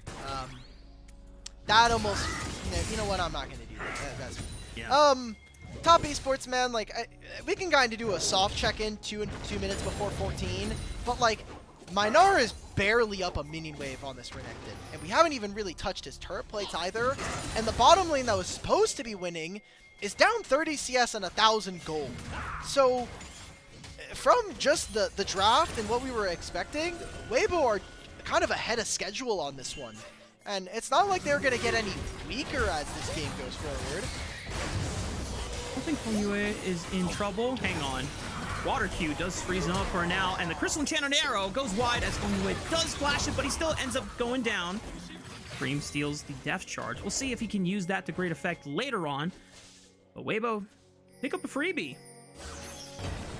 Yeah, Fengyue, like, flashed, and they're like, oh, wait a minute, you can't get out of this pit. Kill this guy. That's not allowed. Well, surely that's just a free 300 gold walking around. That's a sack of money sitting in the enemy Raptor pit. That's usually what the Raptor pit is anyway, but Weibo, another kill, slowing down the game away from Top Esports. And now, like, you can really easily play these next objectives. I mean, Dragon spawns in 2 minutes. Herald is going to spawn. I think you have your pick of the litter. Personally, I think you would want to try to go for Herald, because opening up these side lanes and letting a champion like Ryze have access to the rest of the map is so crucial. But dragon stacking, as we have seen, has become kind of name of the game with some of the changes just around the map, and especially around this objective. A little bit delayed on the overall stacking since it was a late dragon start, but Weibo Gaming can still opt in for it. You called out 2 minutes before the dragon spawns, and since that doesn't seem like there's going to be any action happening for the next 30 seconds, a quick reminder that Revenant Viego is now out everywhere. Hey, it's not ours, okay? This is not our ad, okay? This Revenant, the Revenant skin does not pay us, guys. Don't, like, you could go ahead and pick it up from Riot, but it's not us, okay? We're not the ones flying that one. I'm doing a solid to the LPL official broadcast. I hope that they recognize it, and you know, maybe they'll. No free promo, bro. We're already a co-stream, okay? We're doing the heavy lifting on the English side here, okay? No more freebies, okay? It's the altruism in me, just hoping. But right now, Top Esports are hoping that this next fight goes their way and they can turn around this 2,000 gold deficit. Multiple role quests have been filled. Pretty much everyone except supports have been completed on both teams. Item spikes coming in. I mean, for the most part, everyone has 1 items except for top lane. Trinity Force yet to be completed by 369 and Stridebreaker for Zika. I'm just looking at T. He has no first item right now, so we're not fighting. We're not fighting until he gets a recall and finishes it. Hey, speaking of, Bloodthirster now done. I still don't think this is really the time or place that we want to be looking for a fight as Weibo. I think if anything, we're getting 1 more recall in. We're looking to kind of move ourselves into some other side lanes. You see right now that they took their recalls and they're going to be swapping the Renekton. Much better matchup in the Sylas in the side lane. And Ryze, much better into the Gnar. So this is just a really good heads up and allows for them now to put a lot of their priority down towards the bottom side as we get ready for the second dragon of the game. Decent hold from Xiaohu and Jeje on this tri-bush. Oh, they're looking for 369 first. Jeje is going to walk up. Xiaohu pops the ghost. 369 trying to build up that rage so that he can at least go big. Oh, he gets thrown back out of the hop. He scoops Jeje into the wall. Wait a minute! Damage. Oh, boy! 369, he gets out! The auto attack is not enough. It forces Xiaohu to flash to get the spell plucked down. Here comes Nio for the re-gank. Orha locks him down with the dredge line, and it's enough for Elk to finish off the Monkey King. Now Weibo Gaming and Top Esports are now both down a jungler. It does prompt a question whether they even want to look for this objective or just push waves instead. The objective is no longer the big Drake thing that's sitting in the river. I'm looking at bottom lane. Thank you to our observers. Xiao gets this entire turret for free because of that play. It was a good outplay from 369. I think as Top Esports, you cut your losses, and the fact that he even kills Jeje there is like icing on the cake. But we went a little too far here. It is just Feng Yue, but I get it from Xiaohu. Oh, and this was a cancel as well onto Cream. Very tight timing. Still, I think Weibo come out so far ahead because of the kind of trade that happened afterwards. Yeah. Oh, Elk's in trouble. Flashes away from the up's going up. Duck, but Cream flashes forward, takes the arrow, and point blank shoots him in the face with it. Weibo Gaming gonna try to respond with Zika as Arha does flash away from the second round of chains from Cream Silas. He's starting to turn up the heat here, trying to make this signature pick of his be what saves Top Esports' game despite being down 3,000 gold. I love the vision control and what Feng Yue is doing by fading into the bottom side river where there's not a lot of vision, despite Top Esports not having full control of the pit of the dragon. The entire time, Weibo don't know where Nio is. He's doing the Herald in this instance, and so he grabs that objective. That might even set up for them to grab the mid-tier one as we come out of this replay. That was a very well-timed combo from Jeje, but 369 just lands everything here. And look at the minimap right now. Nio is in the Tri-Brush. We don't need to overextend for this play. His damage dealers are nowhere near this right now. I think it's a massive overextension, and if they hadn't gotten this kill in mid lane and also gotten the Herald, I think this would have been a much worse spot here for Top Esports. So the fact that they were able to get something on the back end isn't all that bad, but Weibo do end up trading it with that dragon.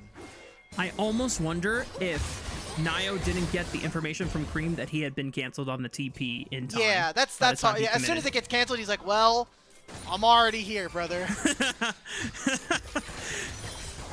There are times when, like, depending on, like, how good the communication is between teammates, sometimes you don't hear the call until it's too late and you're just like, ah, well.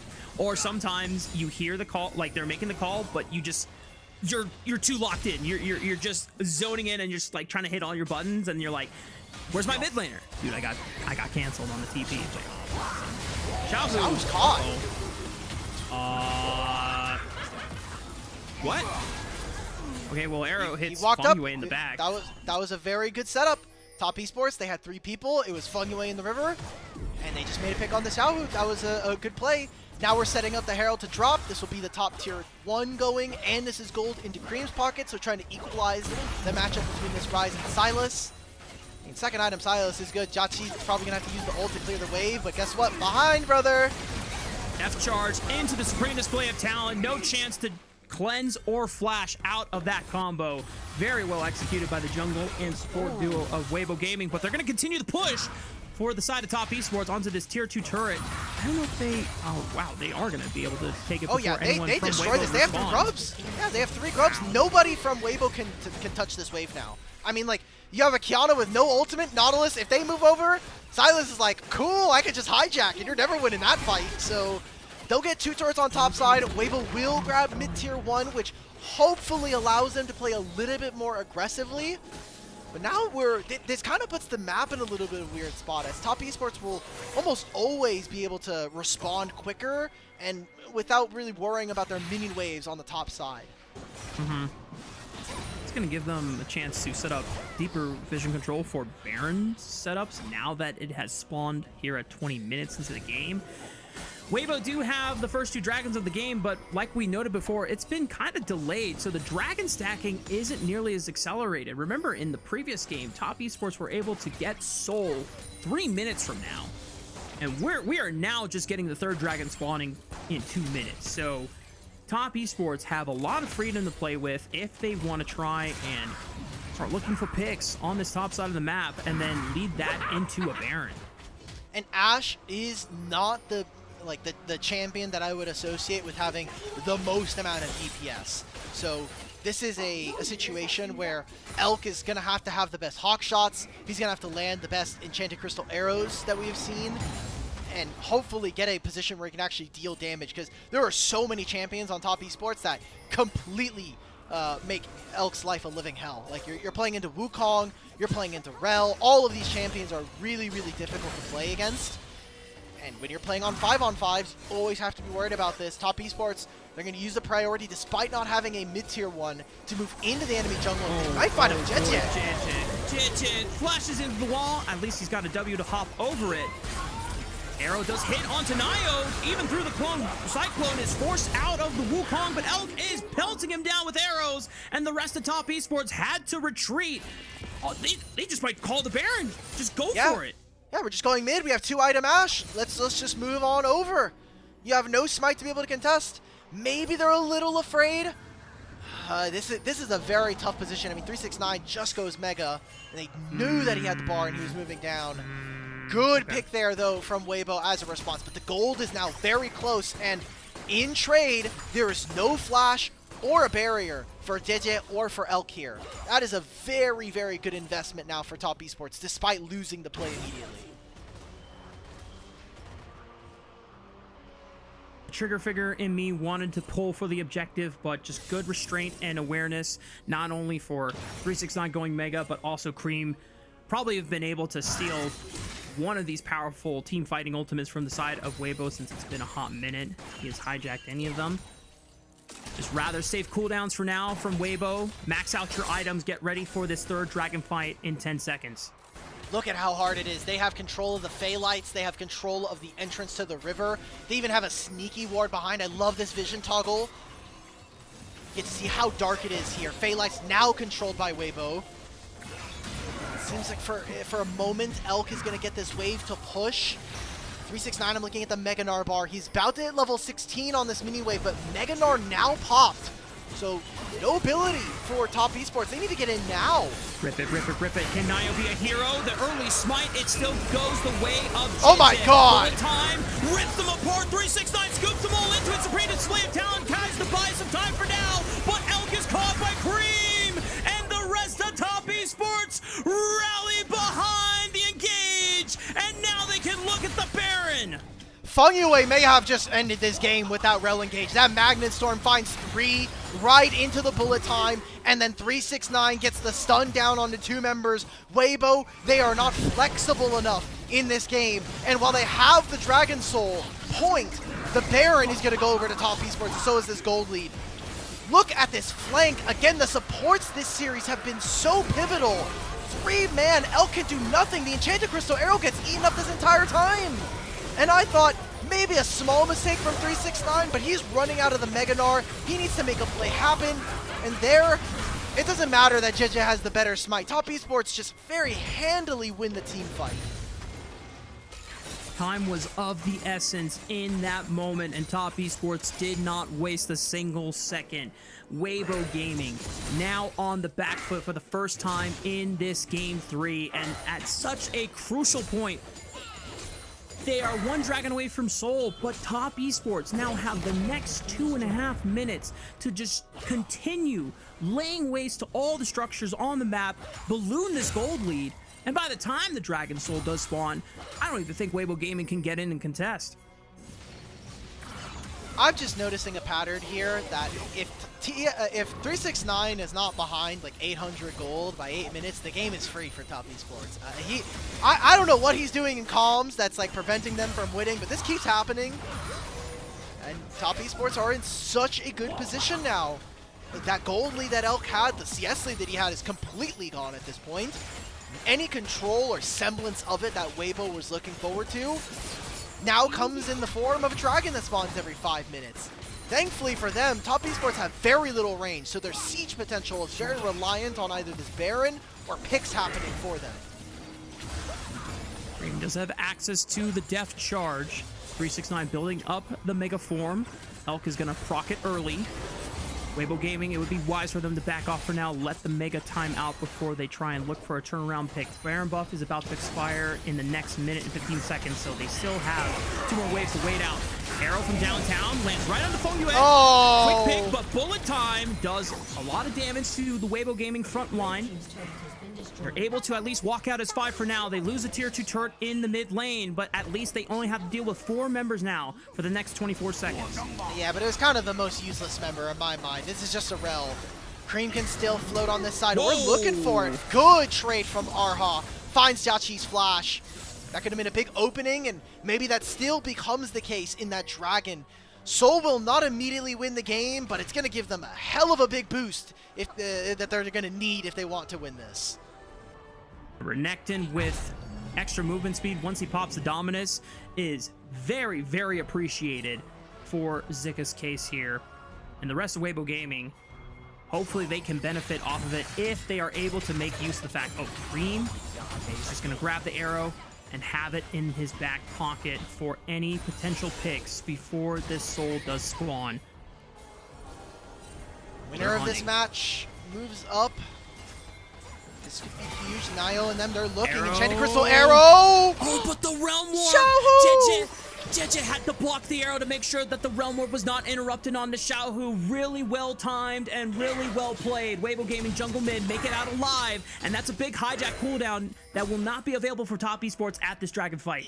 Yeah, they won't have the Enchanted Crystal Arrow, but Cream already has it back up, and he could steal anybody's ultimate at this point. I mean, Arha, he had it on that last bottom lane play, and he could just grab the Dredge line immediately afterwards, or even this is Supreme Display of Talent. And this is an instance where the terrain is going to matter so much more on blue side, because for Weibo walking in, there's that massive piece of terrain, as we'll kind of see at the very top of our screen.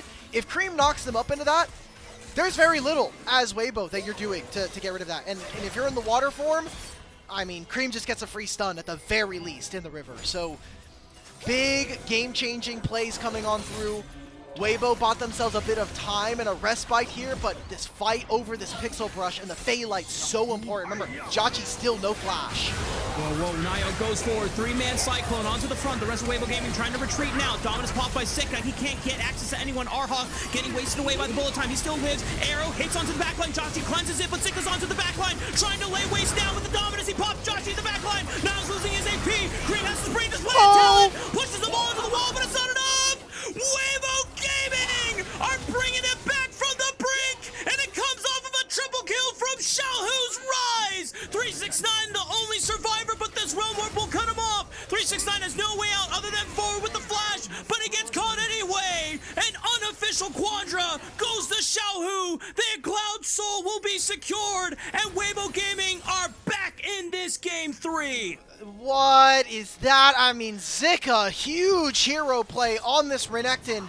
Bad matchup in the lane, but gets exactly what your job is here. Has the teleport shield from his role quest, presses the Dominus, slice and dice plus stun, tries to stop Jachi. It was good from 369, but the fight is a little too far away, and I gotta call into question Nio. What is this engage, man? We are way too far up from our team. And Zika making the hero play to save this game number 3. I mean, the Supreme Display talent from Cream almost kind of threw it back there. Not enough damage from top esports. The Soul will end up going over to Weibo. And that just means that the gold now is even between our two teams. That means Baron is really going to help us decide our bout in this game.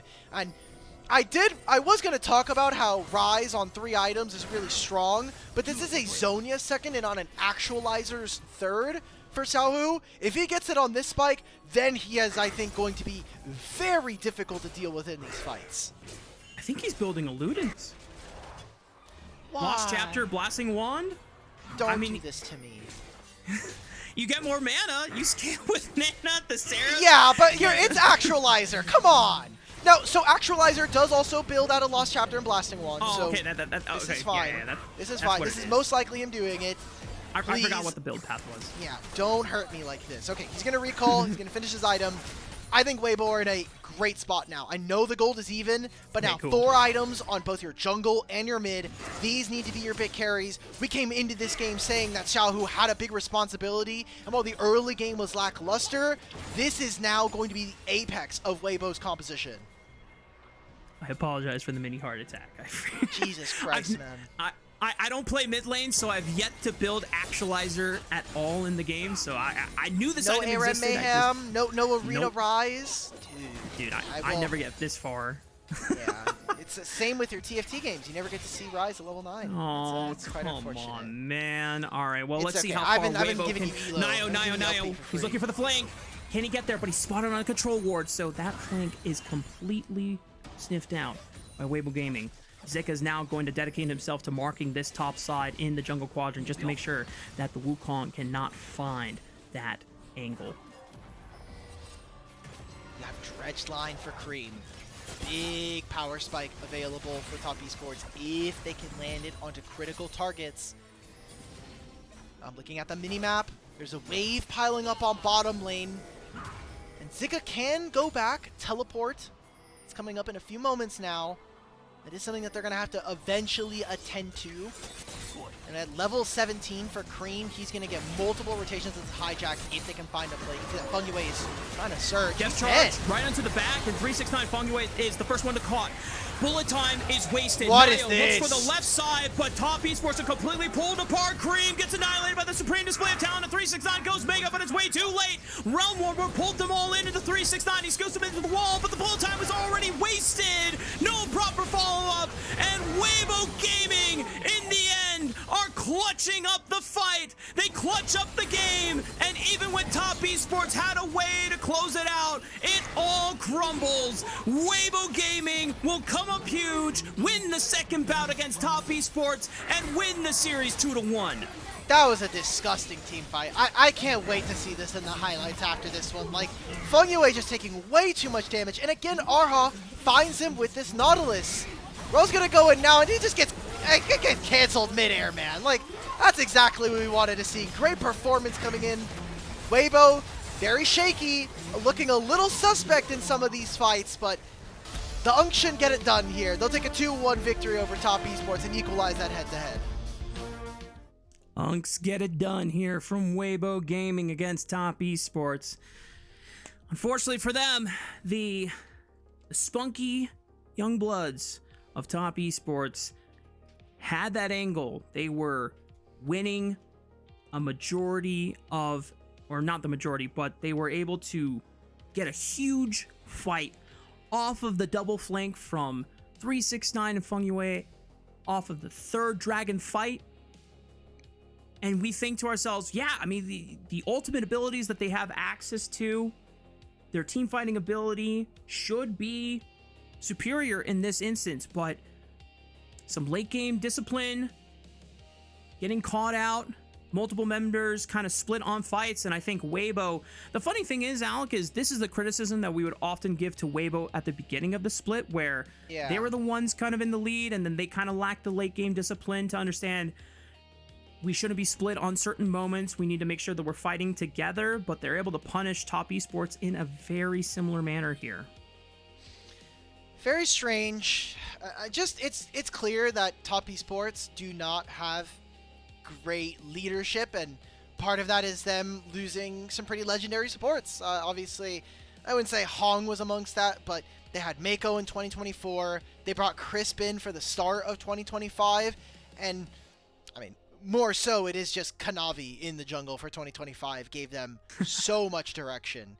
And without a clear leader, they are struggling, even in the execution of some of these fights. I know I was making a joke about it, but if Top Esports don't have a major deficit early, they tend to snowball over their opponents sometimes. But they're in that way, that just means that they're a worse version of BLG. Yeah, that's a pretty good comparison. Oh, for Top Esports fans, definitely a bit of a heart-wrencher to see them make the comeback, and then Weibo come back. I had to make sure I was phrasing that correctly and didn't say to something Jesus. inappropriate. Like, I thought it through my head. I was like, oh, wait, that's going to be taken out of context. So, that being said, I'm curious where standings now look like. I don't know if we have that capability to that's totally fine. That's fine. Like we said, this series was important in the sense that as we get closer and closer, or now that we're in our second round robin, these are going to be the last set of series until the second week of February. First week? Something in that ballpark? Yeah, so the regular season ends on the 6th. We are Yeah. almost a week away. We're getting close. What is it? So we're about 10 days from the end of the split. Yeah. And with Weibo and Top Esports now playing out their first of next 5 series, that means there are 4 series left in this round robin. So Weibo being 3-3, Top Esports being 2-5, it's still possible for either of these teams to clinch a spot in the top 4 for Group Ascend. It's just highly more likely that Weibo does it from this spot. I mean, Yep. I'm looking at their future. They're going to play JDG again. They're going to play BLG. They're going to play Anyone's Legend and IG. So, as an IG hater this season, that's one scheduled win for Weibo. Looking at Top Esports, they're going to play BLG, AL, and JDG. Yeah, that's tough. Especially the Yikes. form that they're in. Yeah. I mean, if you're Weibo and Top Esports, you look at this series as a must-win if you want to increase your chances. And this was probably like, other than IG, you're most likely to win in both cases, right? Mm-hmm. The fact that Weibo clinched this one, well, Top Esports, good luck against the rest of the competition. Oh boy, I can't, man. This gold graph is very disgusting. A very weird game played by Top Esports. Classic LPL gold graph. Bottom lane was in such a good spot, and then the mid game happened where we tried to make a trade on the opposite side. We messed up one fight around Dragon, and that gave Top Esports purchase back. MVP of this game is going to be very strange. I would not be too opposed to a Xiaohu MVP. I also wouldn't be too opposed to an Arha MVP. I think he played his heart out in this series, and despite what was happening in game number 2 with all of the stuff that happened, I do think that Arha showed a lot more wherewithal in this series versus his opponent. I would definitely give him player of the match, but I could see player of the game going over to I mean, I don't even know. Like, Xiaohu picked up a Quadra, but like, I think the heavy work in that fight was actually done by Zika, like with the flank and just annihilating the backline. I would have to see that fight overall again to see how Nio was stopped on his attempt to brute force the engage through the tri-bush, and see if like Arha or Xiaohu or Jeje did anything super significant. I mean, this was sexy from 369. It was a nice outplay, and low-key a little disrespectful of Jeje getting that close once he threw out the full combo. Probably want to just space out the Mega Gnar ulti, but what can you do? Not get clapped. Well, and at the end of the day, they won, so maybe it's okay to get clapped just a little bit, you know? Just yeah, it's okay to get clapped every once in a while, as long as you are still winning in the end. Just saying. Wonderful pivot. I was very afraid. I saw the gears turning. I had to think. It's getting late, and we still got another series on our hands. This one was definitely a banger. I mean, yeah, like, dude, Zika is literally 1v4 in this backline. My God, that's a big proc. That's what the Renekton does. I mean, he gets the Spear of Shojin, the Black Cleaver. He presses ult and he gets bonus 600 HP. He presses teleport and he gets 30% HP shield. Very disgusting what you can do on tanks and bruisers right now. So, okay.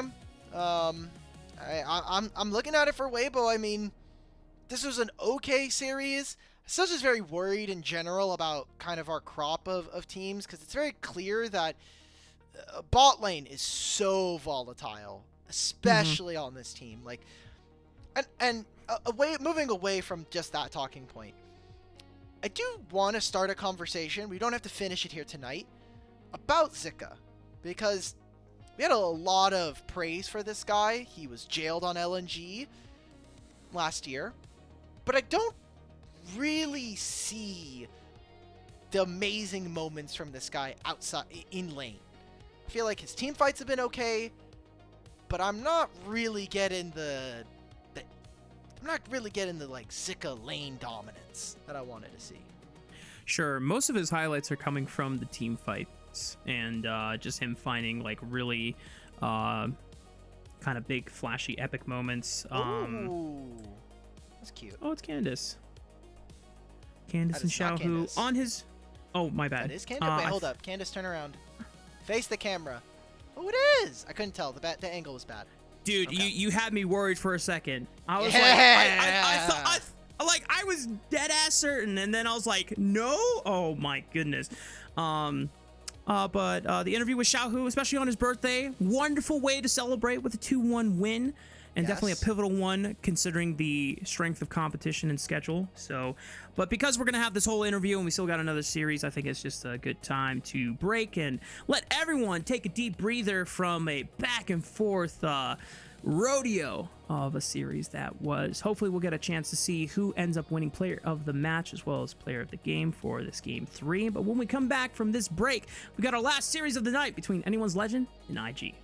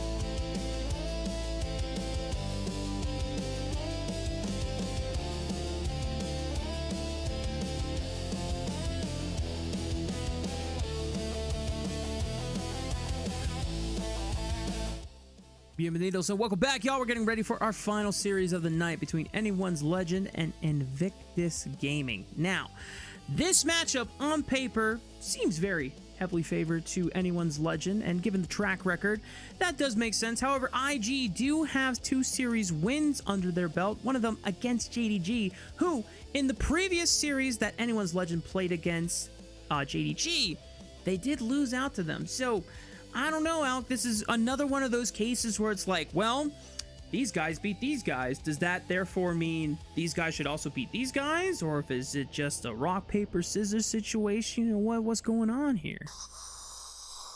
Yes, IG will definitely win this series, Rafa. It doesn't matter that they've had worse setups and they've been arguably the worst team in this group aside Top Esports. So, who knows? But you know, we can take a look at the rosters heading into this one. AL, no changes, at least from the player perspective. Staff has changed. They brought in Helper from Gen G, and they've got Teacher Maw coming in from FPX. So, kind of excited. According to some things I've seen on the internet, Helper is going to be finally on stage with the team instead of Teacher Maw helping with the drafting on stage. So, hopefully we see something maybe a little bit different from this team, but AL are still kind of the sturdy team that we expected them to come into this year with, you know, keeping the same 5 players. I mean, at the beginning of the split, we were pushing this team as the team to beat since everyone else made changes, and sometimes those changes don't necessarily always kick into effect right from the get-go, but the fact that Anyone's Legend look almost weaker and more inconsistent than what we got out of them overall in 2025 does beg the question sometimes if Tabe really helped pull this team together when they needed to, or if it's just kind of like, guys, it's the first split of the season, you know, let's just take each series at a time and then see what we need to figure out afterwards. Yeah, this feels more like the Split 3 Anyone's Legend that we saw from them. Not as strong, not as impervious, but we do have some milestones that we kind of got to see. Now, these were accomplished in some of their last matches, specifically going up against JDG, some of these here for AL. But first up, we do have 100 games for this Anyone's Legends roster, which I think is really impressive for them being able to find those wins. Now, this was accomplished versus Top Esports, and we have some individual awards. Hope, he gets 2,500 kills in the LPL, which means he's the 12th player to do so. A very important milestone, especially for someone who's been playing in Tier 1 and in the LPL for so long. And then the next 2 are going over to Flandra. 900 LPL games, so he is the 5th most player with the amount of games played domestically, and 500 LPL wins. Both of these accomplishments being in versus Weibo Gaming in their series. So very impressive. Flandra is starting to become truly the Unk that we know him to be. He's been in the league for a while, and it's been maybe a long time since we've seen him on these carries, but he is still doing it and still representing the LPL internationally. And he's got over a 50% win rate in the LPL career-wise. 500 wins across 900 games. Not bad, Flandra. Not bad. Well, impressive milestones, and also just really cool to see that Anyone's Legend, the fact that they already picked up 100 wins within a year's time span, that almost makes me want to go back and check out some of the other rosters that have stayed together as long as Anyone's Legend have so far, and try and track that milestone as well, because it could potentially be very impressive just to see that, yeah, this iteration is quite damn successful. And just from the 2025 results that we got, being Split 2 champions, at least being Split 1 finalists against Top Esports, and then top 3 in Split 3, and then being one of the furthest internationally, at least from LPL for MSI, and then the second furthest since they ran into the world champions in the quarterfinals. Unlucky draw there, but of course we'll have to take a look at their competition across the rift. But before we do those, I know we have some clips from Anyone's Legend as well, so we'll go ahead and take a look at those. I believe this is from the last time that they played against IG. Now, this footage will be straightforward dated. This series happened on the very first day of the tournament. the second day of the tournament on the 15th. This was a 2-0, and I wanted to just kind of note that while the game, we're obviously playing on a different patch than this game, I think a lot of the reasons why we have seen both of these teams fail are still present here in these games. I think that AL sometimes can be, while very good at stacking dragons and very good about like discipline around this objective, sometimes their setups and the way that they get to fights is a little worrisome. And for IG, when I look at this team, I think that Wei is doing way too much. I think of him as a very similar player to Monkey in WE, where he is being too aggressive and putting his team at a deficit at a lot of instances. Similarly can be said for some of the other players who are also just not performing, like Rookie and like Photic. Yeah, this roster for IG got a lot of us very excited in Demacia Cup when they, especially Wei, played probably his best ever competitive series in that finals, and a lot of string of performances, but of course it was very short-lived. And ever since then, Wei still is the ultimate engine that if he and Jue are in sync and they are nailing every flip that they force, IG can be one of the most terrifying teams to play against in Group Ascend. Unfortunately, as you noted, the consistency, not just from the jungle support duo, but also the follow-up from the rest of their team just feels lacking. And it's been a while since we've seen Photic really be at the top of the table in LPL. For anyone that fondly remembers spring 2022, when Photic was the best AD carry during the regular season on that Victory 5 roster, obviously with Rookie at the time. And I was hoping low-key that, okay, you know what, if Rookie is vouching for Photic coming onto this IG roster, maybe they're hoping to recreate a little bit of that V5 magic. It has yet to be found so far in Split 1. Well, I will give them a caveat that part of the offseason was held up because of Gala. Gala did not know or have like a strong idea as to whether or not he was going to stay on Invictus Gaming. Those are the rumors anyway. And so part of the offseason was basically, was Gala going to move over to JDG? Was JDG going to get Doggo alongside Junja and Hongq? And that ended up falling through, so they grabbed Gala, and then IG had to find an AD carry, and so Photic, no longer on LNG, he comes in. It's a little bit of a wacky offseason for every single team involved, and so for IG, it is about, when we look at this team, can they bounce back? I know we're halfway through the season. They're currently 2-4 in their series, and if they lose the next two or any two series after this, they're going to be relegated to having to play in that play-in series. And I don't know if they win best of fives versus the top of Group Perseverance. Especially the way that WE is performing right now. Like, I know that another conversation that, you know, we've had multiple times at the early parts of the season was, oh yeah, whoever ends up being 6 in Group Ascend, whether it was going to be Top Esports or Weibo or IG, they're going to struggle, what I originally predicted to be EDG. But turns out WE is the biggest surprise in Group Perseverance. So if you haven't been watching our Group Perseverance series, I definitely recommend tuning in for WE, because it's actually quite impressive to see some of the members that were big fallacies for the WE roster in 2025 actually step up in a huge way, and low-key about is cooking. I don't know when we give out Rookie of the Split or Rookie of the Year awards, but if About maintains that momentum, I think he's going to be in contention for that award so far. He actually had most DPM of any player. I think it was last week. It's a stat that is tracked for every single competitive region, tracked on Games of Legend, and he had the number one. It was on Ezreal. Really insane stuff. So I'm excited for whether or not About can reach the theoretical ceiling that we have been hinting at and looking forward to as this LCK Challengers prodigy. But focusing back in on this series, this should be a clean I want to see a clean series from AL. I think we have yet to see many of them from anyone's Legend, especially in this part of the season.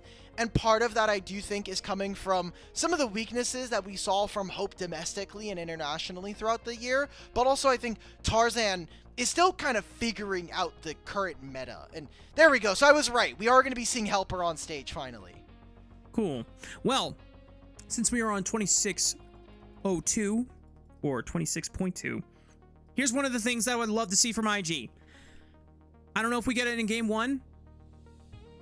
Wei is a AP jungle enthusiast. Please pick Diana. Rookie is a Yasuo player. Please pick Diana Yasuo.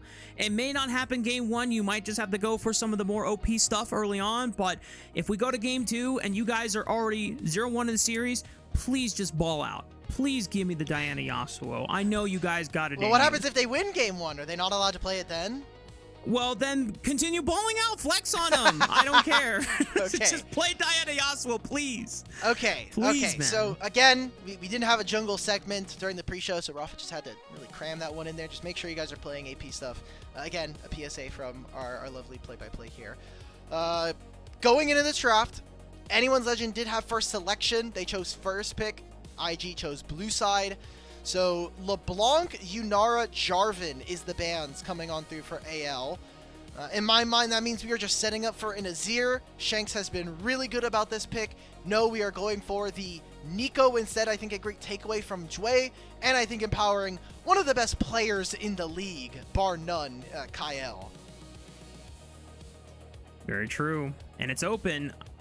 But they go for the Nico, and this does mean that IG now have their choice of a response for Jue if they wanted to look for it early on, but there's not many things that feel just as pivotal as the Nico, at least in the support role. But IG are looking at some powerful options.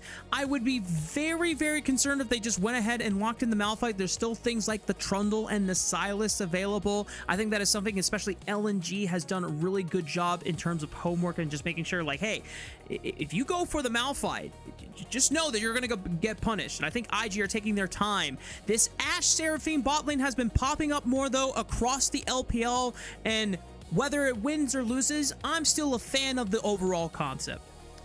This means that we're going to be seeing Jue on Enchanters, which he has very few that we have seen. We've gotten a Renata game from him before. We've seen his Lulu. Seraphine does give him a little bit more range, but I do think he is going to be more reliant on landing that ultimate, which can be pretty tricky. This lane, probably in tandem with IG, is going to be helping them get damage down onto a now post-nerf Nico. We'll see what the response from AL is going to look like.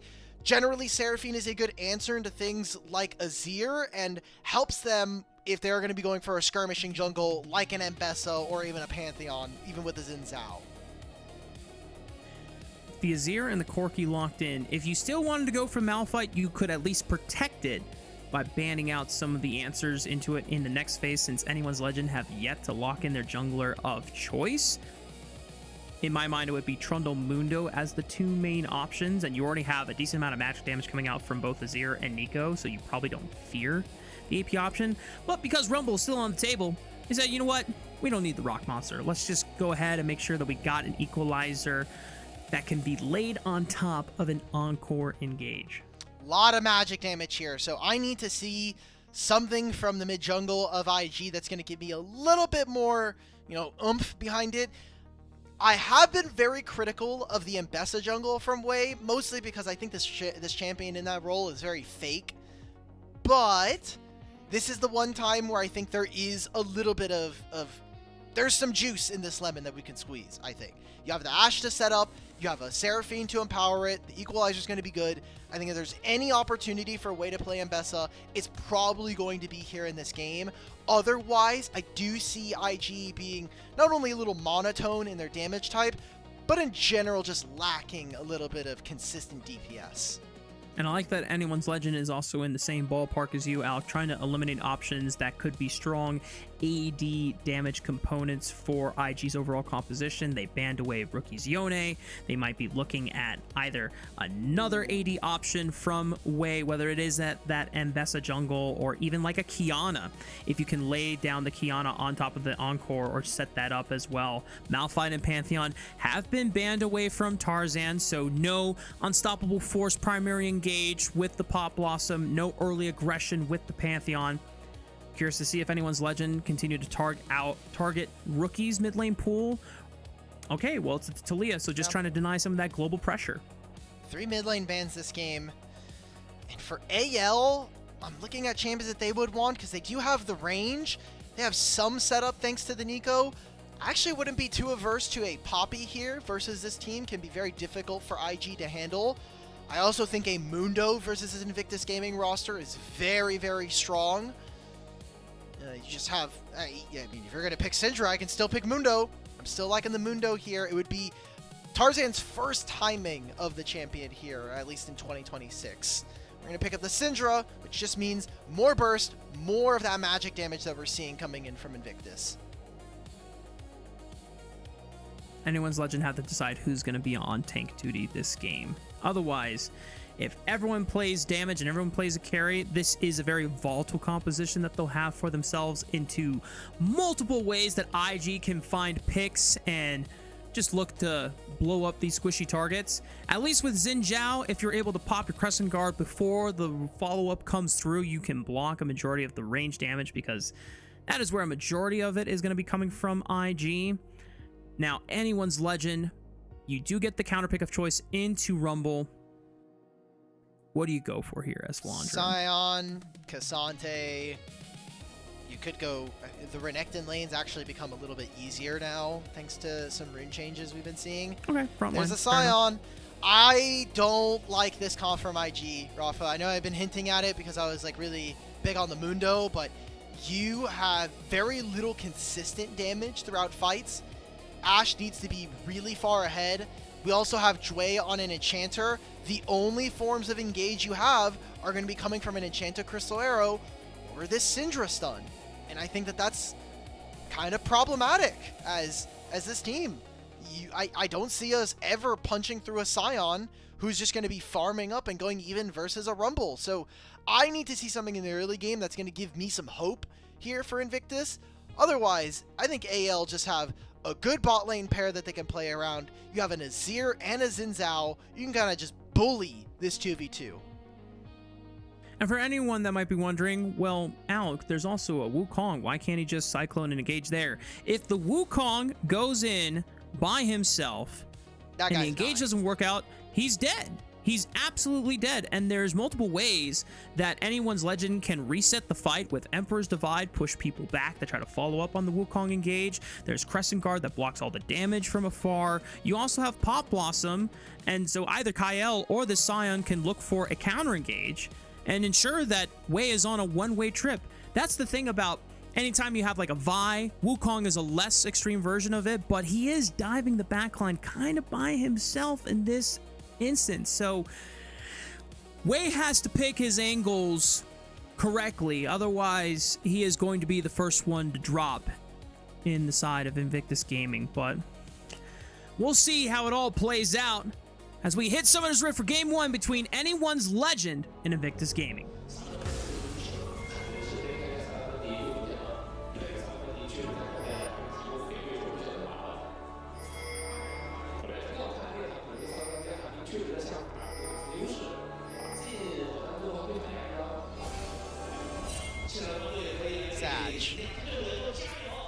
No Gyos?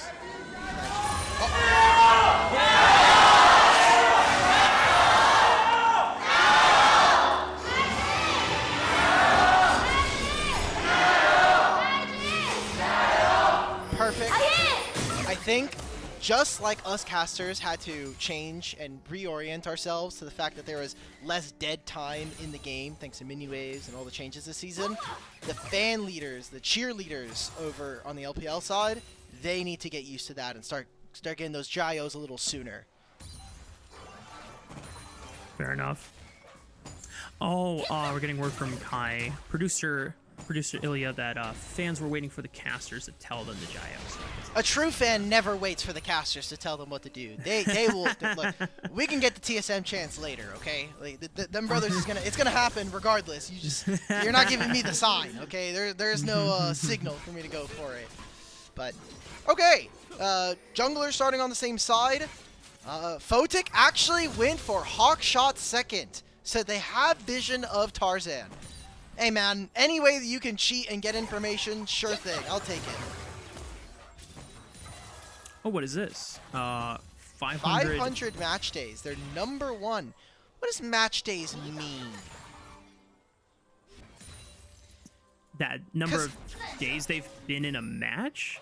Because what that tells me is because we've had a few of our orgs leave, especially like FPX and RNG. Oh. This is the last like true legacy org that we have.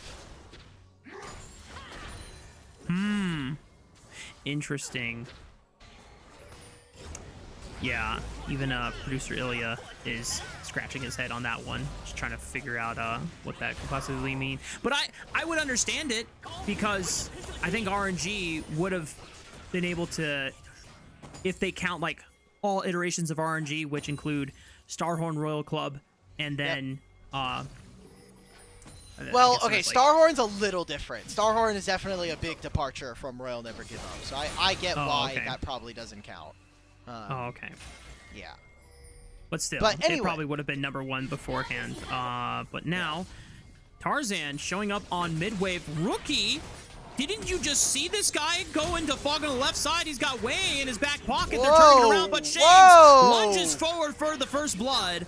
And I guess he's just going to give his life. At least he got the first kill of the game.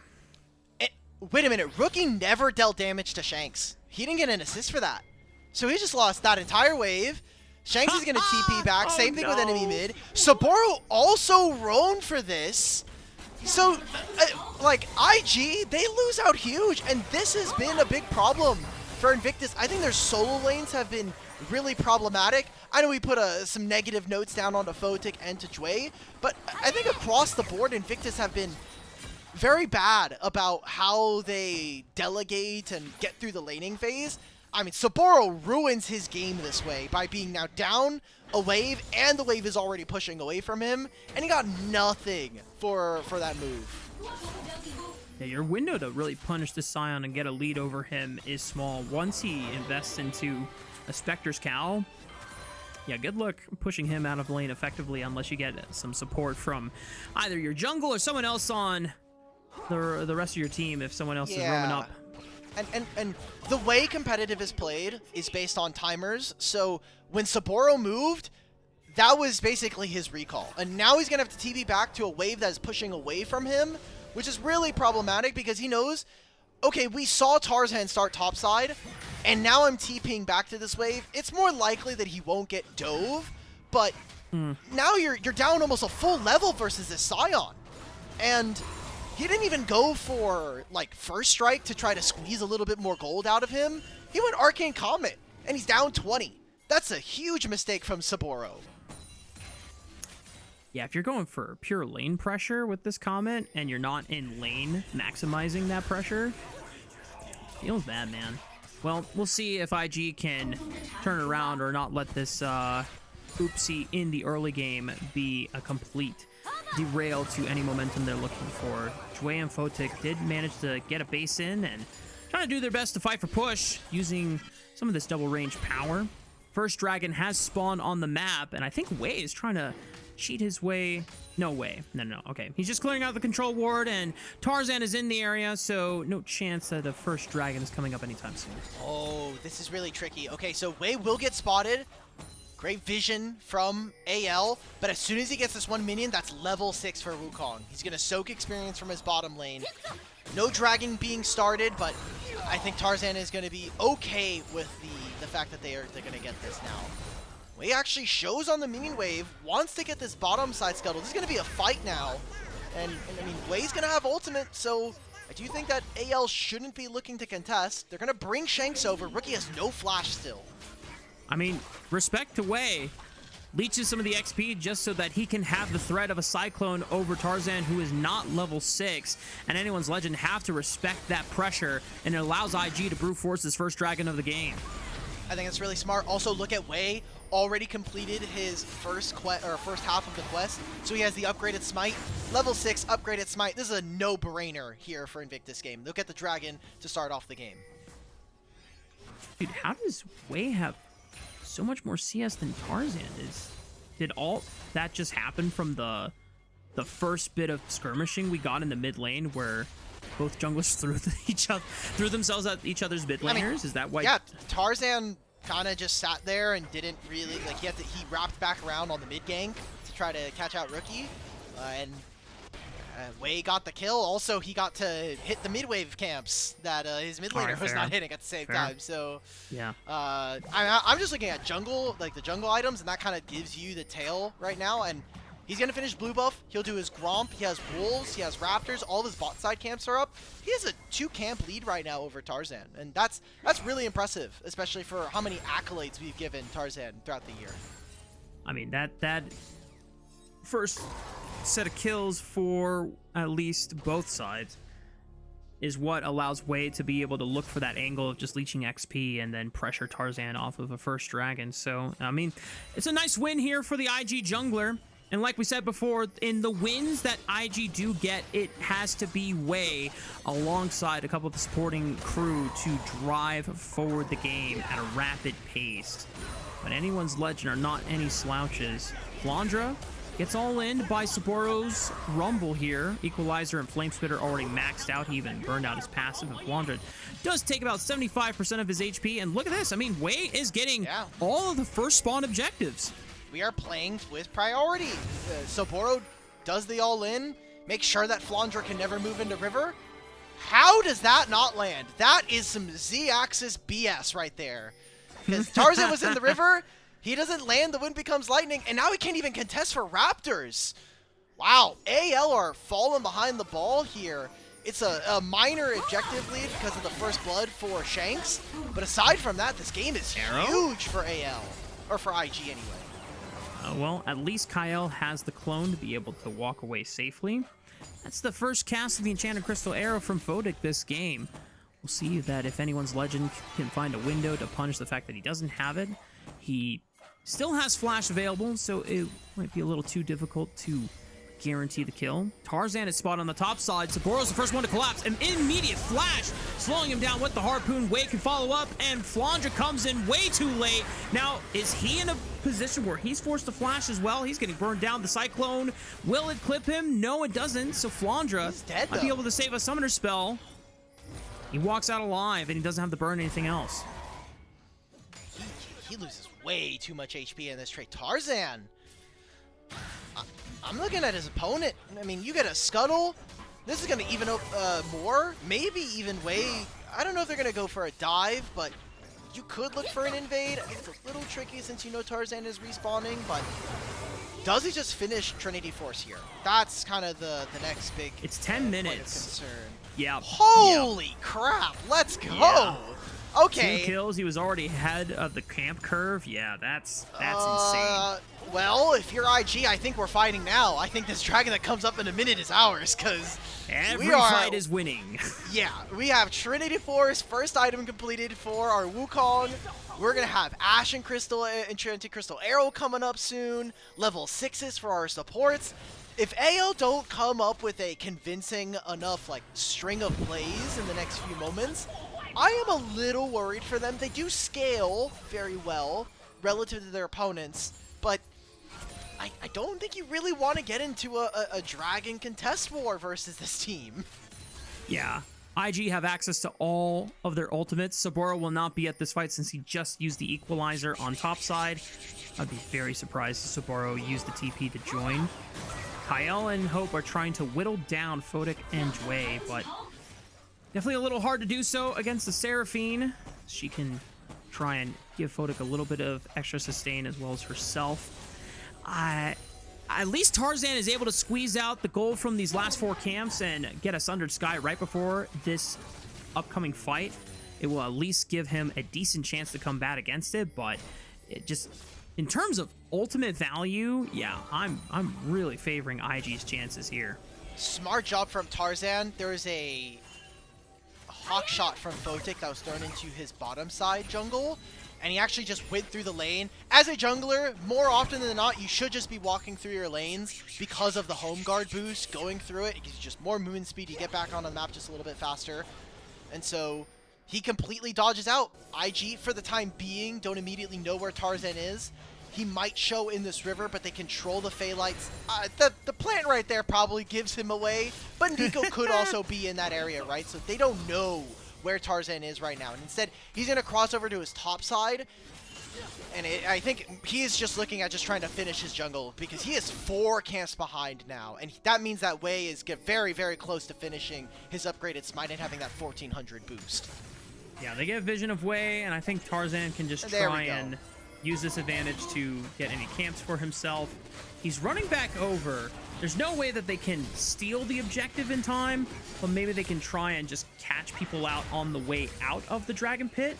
Scatter the Weak is exhausted. Tarzan, wait, they're coming into the pit. Pop Blossom, this is gonna be close. They no! Wei! You have got to be kidding me. Wei is forced to flash over the wall, and Hope, a flanking Corki, gets the job done onto a low Wukong. Photic is forced to flash to see if he can get a return kill. Picks up 340 gold for himself, but Tarzan gets the flash out of Jway, and now Photic is locked in the pit, manages to pick up a double on the Kael.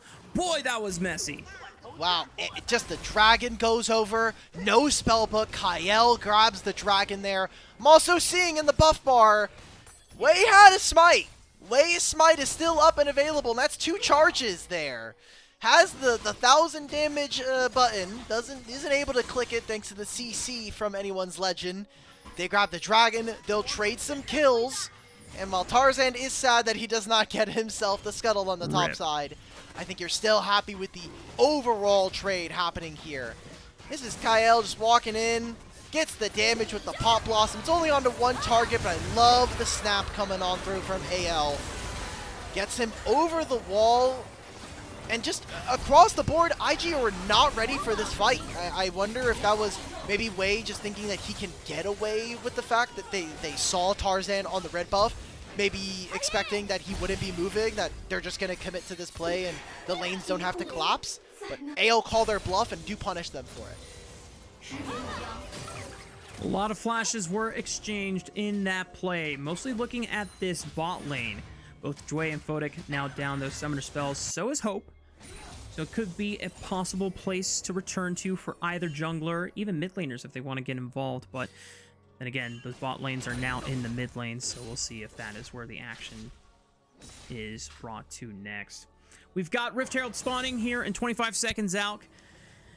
Ultimate's coming back up, but like I said, we have to emphasize that those flash summoner spells being burned down means, especially for IG's case, their bot lane has to be extremely careful when walking into the river and not putting themselves in a position that can get punished. Yeah, at least for AL, the people who don't have flash, they can just Valkyrie away if you're Hope, right? You've got mobility. Shanks still has his and has the shifting sands if he really needs it. IG, if you get hit by a Pop Blossom, you're kind of just dead.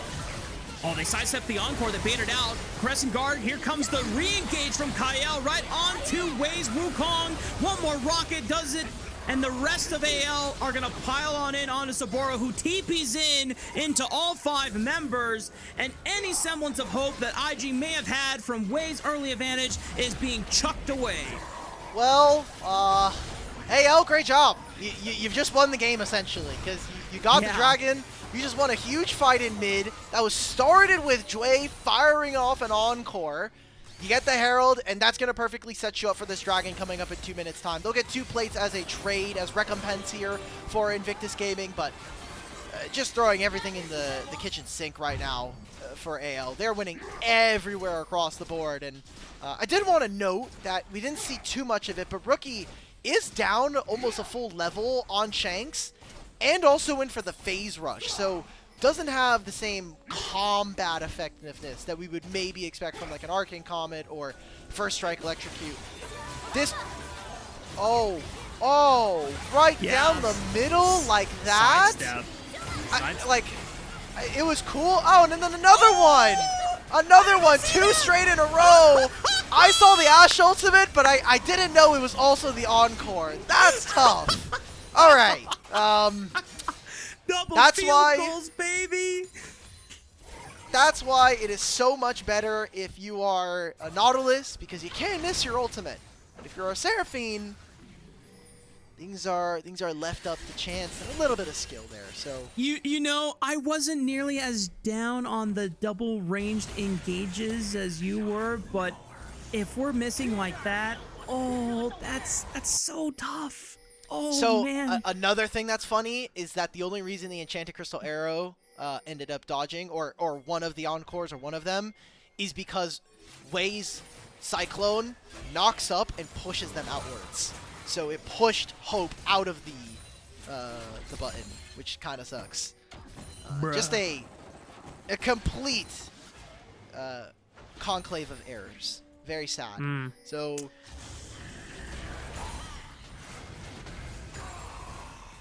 Well, how do we proceed, Al? This is 3,000 gold for anyone's legend. And, you know, for other teams, like if this was the Weibo Gaming and Top Esports Series just previously, I think we could reasonably talk about, you know, ways to get in. And IG, I mean, on paper, there's a way to get in. This is anyone's legend. Now, they haven't been the super clean team that we saw at their peak in 2025 and Split 2 when they won their first title, but it's still terrifying. Oh! Boom flash is used. It does not matter. Photic still goes down, and a wonderful engage from the star support of anyone's legend. And a Herald spawned mid, and a Partridge in a pear tree at this point. Dragon just goes right over top like sprinkles on a cupcake.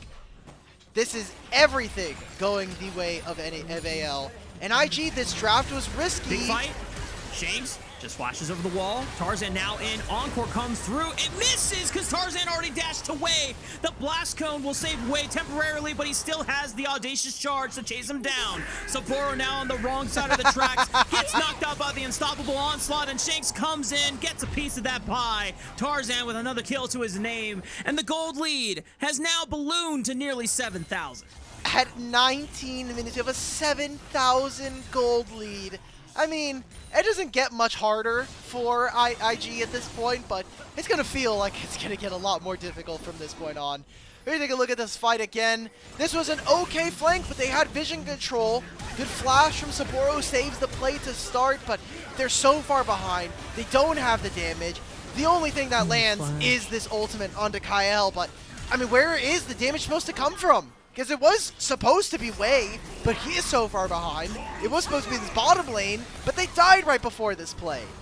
And we didn't even get to see very much from him. And not to also mention, Rookie is completely invisible in this game.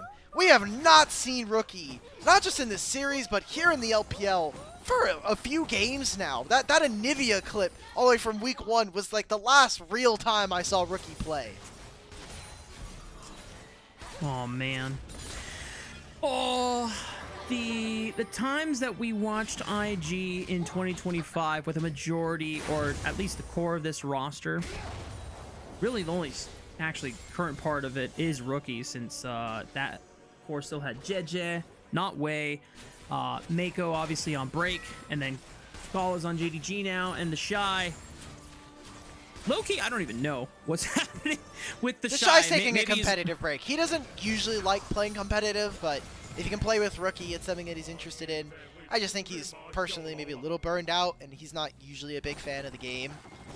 Fair enough. Funnily enough, now that I've had some time to reflect on it, and now that we actually have him in Tier 1 over in the LEC, I actually think that the Baus is very similar to the Shy. So, They like to play their niche. It's sad because the Shy was one of our best tank players last year, especially towards the end of the year. Baus is currently getting forced into playing some of those, you know, he saw some of his niche picks, but he's playing weak side a lot, and that's what the Shy usually is doing. It hits Shanks. No damage. Can anyone follow up? Not really. I mean, the equalizer now comes out, but it like what? Okay, just wrap it up, bro. Let's just go on to game 2. Oh boy, it's tough. It is a tough look for IG. AL, it looks like they're going to very easily coast themselves to a Game 1 victory.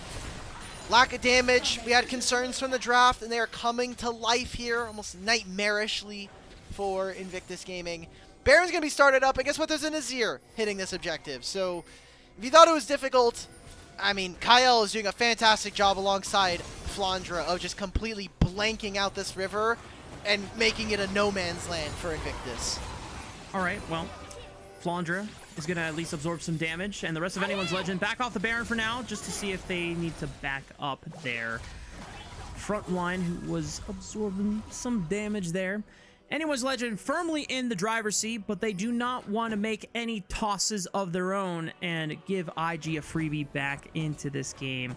They don't have Dragon spawning for another 2 minutes, but the window is closing to try and force the Baron and look for any Summoner Spell cooldowns, look for any flashes, or just trying to burn anything valuable off of IG before what is more important to them in that third Dragon fight.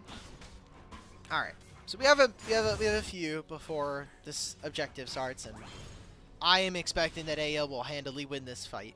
What I was going to kind of start asking as we trail towards the end of this game, how are you feeling about the current jungle metal in competitive?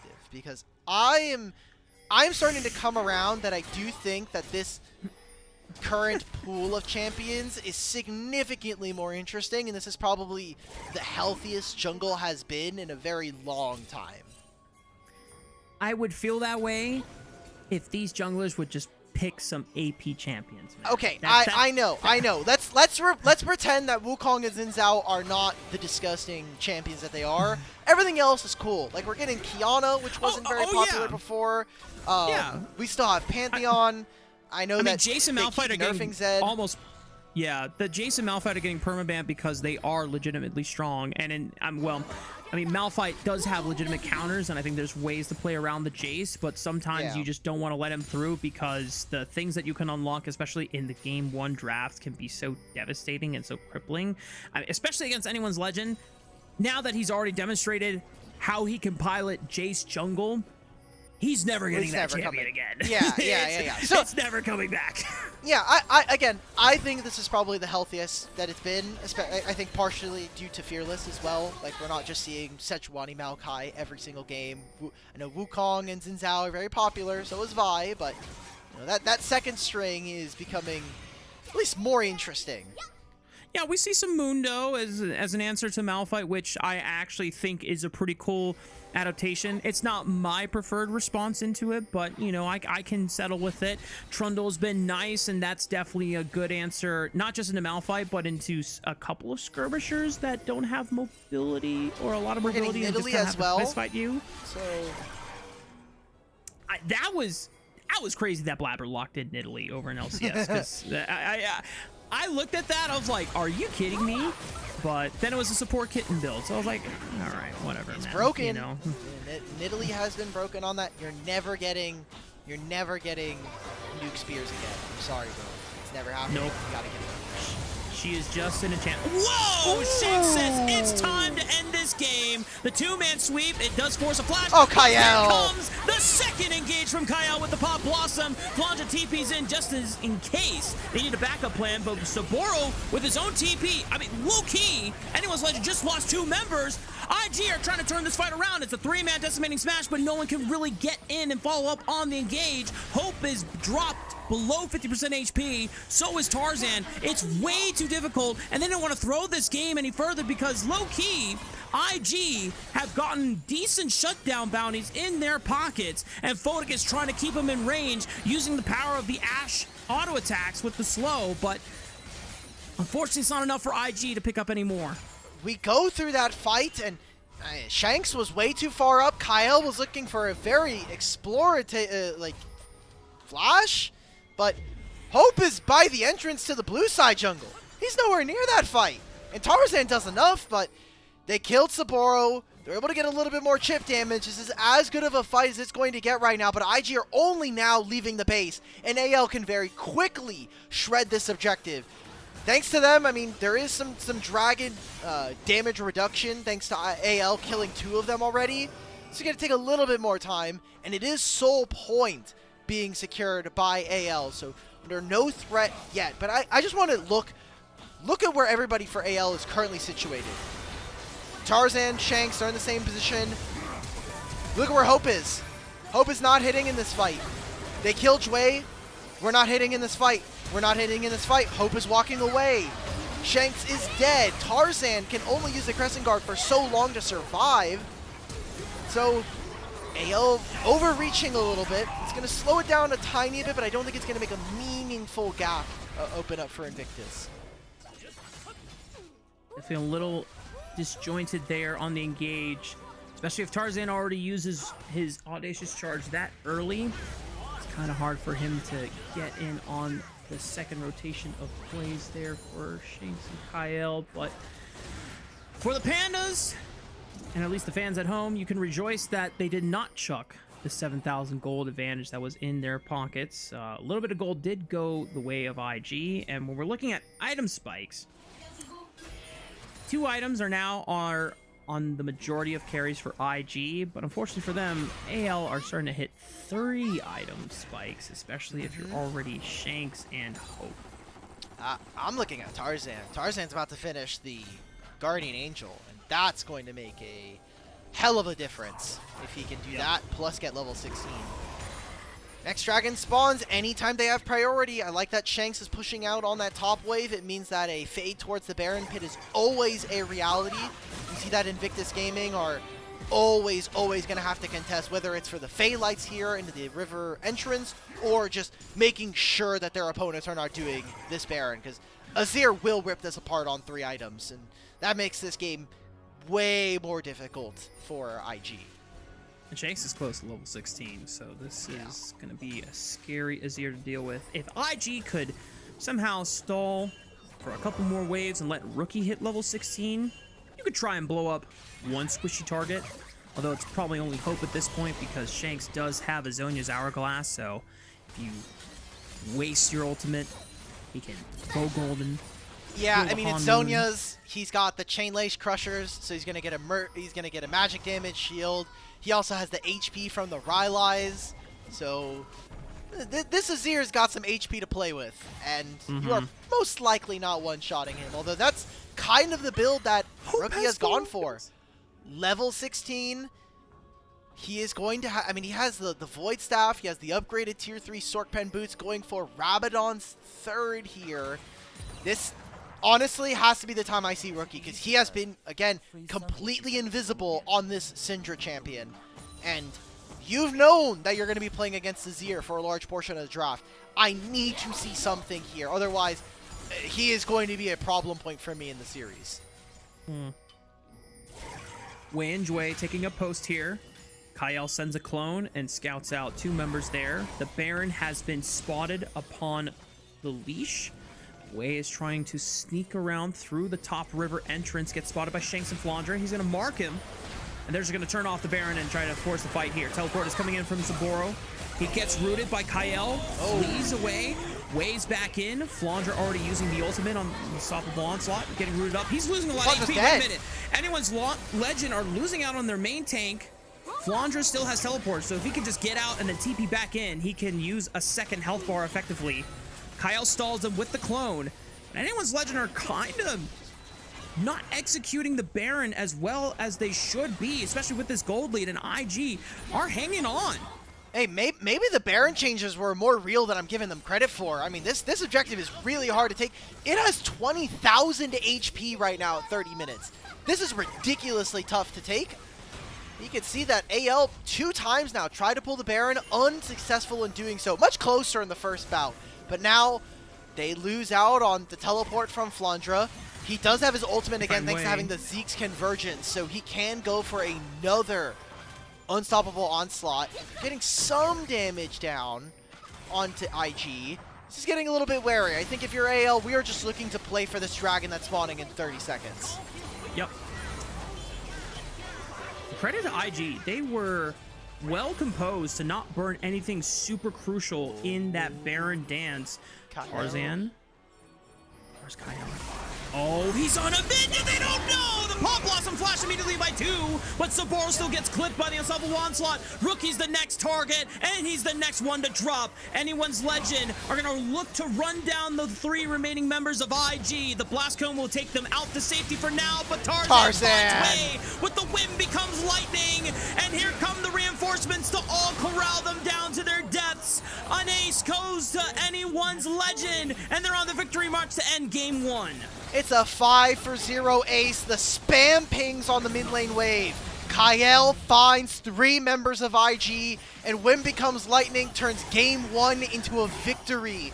AL don't even need the Infernal Soul. They're going to march through the bottom lane inhibitor turret, and they're going to finish this out, which was a very dominant, a very clean game number 1. Some looks of frustration from the IG members and the player cams. I think they could feel that the game almost slipped away from AL and back into IG's grasp, but one unseen minion on the minion wave from Kyle, and that's all they need. And where'd you get that? This is from China. This is from when Ilya went and did some worlds observing. We got to that's dope. Partake in some. Yeah, AL gave us some free merch. It's very nice. Yeah, because we so I'll give everybody a little bit of a behind the scenes. When we were at MSI, which I want to thank everybody for getting us to, supporting the content and letting us do those interviews. We got to meet AL staff while they were there. We made some connections, made some friends, and so when we were in China, I got to have a little bit of a, they gave us some stuff. I have a bunch of stuff. Let me see if I can grab it. I have like this Hope little card that has, so these are really cute, not just because they have like little fun pictures, but on most of them, the players drew their animal that they're supposed to be. So you can't really see it all that well. Turn down the brightness of your key light. Okay. I'm gonna send myself to the void real quick.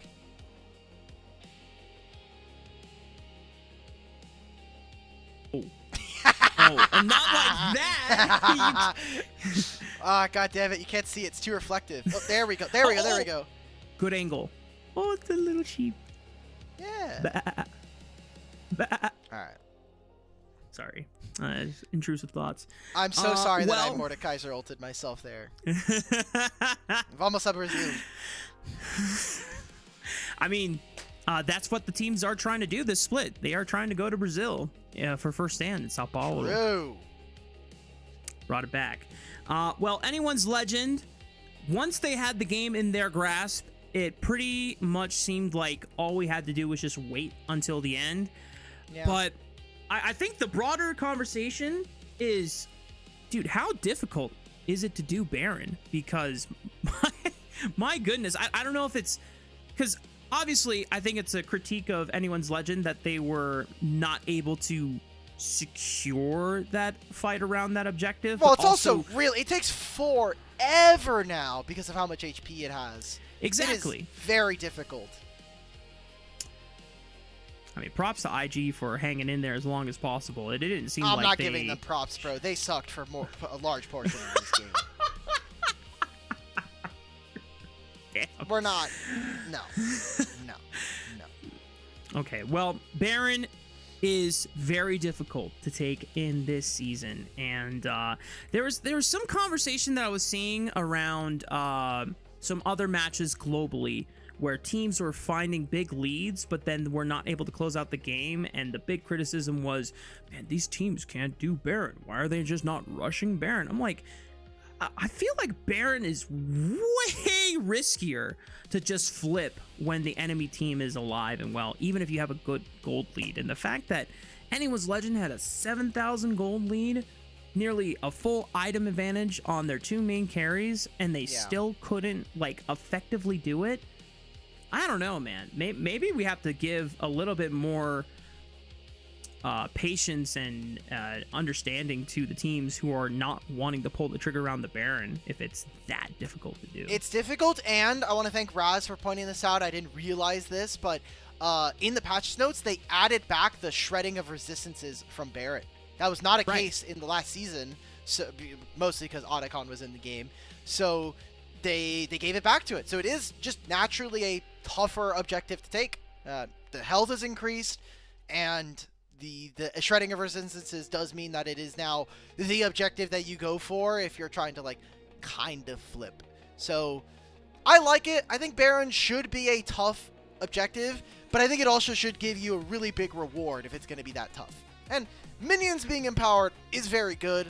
Global golden experience, they changed and tweaked the local experience to be more, so you know, you're supposed to, if you really want to, it gives you like a pretty big lead, something that you might have gotten from an Otacon. I feel like they gave a lot of Otacon strength back to that objective, which I think is okay. Does Baron buff still or no longer give the... I mean, I don't know when this change happened, but I remember there's a time where Baron buff used to give you additional adaptive force. Does that still happen? If I'm...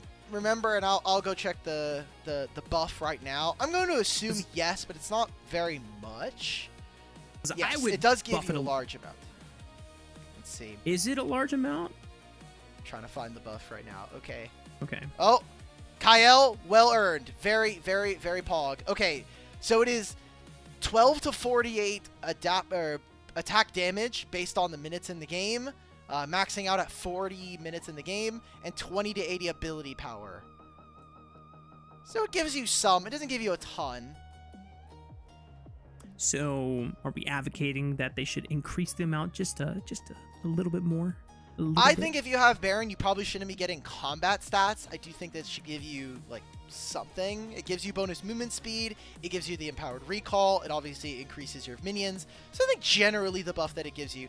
I think if you have Baron and you try to take the team fight, you're almost always trolling. But usually if you have Baron, you win. You're already ahead. So I don't know. We got our player of the game though, Rafa. We don't got to talk about Baron anymore. Yep. Fair enough. We'll have to have this debate another time. Maybe on the next podcast episode with whoever you have it with. Anyway, Game 1 wrapped up in the books. Anyone's Legend are the victors. We'll see after this break if Anyone's Legend can sweep out IG or if IG can pull out a surprise miracle and force us to Game 3. We'll see you then.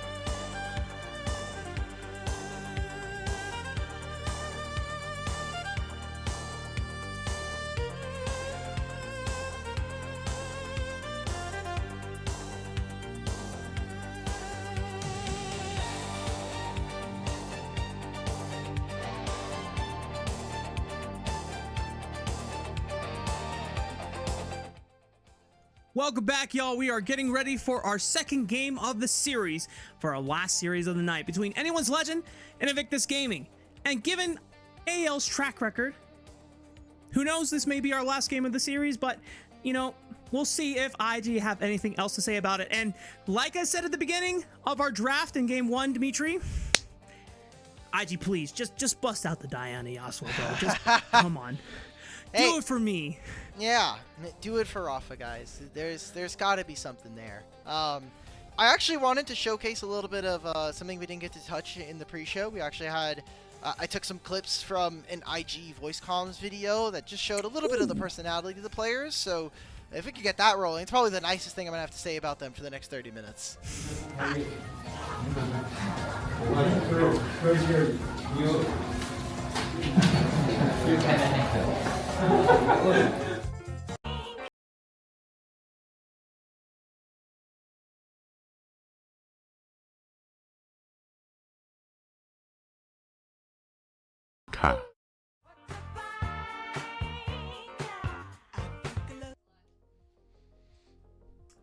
The eye mask. Definitely something I would also put on Wave's face after he watched his bot lane miss both an Encore and an enchanted crystal arrow down the middle. Oh, that was tough. Oh boy. But you know what? The meditation, maybe it might be what is key to finding some nirvana, maybe an ascended state of mind going into. I don't think they want to find nirvana. I think if Mako comes back to the lineup and he goes, "Why are we in nirvana?" the whole thing might explode. I think Renard might be coming back if we find them in nirvana. Oh no! I mean, Renard did perform in Demacia Cup Finals, and we have that's all the. Renard has won 3 more best of 5s than Rookie has this year. Ooh. Results-based analysis. You heard it here. Yep. Boom. Yep. All right. So, legitimately for this draft too, if Invictus Gaming do not fulfill my fantasy of a Diana Yasuo composition, what's the play here for IG, Alec? Are we giving the keys to the kingdom to Wei again? Because listen, he got a pretty nice lead, and he got an early Trinity Force at 10 minutes, and they still got clowned at the dragon fight. It's tragic. I think we need to get some kind of stimulation in the mid lane. There is very little going on for Rookie. I am very disappointed. Oh. I do think that Nirvana should also still receive TT and EDG, but maybe we just got to open up the pit, you know? Maybe let's make Group Nirvana a 16 team or group, and we'll have IG, EDG, and Thunder Talk joining Ultra Prime, LGD, and OMG. I think that's the fair trade here. Oh my god. Wow. Shout out to our producer, Ilya, for getting that on the fly. That was pretty funny. Nicely done. Socials, if you're watching, that's I think that's a banger screenshot right there. That's a freebie. Throw it up. That's a freebie right there. All right, well, both teams have hit the stage, and we are loading up for second draft of this series. Let's see if IG can pull something back, or if it's going to be Anyone's Legend taking a sweep tonight. Bard, a good answer. Says to me that we are again looking for an Orianna potentially here for Rookie.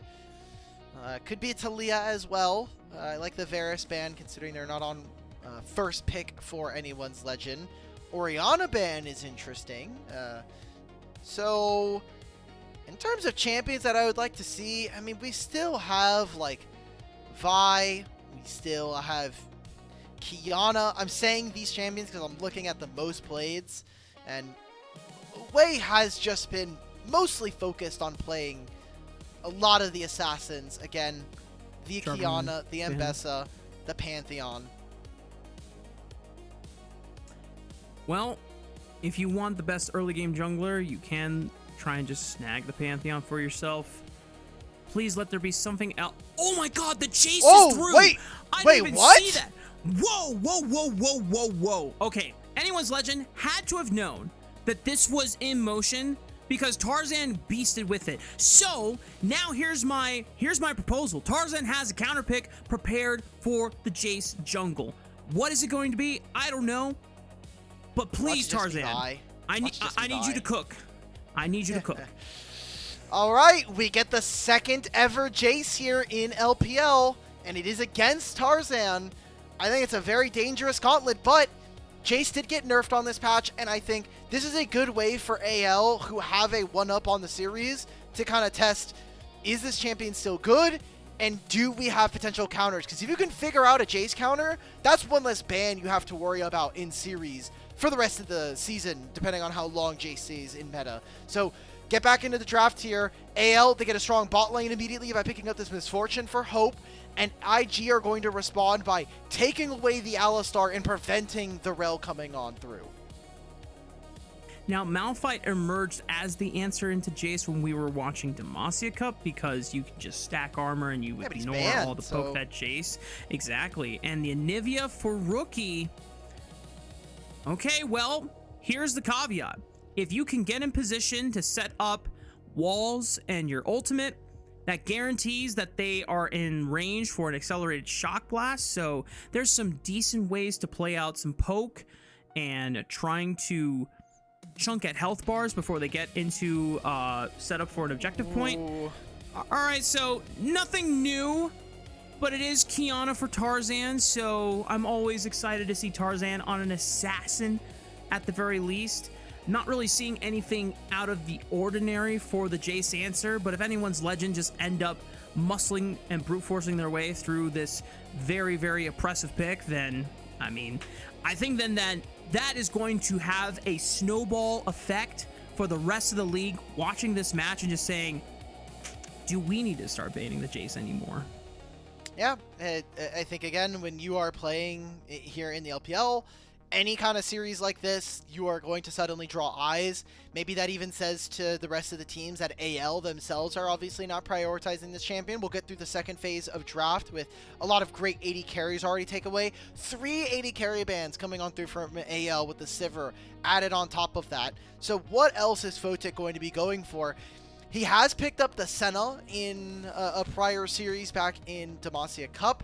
You could also maybe look for like a Jhin answer. I'm not super excited about it, but I just think that this core from IG is really strong. Like Alistar, Jace, Anivia is good enough to win games in my opinion, regardless of everything around it. You want to double down on poke? I guess Ezreal's okay, but then if they slam a tank, then you're... I think if you play Ezreal, you're doing nothing this game. You are actually a patient. You're just waiting for the rest of the game to happen to you. So, man, I'm still hung up on this Kiana because in my heart of hearts, I would have loved to have seen a Zed here, but we're not going to be getting. I think that would have been a little more exciting. But I mean, listen, if the best jungle in the LPL busts out a Kiana, I will not be mad versus majority of the other skirmishers that he could have gone for. You will be if we go to game 3. You will be mad if we go to game 3. I mean, a little bit, but also there's one more chance of getting a Diana Yasuo, and you know I'll take that even if it's a 1% chance. Now, anyone's legend are setting up counter pick for the top lane. What is the Ezreal?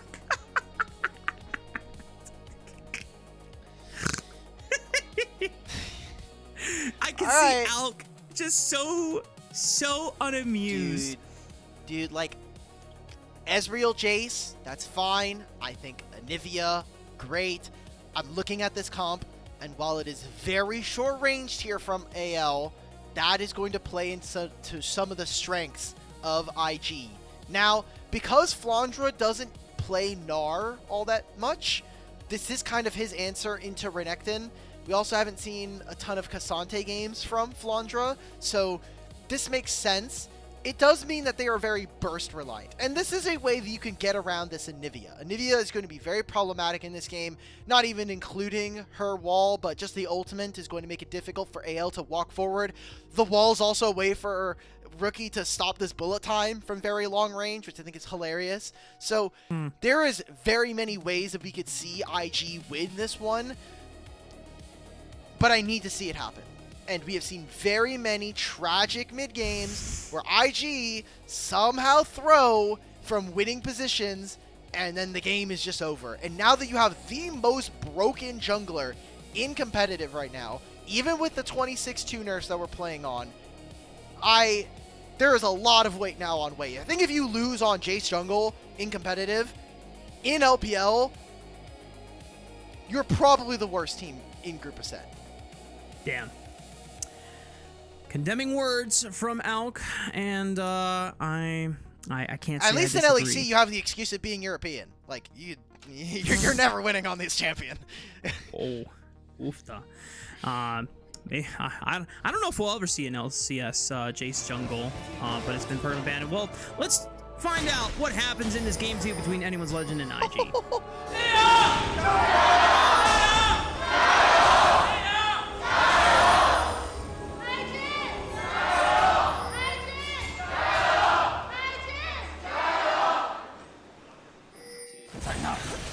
I just realized, Rafa, we have double first strike on our junglers, so Epic. some spicy stuff. Now let's see if it ends up delivering here. Also, want to note, keystones for both of our supports very different. Aftershock for Kael, Jue going for the spellbook, so should be a pretty big combat advantage coming in for Anyone's Legend early on, to be expected with an MF. Kyle always has to be a little careful about Zenith blading into this lane, though, because if Ezreal ever buffers it towards the turret, it's a lot easier for Jue to then punish and punt Kyle back into the turret. Yeah, but right now what I'm seeing is that they're getting kind of they're getting, as you said at the end of game 2, you know, there's a, it's always okay to get clapped a little bit, but this is a little too early, 2 minutes deep. Photic and them, they will finally hit level 2 alongside their lane opponents, but getting zoned off of it golden experience right now does kind of suck. I'm trying to decide if it's ever good for Jue to pulverize Flash forward. Not in this matchup. That sounds terrible. Yeah. That sounds like a bad time. Yeah, you probably don't have enough all-in damage from Ezreal, even if you have your, what is it, your passive fully stacked up and you have max attack speed. Speaking of which, for actually, I want to ask you, Alk. I think we had lower thirds prepped for this series. I don't remember what was on those lower thirds. So, we could do this now. Basically, it's talking about strengths of schedule coming up. We can bring up ALs first on the lower third here. Just mostly looking at the future, because both of these teams kind of sitting at an inflection point. Why do we have to have this number over the JDG thing? Okay, cool. So, AO's remaining games are going to be against arguably some of the weaker teams going into this. Some of these records are wrong. The top esports should be swapped with BLG at 4-2, but going against the 2 top teams of the league I think is really big, and going up against 2 other teams that are at the bottom in Weibo and top esports does kind of set themselves up for success to potentially end as a top level group here in Group Ascend. And for IG, we can look at it later. I do think we're going to have a little bit of action here, mostly due to the fact that Tarzan is trying to utilize the priority of the bottom lane and move with Kael into enemy bot side. Sure. For anyone that's curious on what the Jace nerfs were, it was just a little bit of damage off of his Q against monsters. So in reality, it's low-key fake. Yes, it slows down the initial clear, but once he gets his first back, which is this serrated Dirk, it doesn't really make that much of a difference. He's still going to power clear through the jungle relatively efficiently, and his overall damage to champions is unaffected, and therefore still insanely oppressive. When this guy hits Youmuu's Ghostblade and he starts poking you from Fog of War on lane with accelerated shock blast, if you're having a lead in lane in HP, you can kiss that goodbye. I think I saw some Jace mains were a little upset about the Youmuu's. I get why in competitive, just mostly movement speed is really at a premium. Just moving around the map is a lot faster. I think some of them were upset because you really want to try to go for like max ability haste, or if you're really trying to crush damage, like I think Bastion Breaker is still fine as a first item. You could go for opportunity as well, because you're going to be attacking from far range. The amount of flat lethality you get access to is insane. So I wonder what Wei is going to choose. It is most likely still going to be the Youmu's, but I want everyone at home that if you ever get access to this champion, think a little bit. You know, let's put some thought into some of the items that we're purchasing here. As we see IG just moving through mid lane, some vision that's being controlled. It looks like for AL, they were trying to see if Shanks could find a recall because he was a little bit low on mana, so they just try to force that wave underneath the turret to crash.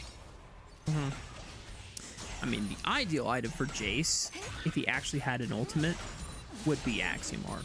But unfortunately, that passive, that passive does not work for Jace, and therefore that's a big part of the budget value. But otherwise, it would have been super cheap. 20 ability haste, 18 lethality, 55 AD. It's not bad stat-wise, but yeah. You know what? It's actually, since we're cooking here, you know what's really spicy? You go blue trinket. I'm going to hold this. I see some people grouping around the bottom side of the map right now. Tarzan's going to challenge Wei on this Tribush.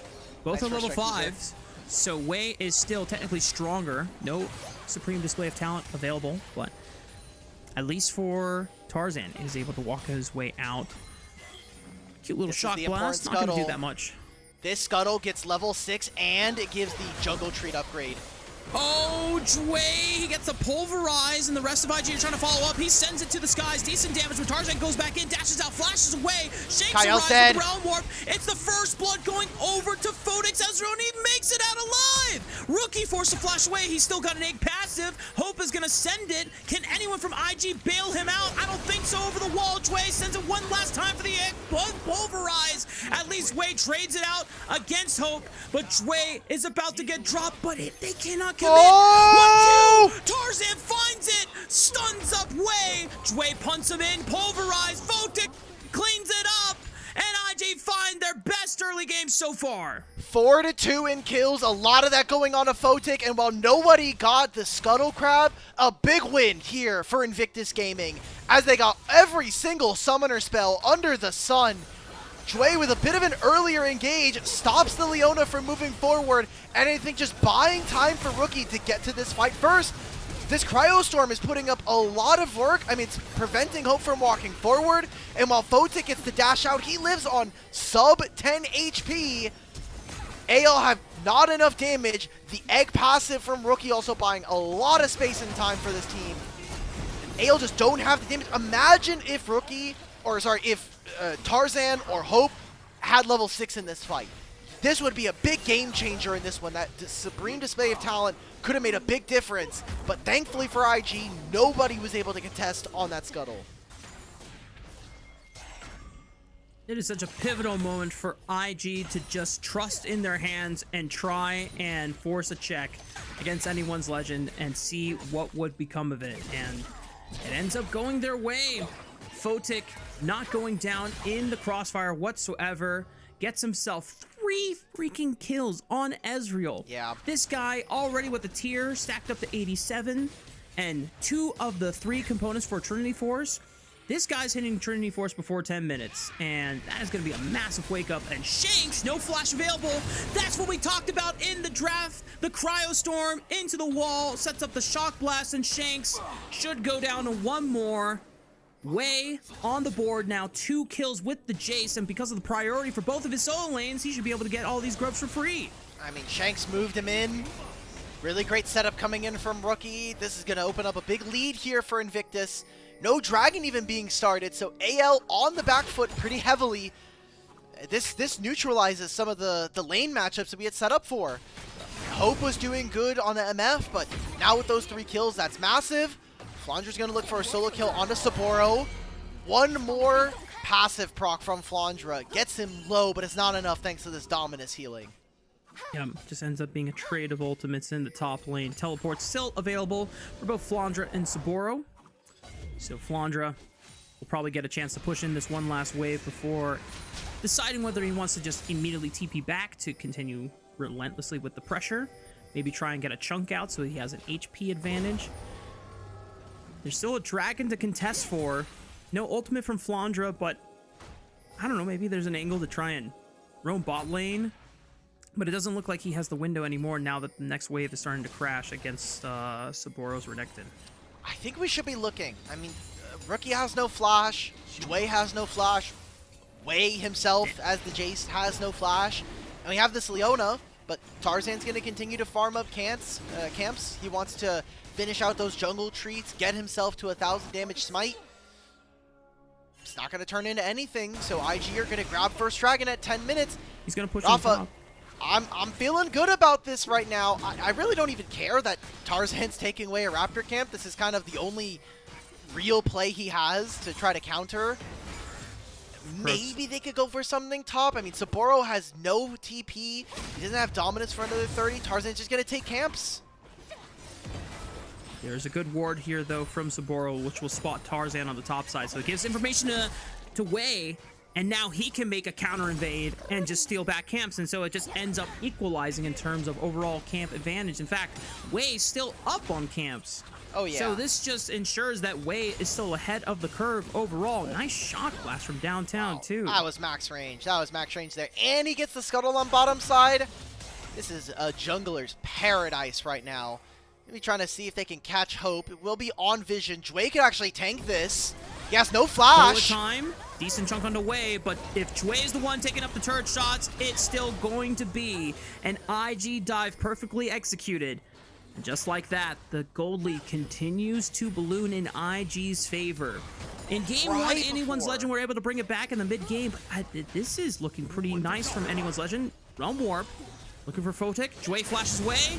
Can he Arcane Shift over the wall? Oh! The Supreme clips him, but he flashes away from the stun. Shank tries to push his luck. It's a flash from Tarzan's Tarzan. dead. But now, oh my goodness, he is exploded. And IG continued to be up on the play. Yeah, Photic already got hit with the ultimate on the first round from the Supreme Display Talent, so I don't think it applies a second piece of damage. I mean, Saboro's tanky enough. This is what this Dominus allows you to do, and Flandra doesn't really have the damage quite yet. That Electrocute is falling off. The Merchant's already completed here for Saboro. He gets himself a turret plate, and IG are winning everywhere on the map. This bottom lane never worked. We already got the kills in the mid, and because we try to overextend for that scuttle, IG find themselves with a 2,500 gold lead now, coming from mostly the bottom lane because of how many kills went over to Photic early. Yeah, it's crazy right now. 2.2 thousand gold advantage for Invictus Gaming. Next couple objectives aren't spawning for just under 3 minutes time, but right now the big mid-game item wake-ups are online for IG. Youmu's we already talked about. Rod of Age is starting to stack up for rookies and Nivea. The Trinity Force fully completed. There's even a nice locket for Dway, which is a good pivot just to block a lot of the upfront burst that is coming from Anyone's Legend, because like you said, I mean, yeah, this is mostly a 4-carry composition from Anyone's Legend, but if they cannot burst out IG in that initial spell rotation, how should I put this, Alka? Hummus should cook. They are so out of this game, and Saboro might be under threat in the tower. The Shock Blast, good sidestep from Kael. That could have been dicey for Anyone's Legend support. They can maybe keep going for Shanks here. Yeah, Shanks, I don't think you're allowed to stay up here. It doesn't even matter that the turret is available. Kael is going to flash right on top of Wei, forces the flash. And now there's really nothing that Anyone's Legend can do here. Tarzan has Supreme Display of Town available. He dashes over the wall. And they're just going to try and take stock that this Jace does not have flash anymore. Oh, Supreme Display of Talent clips 2 under the wall, but Wei no damage. Barely takes any damage. Yeah, this is not looking good for the Kiana at this point in the game. Can I ask, how much first strike knowledge do you have? Because does Jace get more gold? Okay, so the way, let me frame this question properly. So first strike lets you gain gold based on the amount of damage you did during the time that the first strike passive was active. And you get more of it. The gold that is equal to the most damage is based on whether you're melee or you're ranged.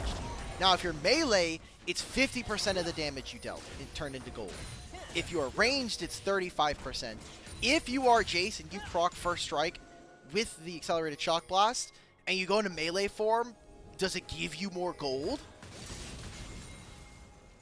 I'm not sure. think that's a practice tool answer. Okay, I will go into practice tool after this, and I will go try it out. Huge. Everybody will put a pin in this, and we'll come back to this in Game 3. Seemingly Game 3 is going to happen at this point, because IG have a really, really solid lead, and their composition is very good here. It does come down to IG being disciplined enough to play on these spike advantages before anyone's legend is able to match them. So Tarzan is able to pick up his second item, so he's kind of matching Wei in terms of power level on the map. This Opportunity Shock Blast, though, can chunk out any squishy. Oh my goodness, yep. That's a third of Tarzan's HP right there. Oh boy. I mean, this is why we just never see this. 2-item Jace already done. We're talking about items anyway. Rookie has a 2-minute head start on his Rod of Ages compared to Shanks. So Dragon goes over. I mean, IG are in such a strong position. You have power spikes coming through for almost everybody. You also have 3 grubs for this team, I want to remind them. AL also haven't completed 2 of their quests. Solar Flare does connect on the Photic. He burns the Cleanse. No flash available, but thankfully you already had the Arcane Shift. Kyle is just pressuring forward, trying to give space for Tarzan's Kiana to burn down this Rift Herald without any contest, but Wei was never going to check it. He was committed to the bottom tier 1 turret. Kiana does pick up the Rift Herald for anyone's legend. Curious to see where they want to send it. Oh, this minion wave is going to sell him out. Fantastic actor from that first minion in the wave.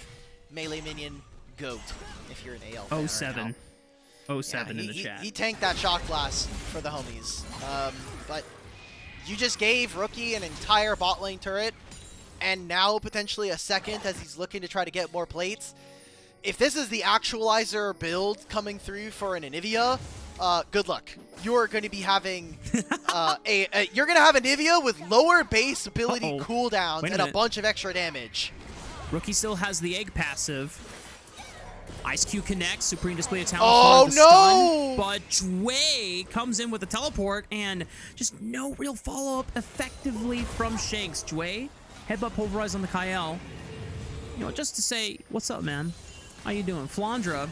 Oh, that's nice. Dude, these shock blasts are starting to become a problem. Yeah, I mean, it's Infinity. It's the red smite coming through, so you deal more damage when you hit them. Opportunity. The lethality that's available, the first strike, it's probably helping. Flandra almost dies to this. Photic's going to try to snipe. No it's not going to land. Okay. Flandra is torn whether he wants to help out Kyle or just let him die. And you know what? His support does make it out alive, but this tier 1 turret on the top side is definitely going down. Rift Herald was spawned in the mid lane, so they'll try to make a trade. Photic is trying to do his best to defend this turret from falling, and for what it's worth, it does not go down. Is living on 10% HP. But Rafa, like, we give another turret to Rookie. And by the way, we are 17.5 minutes, and Shanks has still not completed his quest. He is very far behind in comparison right now. Rip. Doesn't have the upgraded recall, doesn't have the tier 3 boots. So this Anivia is very fed, and that's worrisome for AL because this Anivia is a champion that they don't interact with very well. Even in that play, going for the Supreme Display of Talent, because you're not in the river, you don't get the stun. There's no stun associated with it. It's only the water form gives you the stun there. So nothing done for AL as they lose out more gold on the map. They're going to bleed resources and continue to give over to an IG that, frankly, considering this is Helper's first time on the stage, I wonder if they just forgot.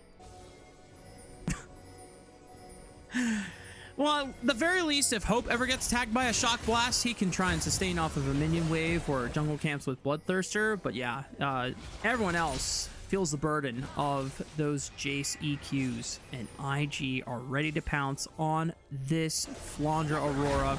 Dwayne erupts even in the bunny step. Good night, Flandra. Now IG have the 5-4 advantage. They are forced to force this play on to Sapporo's Renekton, but he's just going to flash over the wall and get back to safety. There's no dragon, another turret plate, now split between Rookie and Wei. I think that AL, while trying to make these map attempts, they will grab a mid-tier one, but I just don't think it's worth it. They've now given over 3 turrets to this Anivia, and you're bleeding gold everywhere. This is kind of a really smart way from IG, and this is the team without Rise, by the way. Like, I wanna make sure that that's evidently clear to everybody at home. Typically, it's the team that has Rise that you can kind of cheat tempo around the map, whether it's Realm Warp or the new home guards in these lanes. Rookie is getting so much funneled into him. And while he hasn't been a big part of this game, I do think he's going to become a huge problem point if he's not already one. The fact that Anivia is getting a free pass into scaling into 3-item territory is just... That is a worrying prospect if you are anyone's legend. He's already got the Lost Chapter for what I assume you called out to be the Actualizer, and, you know, even Kyle, thankfully he's got the Aftershock. No, he used the Locket. Wow. He was forced to use the Locket just so he could stay as healthy as possible because they are going to try and force a fight around this third dragon. I think his health bar is just more important here, just saving the current amount of HP that you have versus the Aftershock. Also has the Eclipse if he needs it, so he will have so many resistances as is Leona for a short time. Gives them some possibility. Flandra getting caught now is the worst possibility. This is not a thing that we're looking for. Not having ult for this upcoming dragon fight's even worse. Kyle has a huge flank, but is he going to be able to make use of it? AL have to hold the line and make sure that IG don't backstep into their jungle and find Kyle before he pops the flank. He's walking into the tri-bush. Is this a real angle?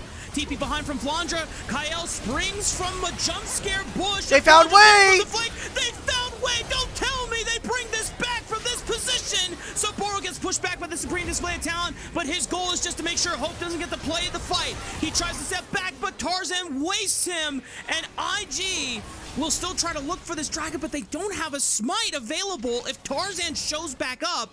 But it looks like he's too low to participate. They're not going to do this anymore. Oh, man, that is a heartbreaker. A lot used to try to force that out, and I like the flank from Sapporo. Despite him going down, he puts a lot of pressure onto the back line of AL and makes this flank from Kyle almost a kind of just a plain trade. Love this vision coming through. Great toggle yet again. And a flank, I mean, Kyle puts everything into killing Wei. And Flandra and Shanks are trying to kill him, but now it's Jue standing in between him and Hope.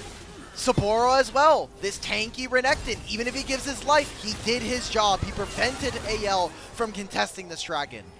And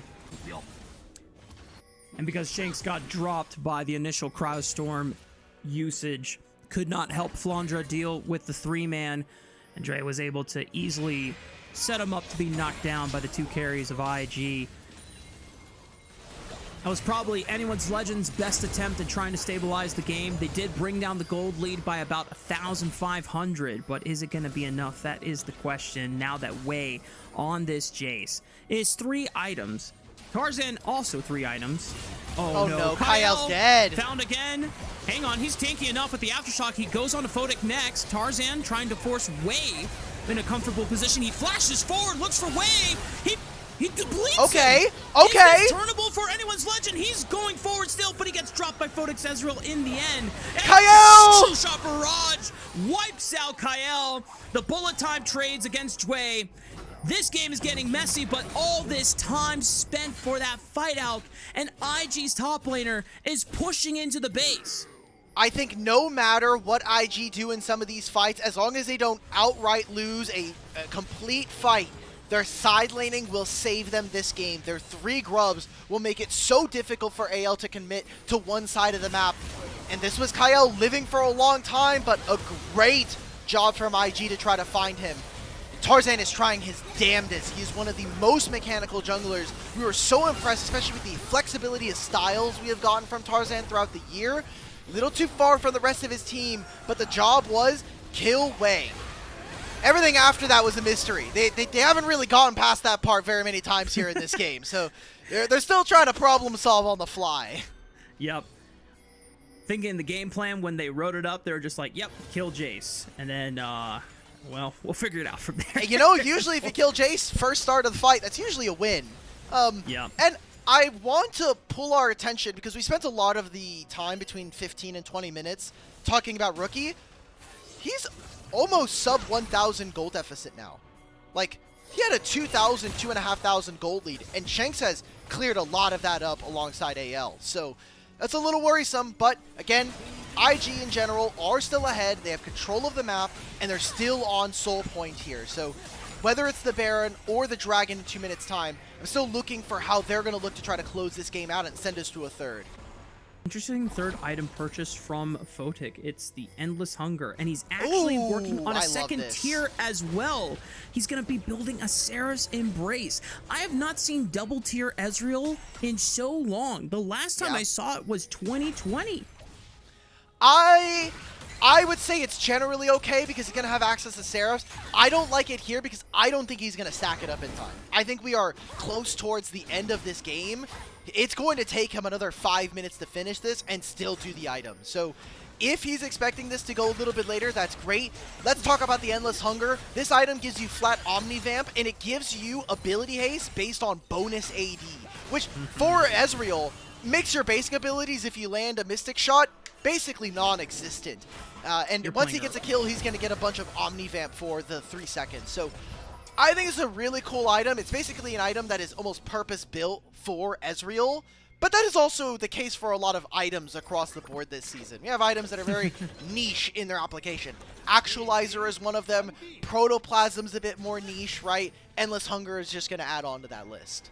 Yeah, I mean, when I first saw this item, I expected this to be like an Ambessa item, and sometimes we see it built like 3rd, 4th, maybe 5th. It's also been really good on, I mean, if you ever play in solo queue and see like a Riven on the enemy team, and then you see her build that, you are never killing her, especially if she's got that and death stance. Goodbye, now. Saburo. Anyone's Legend. Good TP. He's out of there. Potential engaged way onto 2 people. Shot blast and the Mystic Shots. Wow, that's a lot of damage into the backline. Kael able to soak up some of it, but Hope is going to need to be able to touch a minion wave with those guns so that she can heal back up to full. All right, 20 seconds left on Saburo's shield after the teleport here. I think as AL, you really don't want to give this to her, but I don't think you have an option here. Look at this Cryo Storm and the wall as well. Hope is able to heal. This is now Soul for Invictus Gaming. Every 5 minutes, as long as this dragon is stolen. But AL needs to move forward, and Kael's looking for a flank.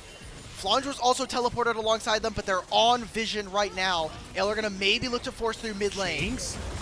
Dwayne, immediate flash onto the rise. He tries to flash away. Bullet time, clips a couple members. Rookie's brought to 50% HP. Tarzan with the Supreme Slave talent. Hits 2. They blow up way once again. No way! To the back lane. Trades 1 on back. Hope is blown up. Shakes is next. Tarzan is doing everything that he can, but Flandra and him are just not enough against Invictus Gaming, and Photic's Ezreal will be able to survive it all. Saburo continues to slice through this bunny girl, and the rest of Invictus Gaming will rally behind the Renekton. The Mountain Soul will be secured off of the ace from IG, and this game is looking to be an Invictus Gaming win.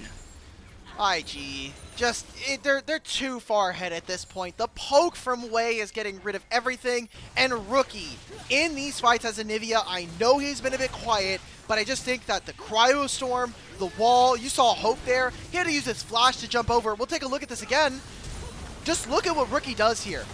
Stun doesn't land, but it forces Shanks' flash. The wall here with Saburo's flank means that Hope has to flash over this wall, and they're trying to kill Wei. Cool, you killed the Jace, but you're still so far behind in other lanes. I think Shanks is just so far behind in items as well. He doesn't have the Actualizer. He just now finished his Seraphs.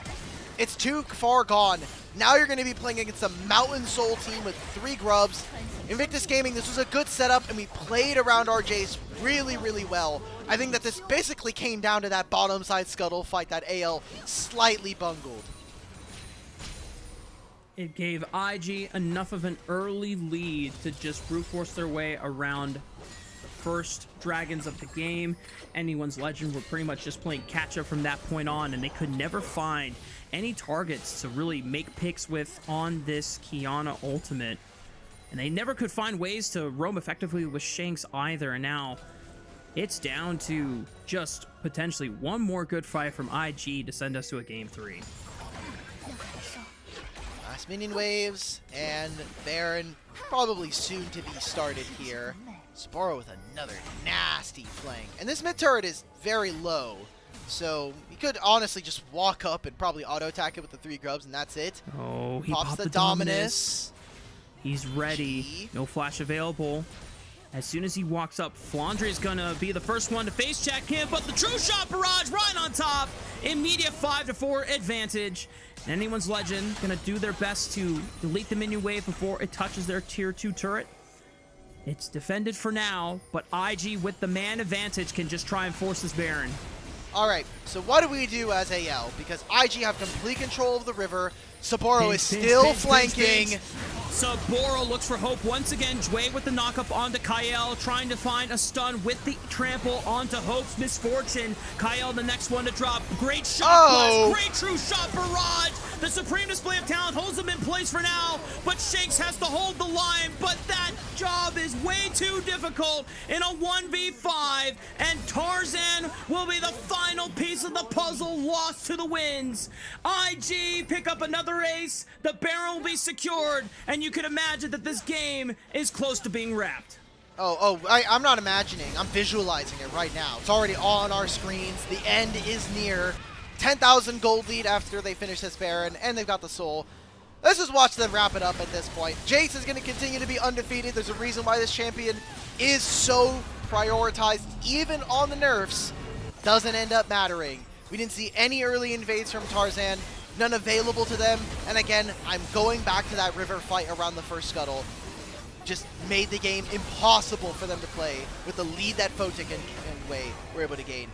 Look back at this fight, I mean, Jway is doing exactly what he needs to on this Alistar. Stand in front of Hope, do not let him get off the bullet time. Because he has no flash from the last play, it's virtually impossible as IG to mess this one up. So, IG are going to send us the 3. They're a team that we can, every time we want to count them out and we think they're done, they somehow got one left in them. Now, are they going to be able to close out the series? Oh, he's alive. That remains to be seen. Bullet time doesn't get much value. Photic just arcane shifts over the wall. Kyle is the first one they destroy on this rift. And IG now 5-4 for the next 30 seconds are going to start sieging and laying waste to all these structures, undermining every turret, every inhibitor that stands in their path. Tarzan with a supreme display of talent, only exchanged by rookie Zhonya's Hourglass. It was actually just a Seeker's insane value off the component.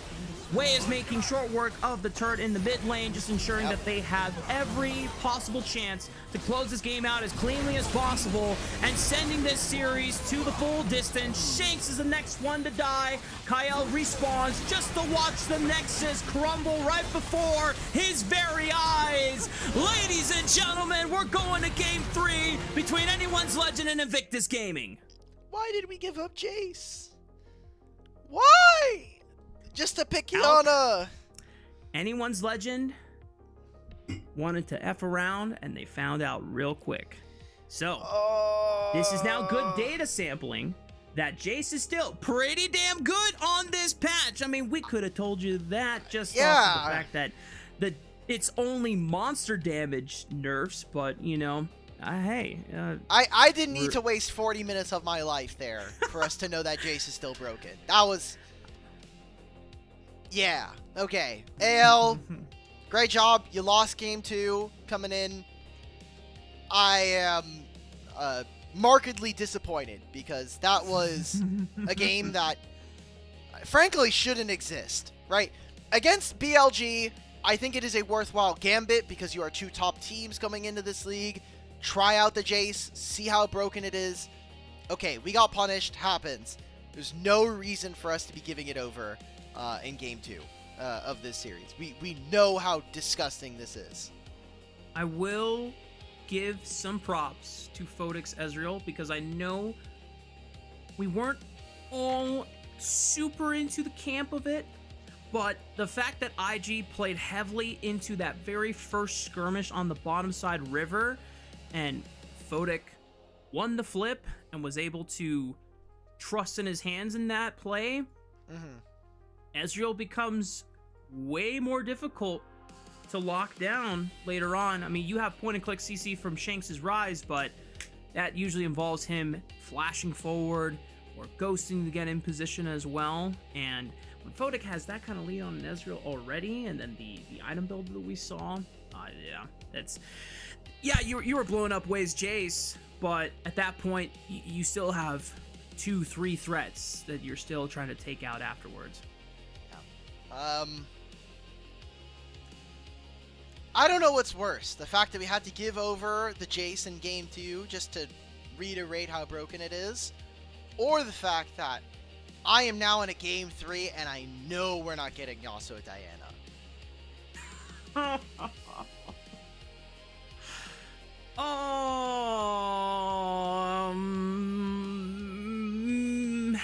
And you're like, oh, the 1% of a Yasuo Diana, it'll happen. We'll see Wei and Rookie pick these two champions. It's not happening, brother. It's not happening. Just let me dream, bro. Like, let me... You know how you could have dreamed better? If this was an AL2O, you could be in bed. You can dream with your head on the pillow. Not this. Dios mío. Well, Photic Ezreal's delivered. Look at that, 35.3k. He pumped damage this game, and I mean, Tarzan tried his heart out to make it so that he wasn't getting completely gapped by Wei's Jace, but his damage was still pretty much equal to a champion that they had committed to assassinating in the past 3 fights at the very beginning, and it still was not enough. And I mean, there is a lot of like crazy skirmishes that anyone's Legend were forcing just off of the, unfortunately, the failure of that bottom river fight at the beginning of the game. Yep. All right, Mark, I want to do a slight bit of trivia because I don't care about the highlights of this game aside from maybe who is going to be the MVP. Can you name, if any, the Diana players from last year in the LPL? Jungle Diana. Did it could be any role. It could be any role. That's why I said, if any. From any league, worldwide. From just LPL. Just LPL. Oh, from LPL. I feel like. Did we see one from JJ? We did. Okay. That's the one I, like, faintly remember.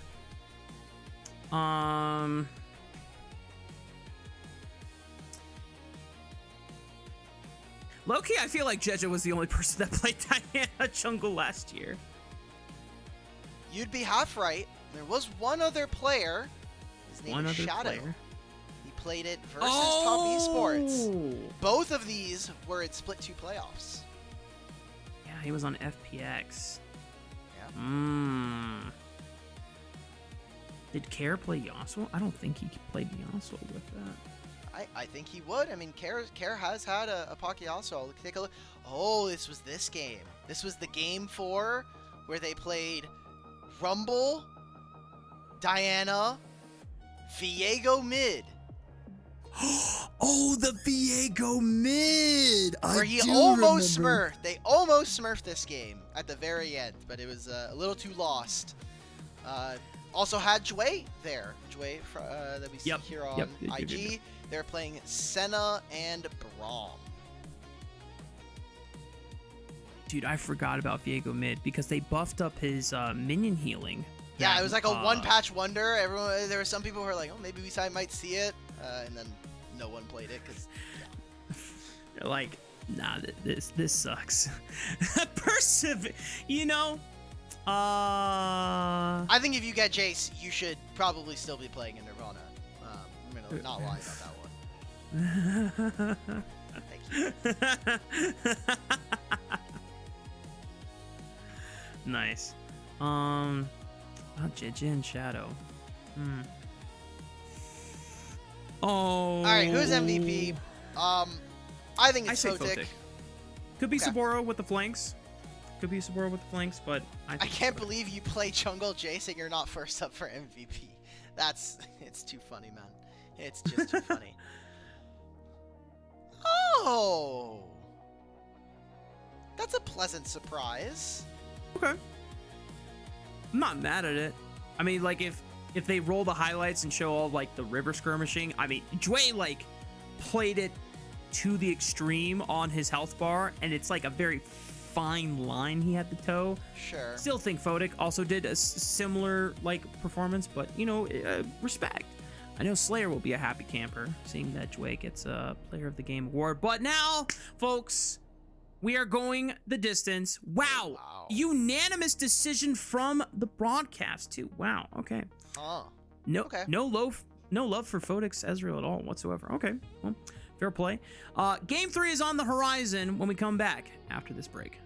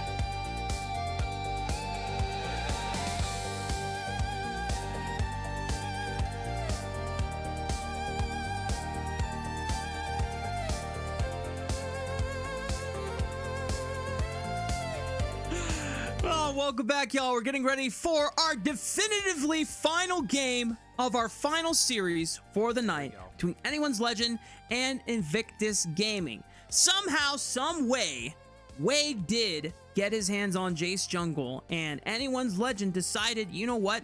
Let's see if this champion is still worth banning in the future. And congratulations.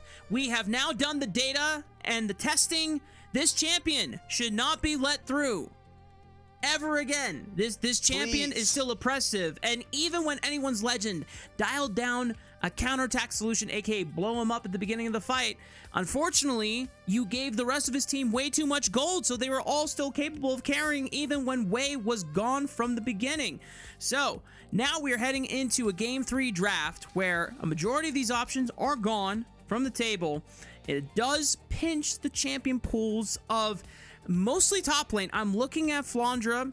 He did not pick a tank this prior round, so he'll still have access to things like Cassante, potentially, and Rek'Sai, but that was one of the first things that IG immediately targeted going into the second round. I imagine they'll do it again. Yeah, so either we're going to be blinding top, or we're going to be looking for something a little bit spicy. It is going to be AL with first selection going into this game. Whether or not they're going to be experimenting, we haven't seen a ton of teams go for a counter pick, but we are starting to see it pop up here and there. I know we saw Ultra Prime go for a counter pick earlier today, and we have seen some of our teams prioritize this. Even, actually, the Top Esports Series, there was a prioritization on counter pick. So we'll see whether or not AL are going to be looking for. I do think it is worthwhile to look at counter pick for someone like Flandra, who has so many different wild packs. I just remember going back to Split 2 of last year, and we started seeing like Sejuani top lane. He was one of our few good Yorick players as well, so I wonder if we're going to get more of that exploration here.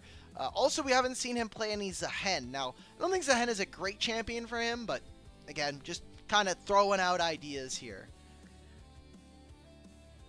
Hell, I'm not sure if Saboro, at least when we first saw his Zahen over in Demacia Cup and at the beginning of the split, he looked great on it either, but I think this champion is definitely worth investing the time into and at least trying to threaten other teams that you are willing to pick it and hopefully have the capabilities of showing why it's super strong. And if you're an aspiring top laner that wants to master Zahen, please go watch Xiaoshu JDG versus Anyone's Legend about a week ago, and you'll get a masterclass on how to. Or just don't play Zahen and just play Cassante, and you'll be in the league in 3 years. So don't worry about that part.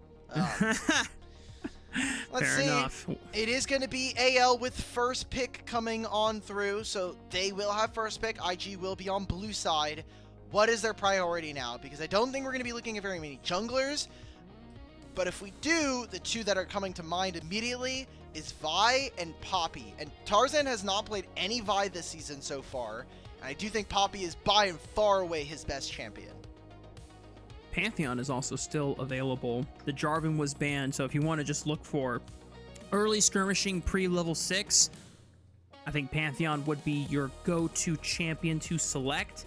Varus has been banned a majority of the series so far. They're not going to ban it, though, because they have first pick. Yeah, so I think they're setting up that gambit. Either you ban the Varus and they get Pantheon, or you ban the Pantheon and they get Varus for hope. Do you really want to ban Pantheon, though? I think you could play it. Oh, they want to get rid of Kyle's Bard. Okay, that's a good stretch. So give them the Varus, and you can take Pantheon, which we've seen Wei succeed on this champion prior. So yep. I think that's a decent enough ask. Now for IG, alongside the Pantheon, what else are we going to see from them? I do think this is more than likely going to be a Jhin for Photic coming down the line versus this Varus. Actually, it could be Sivir. Do IG just slam their jungle mid, or do they go for bot lane? They're taking their time. Mid lane's starting really to get pinched. This out. I think you want to give counter. We're going Mbessa. This is a flex technically, but we haven't seen Saboro play the Mbessa. It has almost exclusively been given over to Wei. So for the time being, we're going to operate as if that is the case still. Curious. Well, if it's an Mbessa flex, then they'll keep their cards hidden so that they can give Rookie a little bit more time, like you said, to hopefully explore a better counter pick option. Sivir, decent answer as you called out into the Varus, but now Tarzan starts eyeing that Pantheon for himself and seeing what he can do with his hands on it and try and just really give the Pandas a huge snowball in the first few minutes of the game. I think Pantheon is really tricky. It's a similar kind of case when you're playing into Sivir as I would say the Poppy, where that spell shield is going to give you a lot of trouble. So you're going to need something else to engage. Rel is up and we don't have Alistar anymore. That could be something that they could look for if they're really kind of interested in that. We still also have Nautilus. But Nautilus I'm a little less enthusiastic about. I think I'd rather just have something that's going to give us a lot of clear lockdown. Rakan does give Kael some flexibility in how he wants to play, and he lets him be an engaged buddy alongside Tarzan. So I do like this alongside it. I just need to now see what our top side is going to be, because I do think IG, the Sivir answers it in some ways, and this Ambessa, who we're expecting to go into the jungle, is going to give them some snap to get into the back line, and Nautilus does help with that. Yep. Point and click. Ulti guarantees that one target is going to get knocked up. And like you called out with the Rakan, the flexibility for Kael to either choose if he wants to go forward with Tarzan or lean back and be a deterrent for any, say, Ambessa ulti with the public execution, so you can buy space and time for Hope or Shanks to reposition from a dive attempt.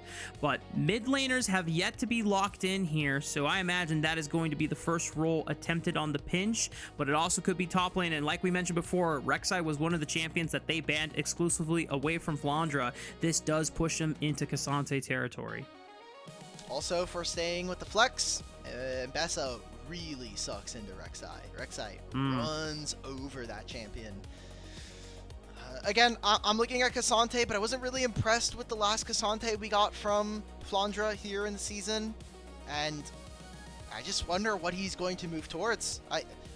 If you're going to play into more melees, I still actually really like a Sejuani top lane. I think you're cooking here. Yorick is also Gwen. decent. Gwen is interesting. Kind of just says we're picking Cassante in my mind. And you know he's not playing Jax as Flandra.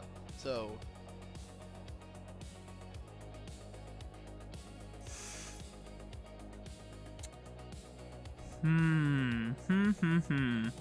Nocturne banned.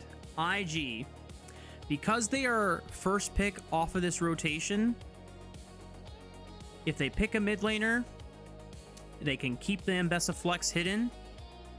This I think Mundo it's more would to get pretty mid much counter pick. Okay, well, what do you want to do, Wei? Do you want to keep the Ambessa? Do you want to blind pick top lane? Please pick please just pick the Mundo if we're gonna take jungle here. Or blinding top lane. Okay, Cassante is good. There's not very many answers. Again, I do think Sejuani was one of Flandra's better answers into this champ. He could play the Yorick. I think it's okay for trapping the Sivir later on in fights and even being a nuisance for a Nautilus later on. It just means that side lane's going to be really, really important. Do not pick Galio into Cassante. Please, Flandra, don't do this to me. Because now, I feel like we have zero reach onto the opponents. We're just doing blind Galio. Okay, alright. What do we pick in mid now? Because our damage is Poke Varus and Pantheon. I mean, you don't suspect that this is a Galio mid, do you? I mean, but why would I? Oh my god. Does Flandra have a Zahen now? That's huge. Oh my god. Okay. Alright. This is a big gambit. We have not seen Flandra on this champion this season. Also, Flandra on champions that are not tanks has been punished a lot. Rookie with the Swain, getting it from Honkyu. He did play Swain a little bit earlier last year, so I'll give him credit there. But this is an excellent Swain angle, and I think IG might have the edge going into this game number 3. Dude, Honkyu and Rookie sharing very based champion pools, both the Anivia and now the Swain. Okay, well, when it comes to the extended team fight, this was something that the Zehen angle for Anyone's Legend should have been favored in, but now you have to run through a Swain, and anytime you have Swain with a Sivir giving you movement speed on top of it, Yeah. Anyone's Legend have to immediately just bolt from the fight and let the Demonic Ascension time out, because if you try to fist fight your way through a Swain and you are either on curve or behind the curve, you just don't win. You do not have enough burst to get through it. And we haven't touched too much on these players for a large portion of the series, but especially in this game, Hope has to be the carry for this team. I see very little ways of answering a Swain, a Sivir. You have the most broken AD carry on this patch, just got buffed as well in 26-2. You need to carry on this one. You have one of the best champions in the game in competitive. And you're going to have the poke, you're going to have the range. Everything is behind you in this game to win this, and it comes down to this game. Here we go, y'all. Anyone's Legend versus IG for Game 3. Last game of the series, last series of the night. Here we go.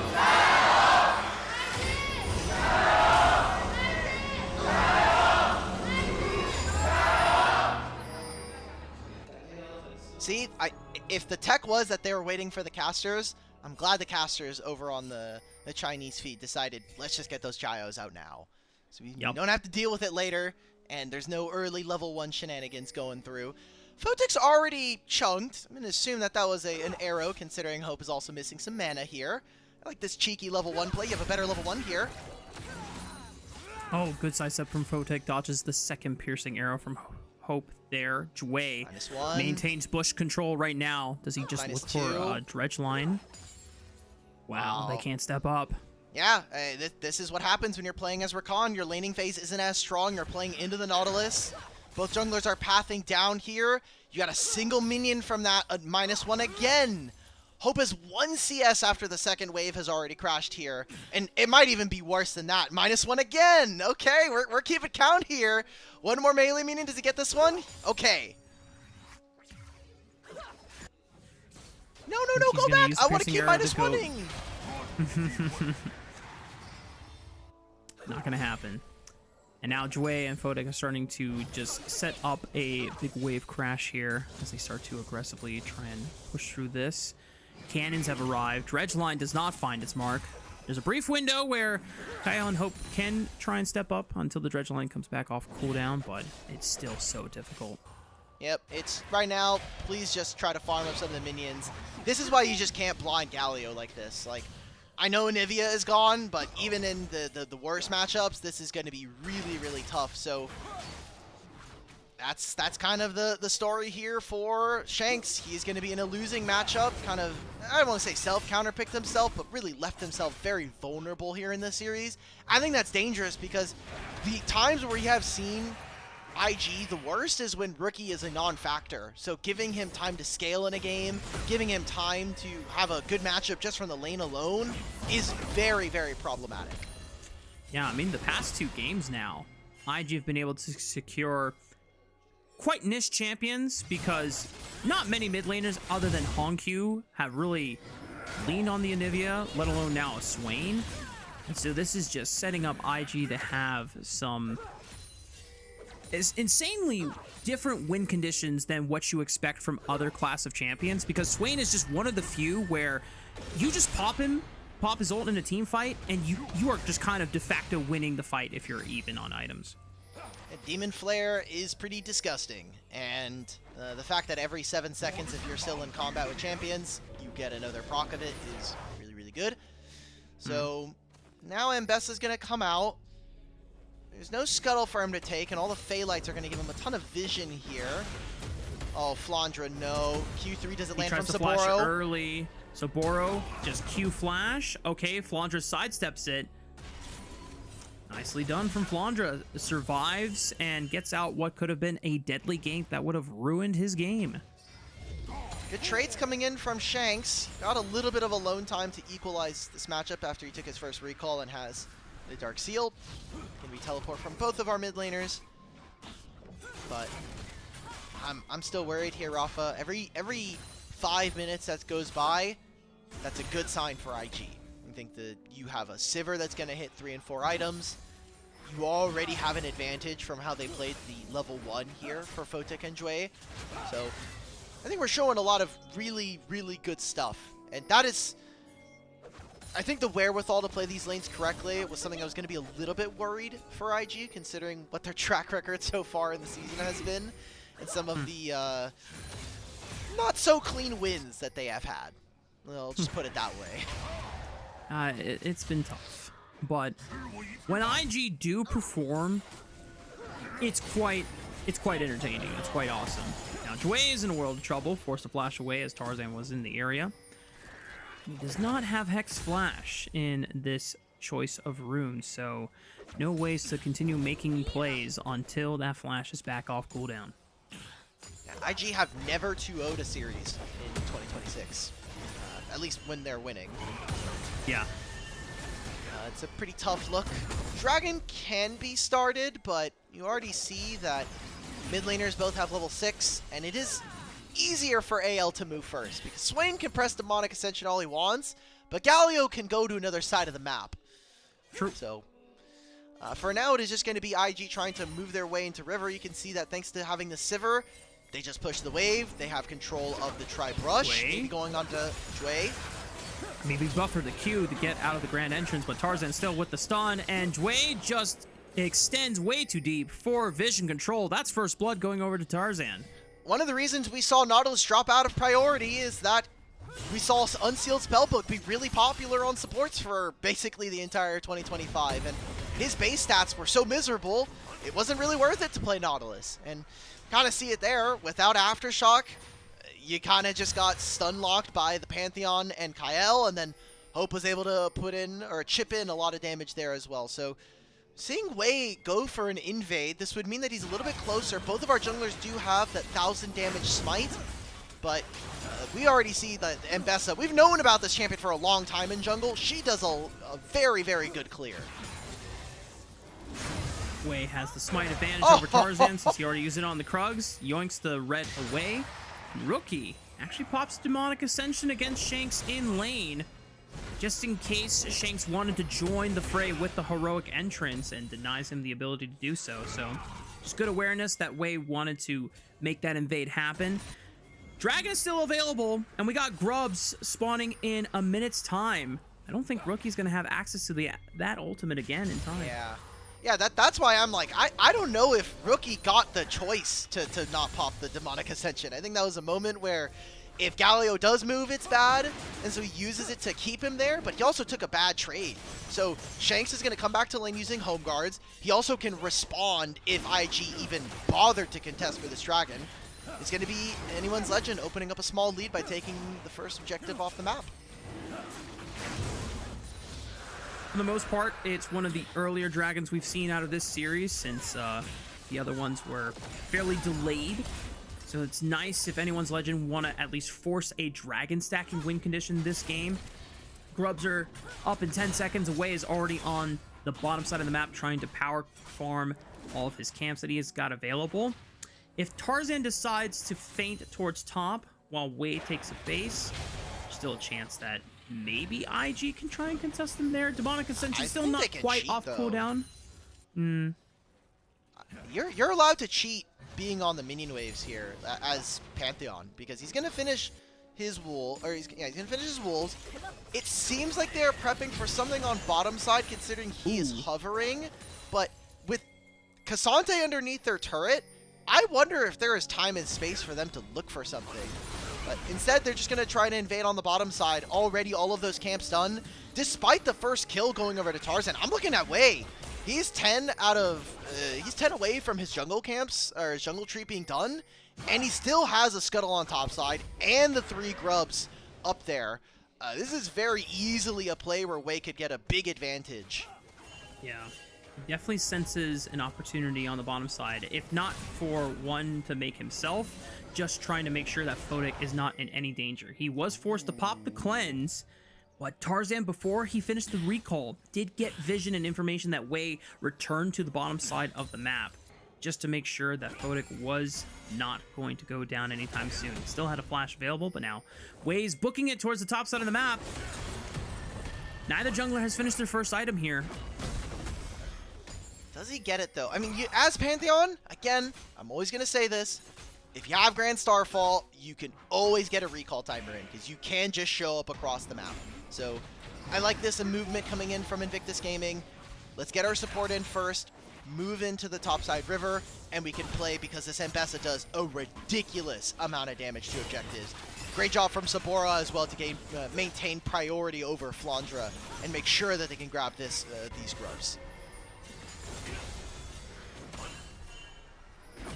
Quick check-in onto the top lane. Grim Deliverance just to clear the minion wave and make sure that Saboro doesn't do anything cheeky to Flandra while he's under the tower. Might buy him a chance to quickly recall and teleport back to the wave. It's a good timer for the top laners since grubs have already been secured and there's not another dragon for another 2 minutes. Photic has to take the safe way around just to make sure that Kyle doesn't jump on him and get some extra HP damage down. Still a flash available on the Sivir. And no spell shield. It's an 18-second cooldown this early on in the game.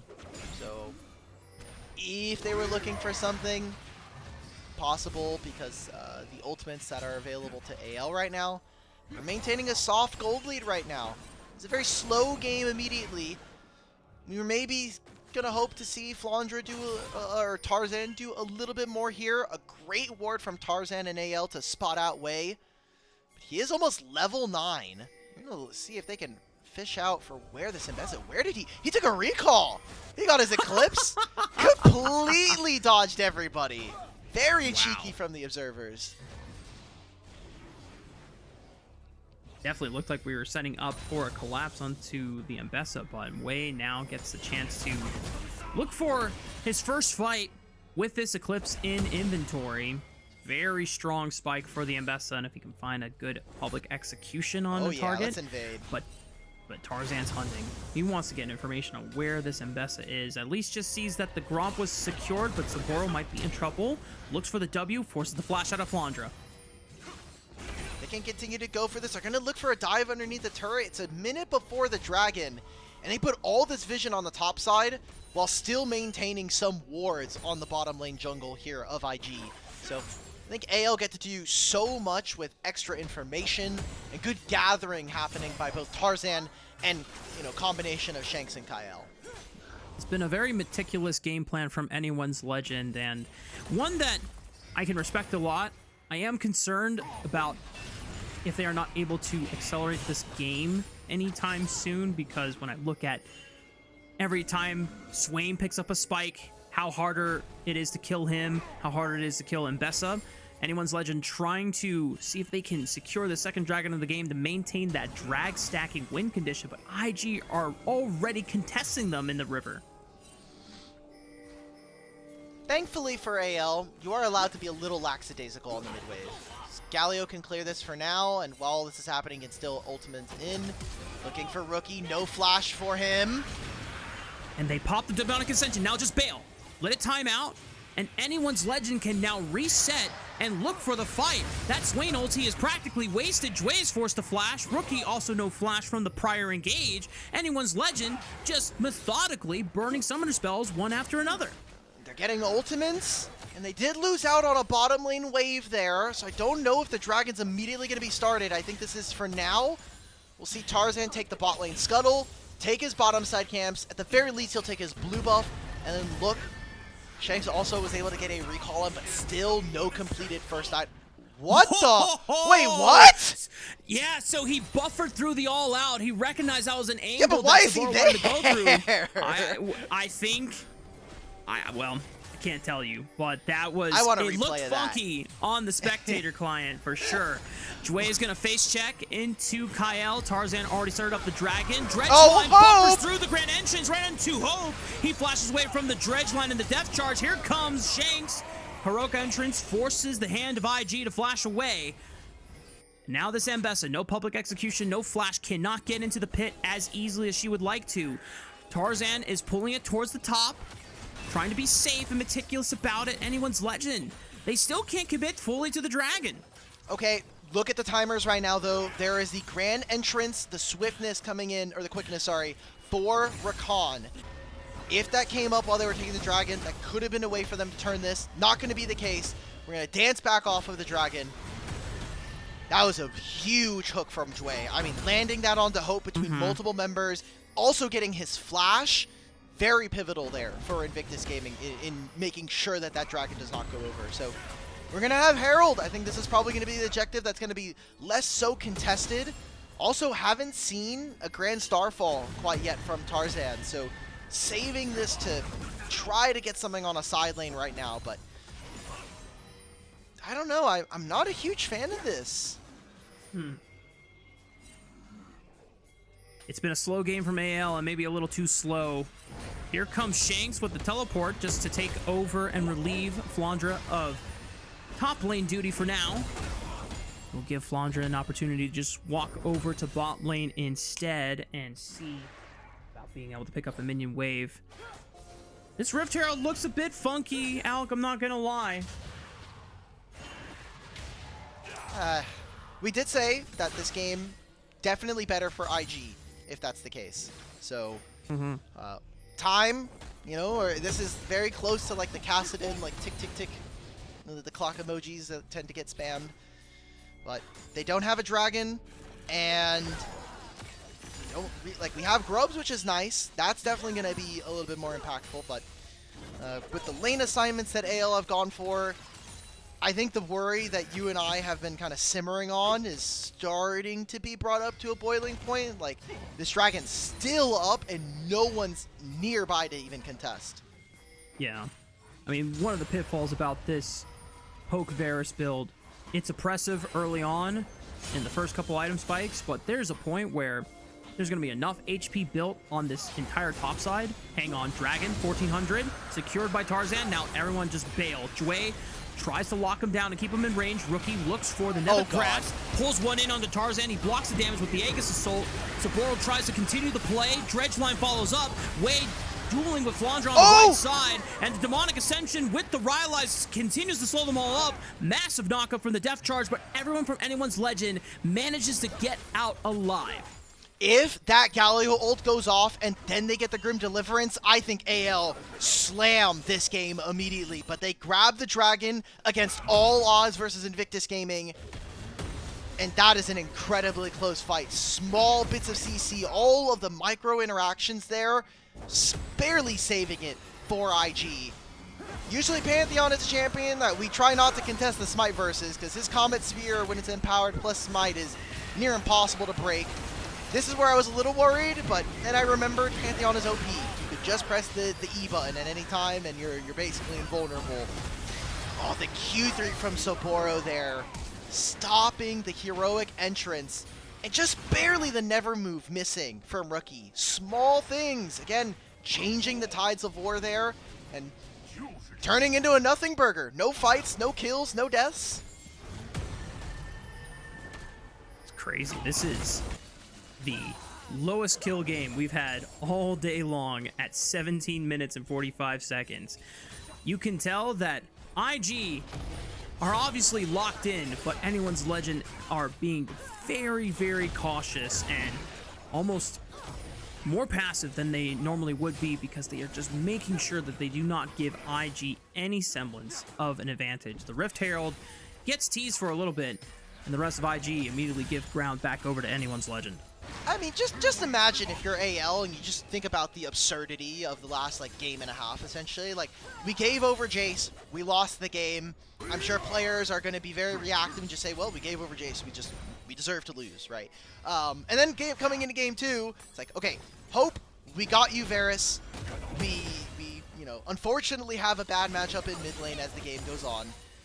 We have to do something. And so, you know, it's getting a little tense. We're in the middle of the regular season. They don't have anything like a coach comms, at least until playoffs, for us to, you know, maybe help them calm down with Helper or Teacher Ma. But they have strong leadership. I think that was something that we talked a lot about for AL, is that with Tarzan, and especially now with Kyle, with the confidence he's found as the best support in the LPL, I am really hoping to get behind this team. It's just, can the carries get there, right? Like, We haven't Sure. been super impressed with Flandra on carries or off of tanks, and Hope has been hit or miss in a lot of big moments for this team.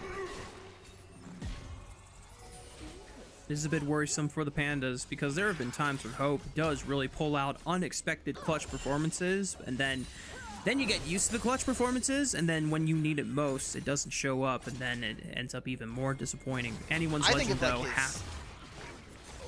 Continue. I was going to say, I think of his Jinx, I think of his Kaisa. I mean, the haven't been Kai'Sa's great. legendary, for sure. Dredge line from Dway connects onto the first member, immediately bursted. Holy cow, Kyle just got dropped. Here comes Rookie with the Demonic Ascension, Flandra over the top, already using the Grim Deliverance, no. and Heroic Oh, Entrance, no. multiple members, damage on the back line, but now Rookie can continue. He's got him slowed with the power of the Rylai's Crystal Scepter, and Hope is trying to do his best on the sidelines with these piercing arrows, but they ain't doing jack squat. Anyone's Legend just has literally no damage, and the rest of IG can brute force their way into the river. I thought that was great because he landed a Chain to Corruption. He got onto the multiple members, but either the cooldowns weren't there, and he's also just not landing any of these arrows. So IG, they grab 2 kills in this trade. I mean, we can watch it back from Hope's perspective. The idea of this fight is still sound, I think, from IG. You have vision control, you're controlling the Fey Lights, and right here, that's immediately Dway. But we have no stacks of Blight procced onto him. This arrow misses. Like, we have the Heroic Entrance. I thought Shanks was in a tough spot, so he has to flash immediately. Watch this next arrow from Hope. There is Dway and Wei both low, and we put it into the Cassante at full with no Blight stacks. Oh, pitcher in pitcher. Wait a minute. Saburo goes all out, finds Tarzan, but he's going to jump on him with a stun. Fodic coming up behind, trying to see if he can bail out Saburo using the Thrill of the Hunt. Or on the hunt, I should say. Anyone's Legend still trying to find ways to get back into this game, but this is so tense. Good buffer by Dway with the Dredge line, gets out of the grand entrance, still hot on the trail. Flandra trying to look for a flank. They might be able to interrupt Dway on his escape. Kyle flashing forward with the quickness, locks up 3. Grim Deliverance over the top, and that's the burst damage they were hoping for. Anyone's Legend eliminate Wei off the map. This is the 3rd dragon going the way of the Pandas. And I think the worst part about this is it's right in front of the dragon that will give them soul points here as AL. IG can do nothing but watch this objective. A TP from Rookie. Maybe it's going to be them looking on the outs. Tarzan should be able to secure the dragon, but can Rookie and Fodic turn the tides in this river? Quick flash from Hope, gets over the wall and can fire a piercing arrow and bring down the demonic bird. Fodic gets knocked up by the Justice Punch and says sweet night to the ground. Anyone's Legend find 3 more kills and effectively delayed ace. Baron's on the table. I don't think they can go for it quite yet, but this is a major swing in Anyone's Legend's momentum. Kyle with amazing engagements there, followed up by a Grand Starfall. Oh, Are we going to find Wei again? Wei gets locked up. He only has HP from the Shojin. Flashes in the nick of time, dodging out on the Winds of War. I am a big fan of Shanks building more for burst. The Proto Belt now looking for Azonia's Hourglass. This is effectively much more HP than what you expect from a Galio. So no Q here. Great flank from Rookie. Just applying pressure. Kyle again, man. Getting that knock up onto Rookie, stopping him from immediately walking into Hope. Then this time that's being bought with the amount of crowd control landed. I think Phase Rush on Galio is great and all. The Proto Belt is to help him get into the backline a little bit faster. Just having that dash means that he can be a little bit more explosive, get right into the front of something like a Sivir or even this Anbessa, who doesn't have a great time of trying to chew through him. Now there's a Zonia's, so survivability throughout the roof here for this Galio. And AL now, this gold lead was so even for most of the game, but that fight right there makes it a 3,000 gold deficit, and now opens up with a soul point here for AL. And even Helper recognizing how good of a position Anyone's Legend are with the pop-off in that coach cam we just saw.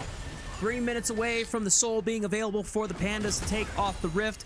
Baron is now alive for the taking, but as we have seen with prior games today, and for a majority of this split, that objective is a little too difficult just to rip off the cuff. I think Anyone's Legend is going to take their time, try to farm up from some extra power spikes here. Hope has yet to buy tier 2 boots. He's just trying to opt in as much AD and lethality as possible so that he can effectively poke out the back line of IG.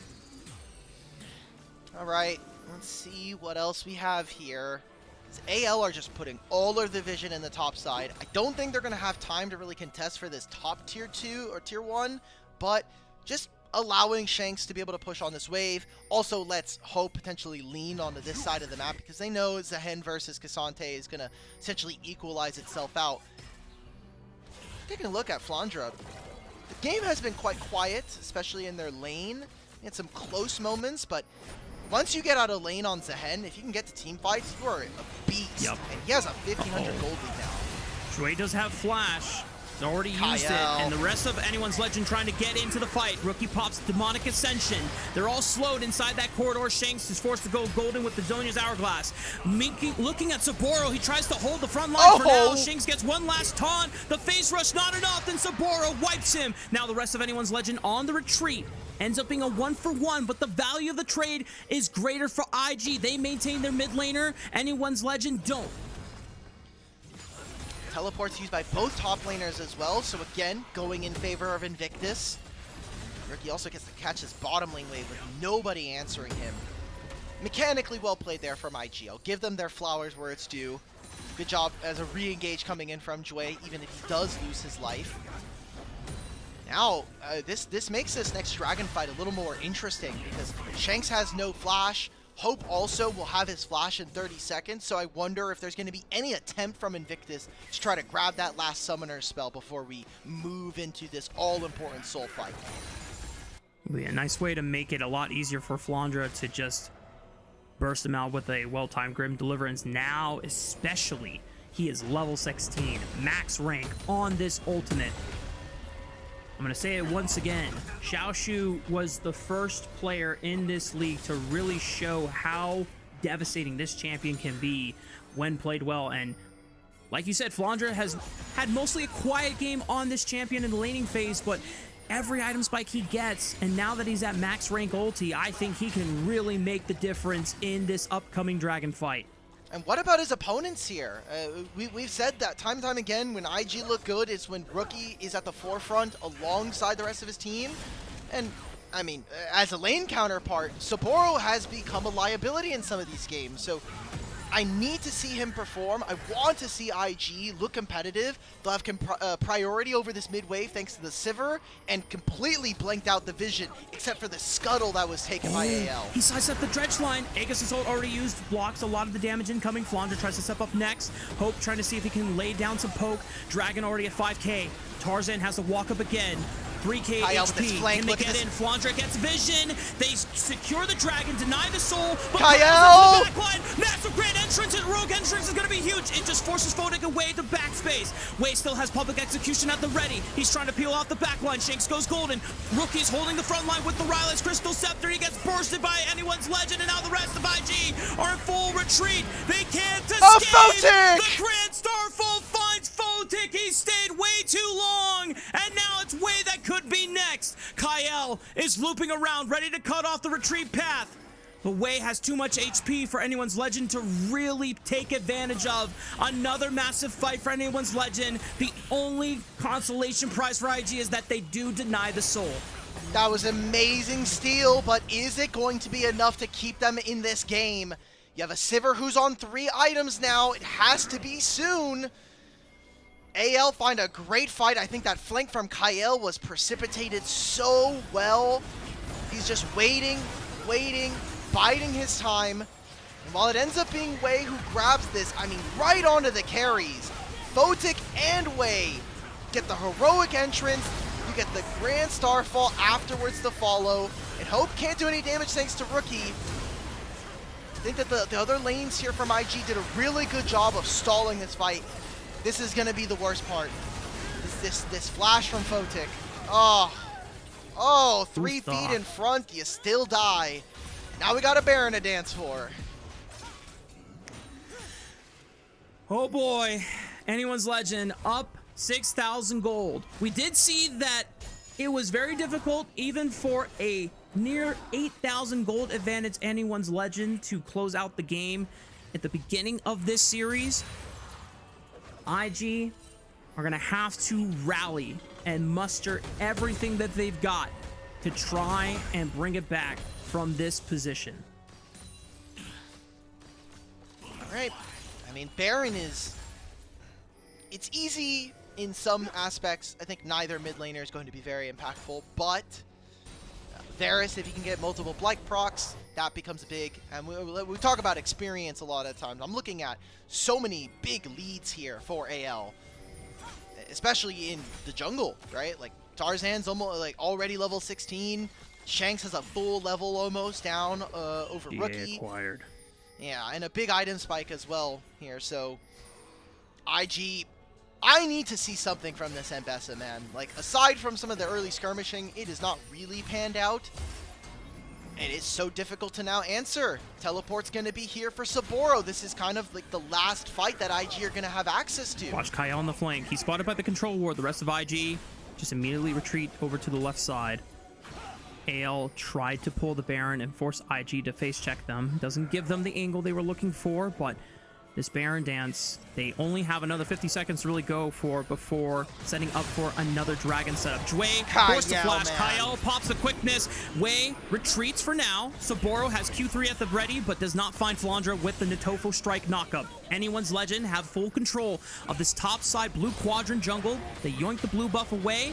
Could never move on to Shanks. He's interrupted on the Justice Punch. He's forced to go golden with his own year's hourglass. Here comes Tarzan over the top. Grand Star fall. Everyone is trying to pile through the front line, but they drop Jway first. Heroic entrance by space. Tarzan still leading the charge for the Pandas. And it's over. Anyone's Legend wastes 3 in an instant. A triple kill for Tarzan. Hope picks up the 4th, and it's just Saburo left, but he cannot pull a Hail Mary as Tarzan and Shanks. The rest of the Pandas come right on through over the wall, and they're ready to push through the bottom to close this series.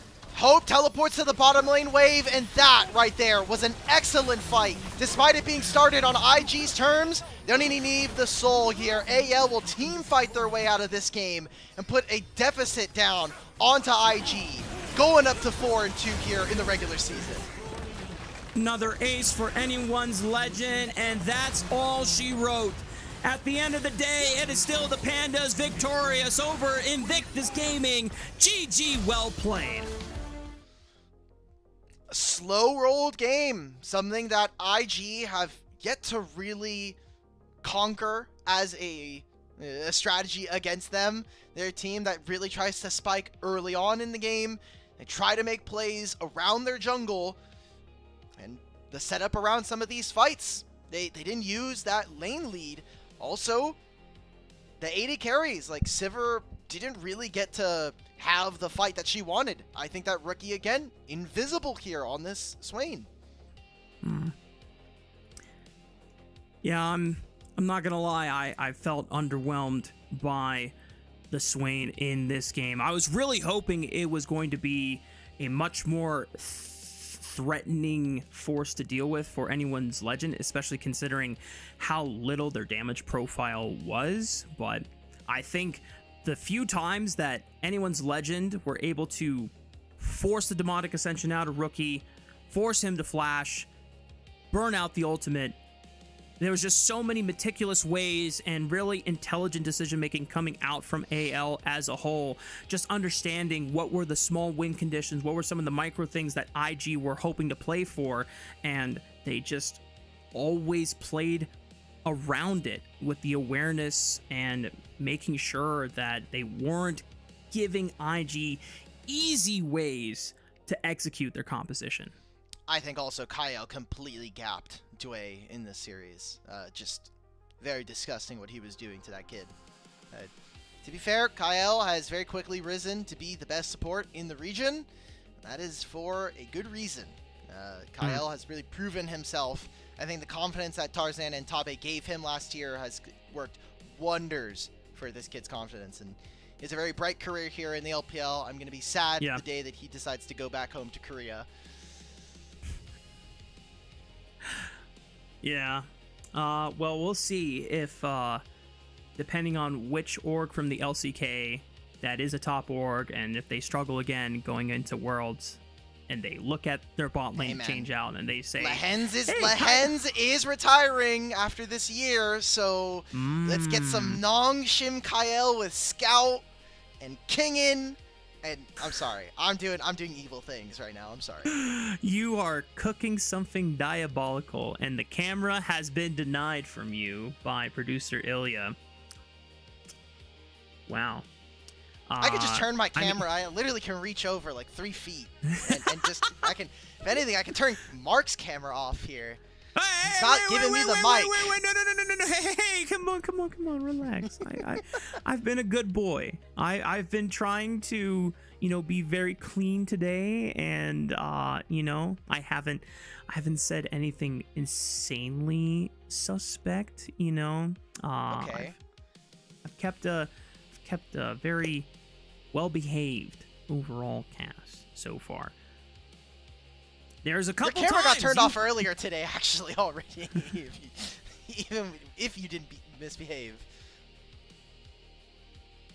Listen, after the cast I had with Cubby and the jokes we made about Viego's wife, we were just like, oh, we might be on thin ice after this one. So, I agree with that. I agree with that take. So, I think the night before, I think they saw Cubby and you were casting again, or I think they saw you and they're like, oh, so they didn't get in trouble for what they said? I was like, fair play. We do have to punish you guys. And the way we punish Cubby is by putting him on more OMG games. The way that we punish you is by putting you on the late shift. So here we go. Speaking of late shift, hang on. Let me open my blinds real quick. It's still dark outside for you. I mean, it's still dark. It looks They can't dark. see it in this camera pane. We'll get this in the full cam when okay. we go back to duels. Damn.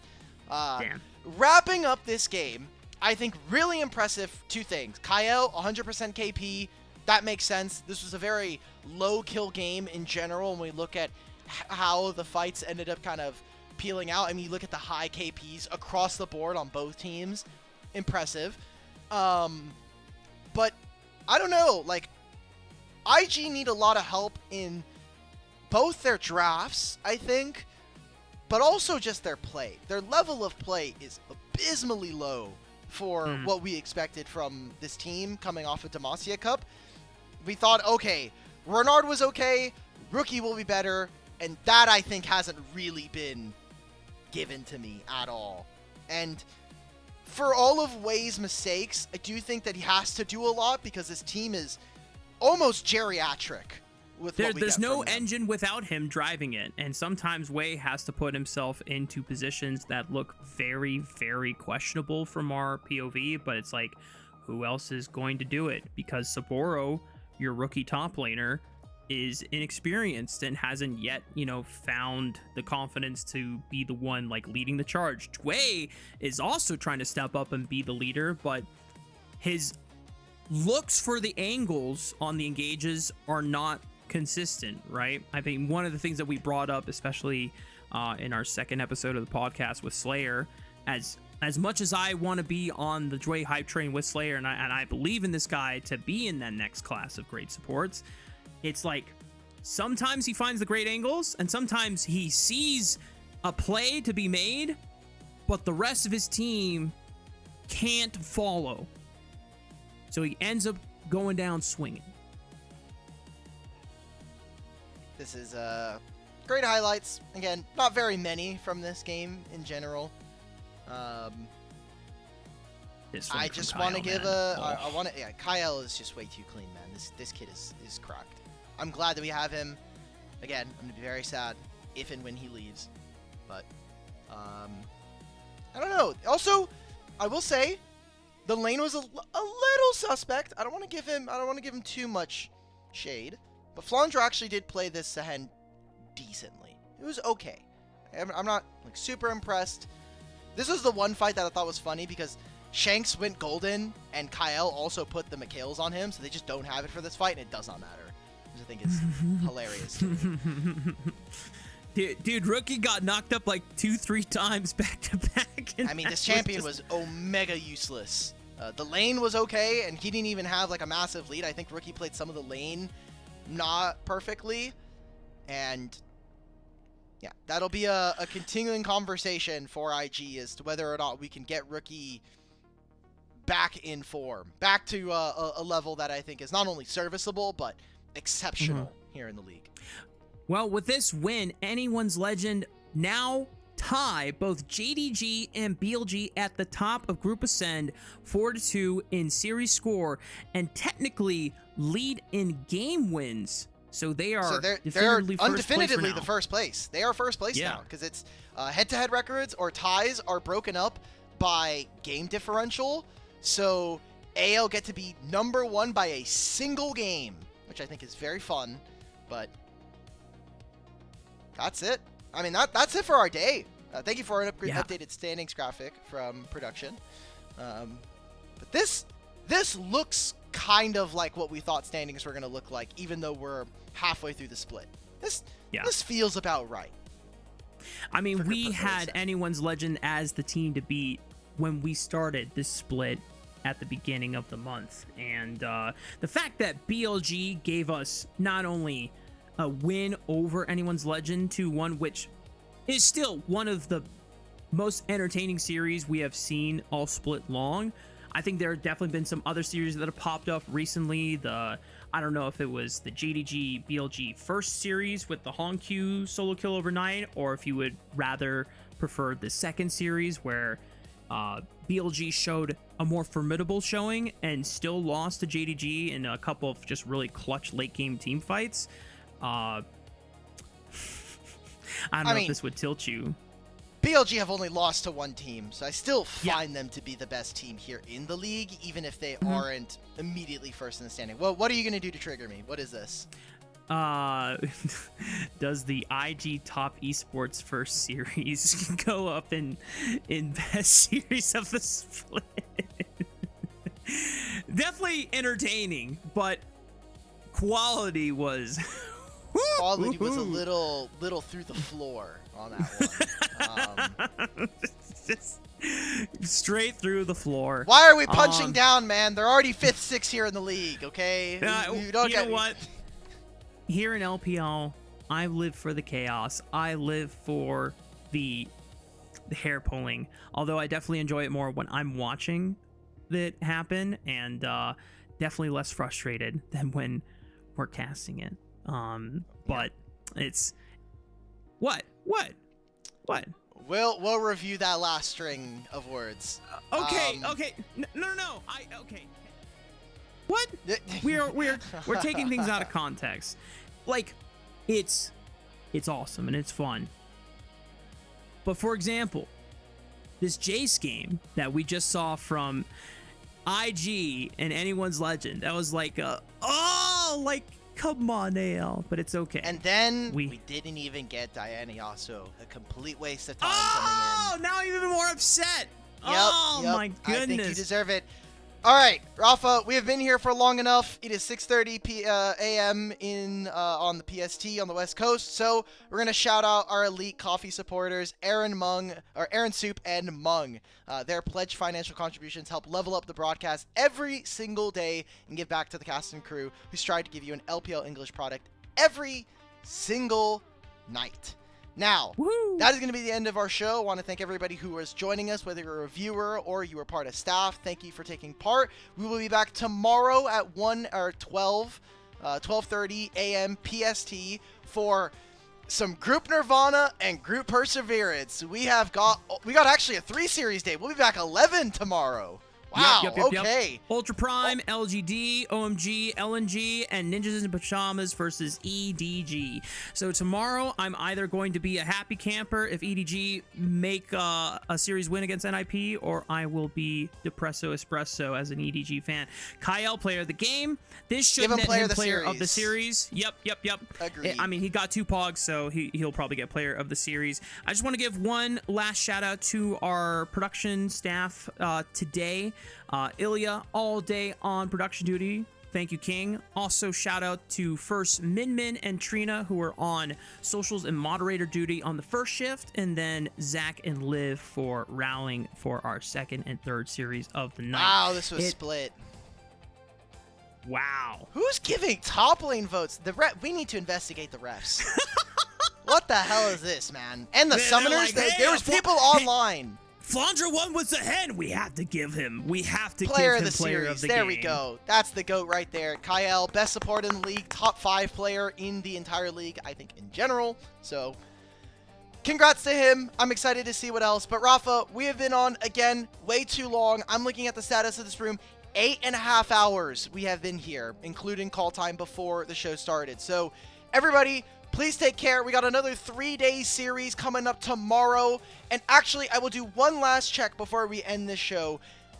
Tomorrow is the last Super Day, everybody. Tomorrow is the last day where we have 3 series in one night. No more early starts until the very last day of the season. We're getting up on the last bit of the season. I don't know if we have a full cam for you, Rafa, so we're probably not going to be able to show the sun going through your blinds. Everybody, please have a great night. Take care of yourself, and we'll see you here tomorrow for some more LPL. Ciao.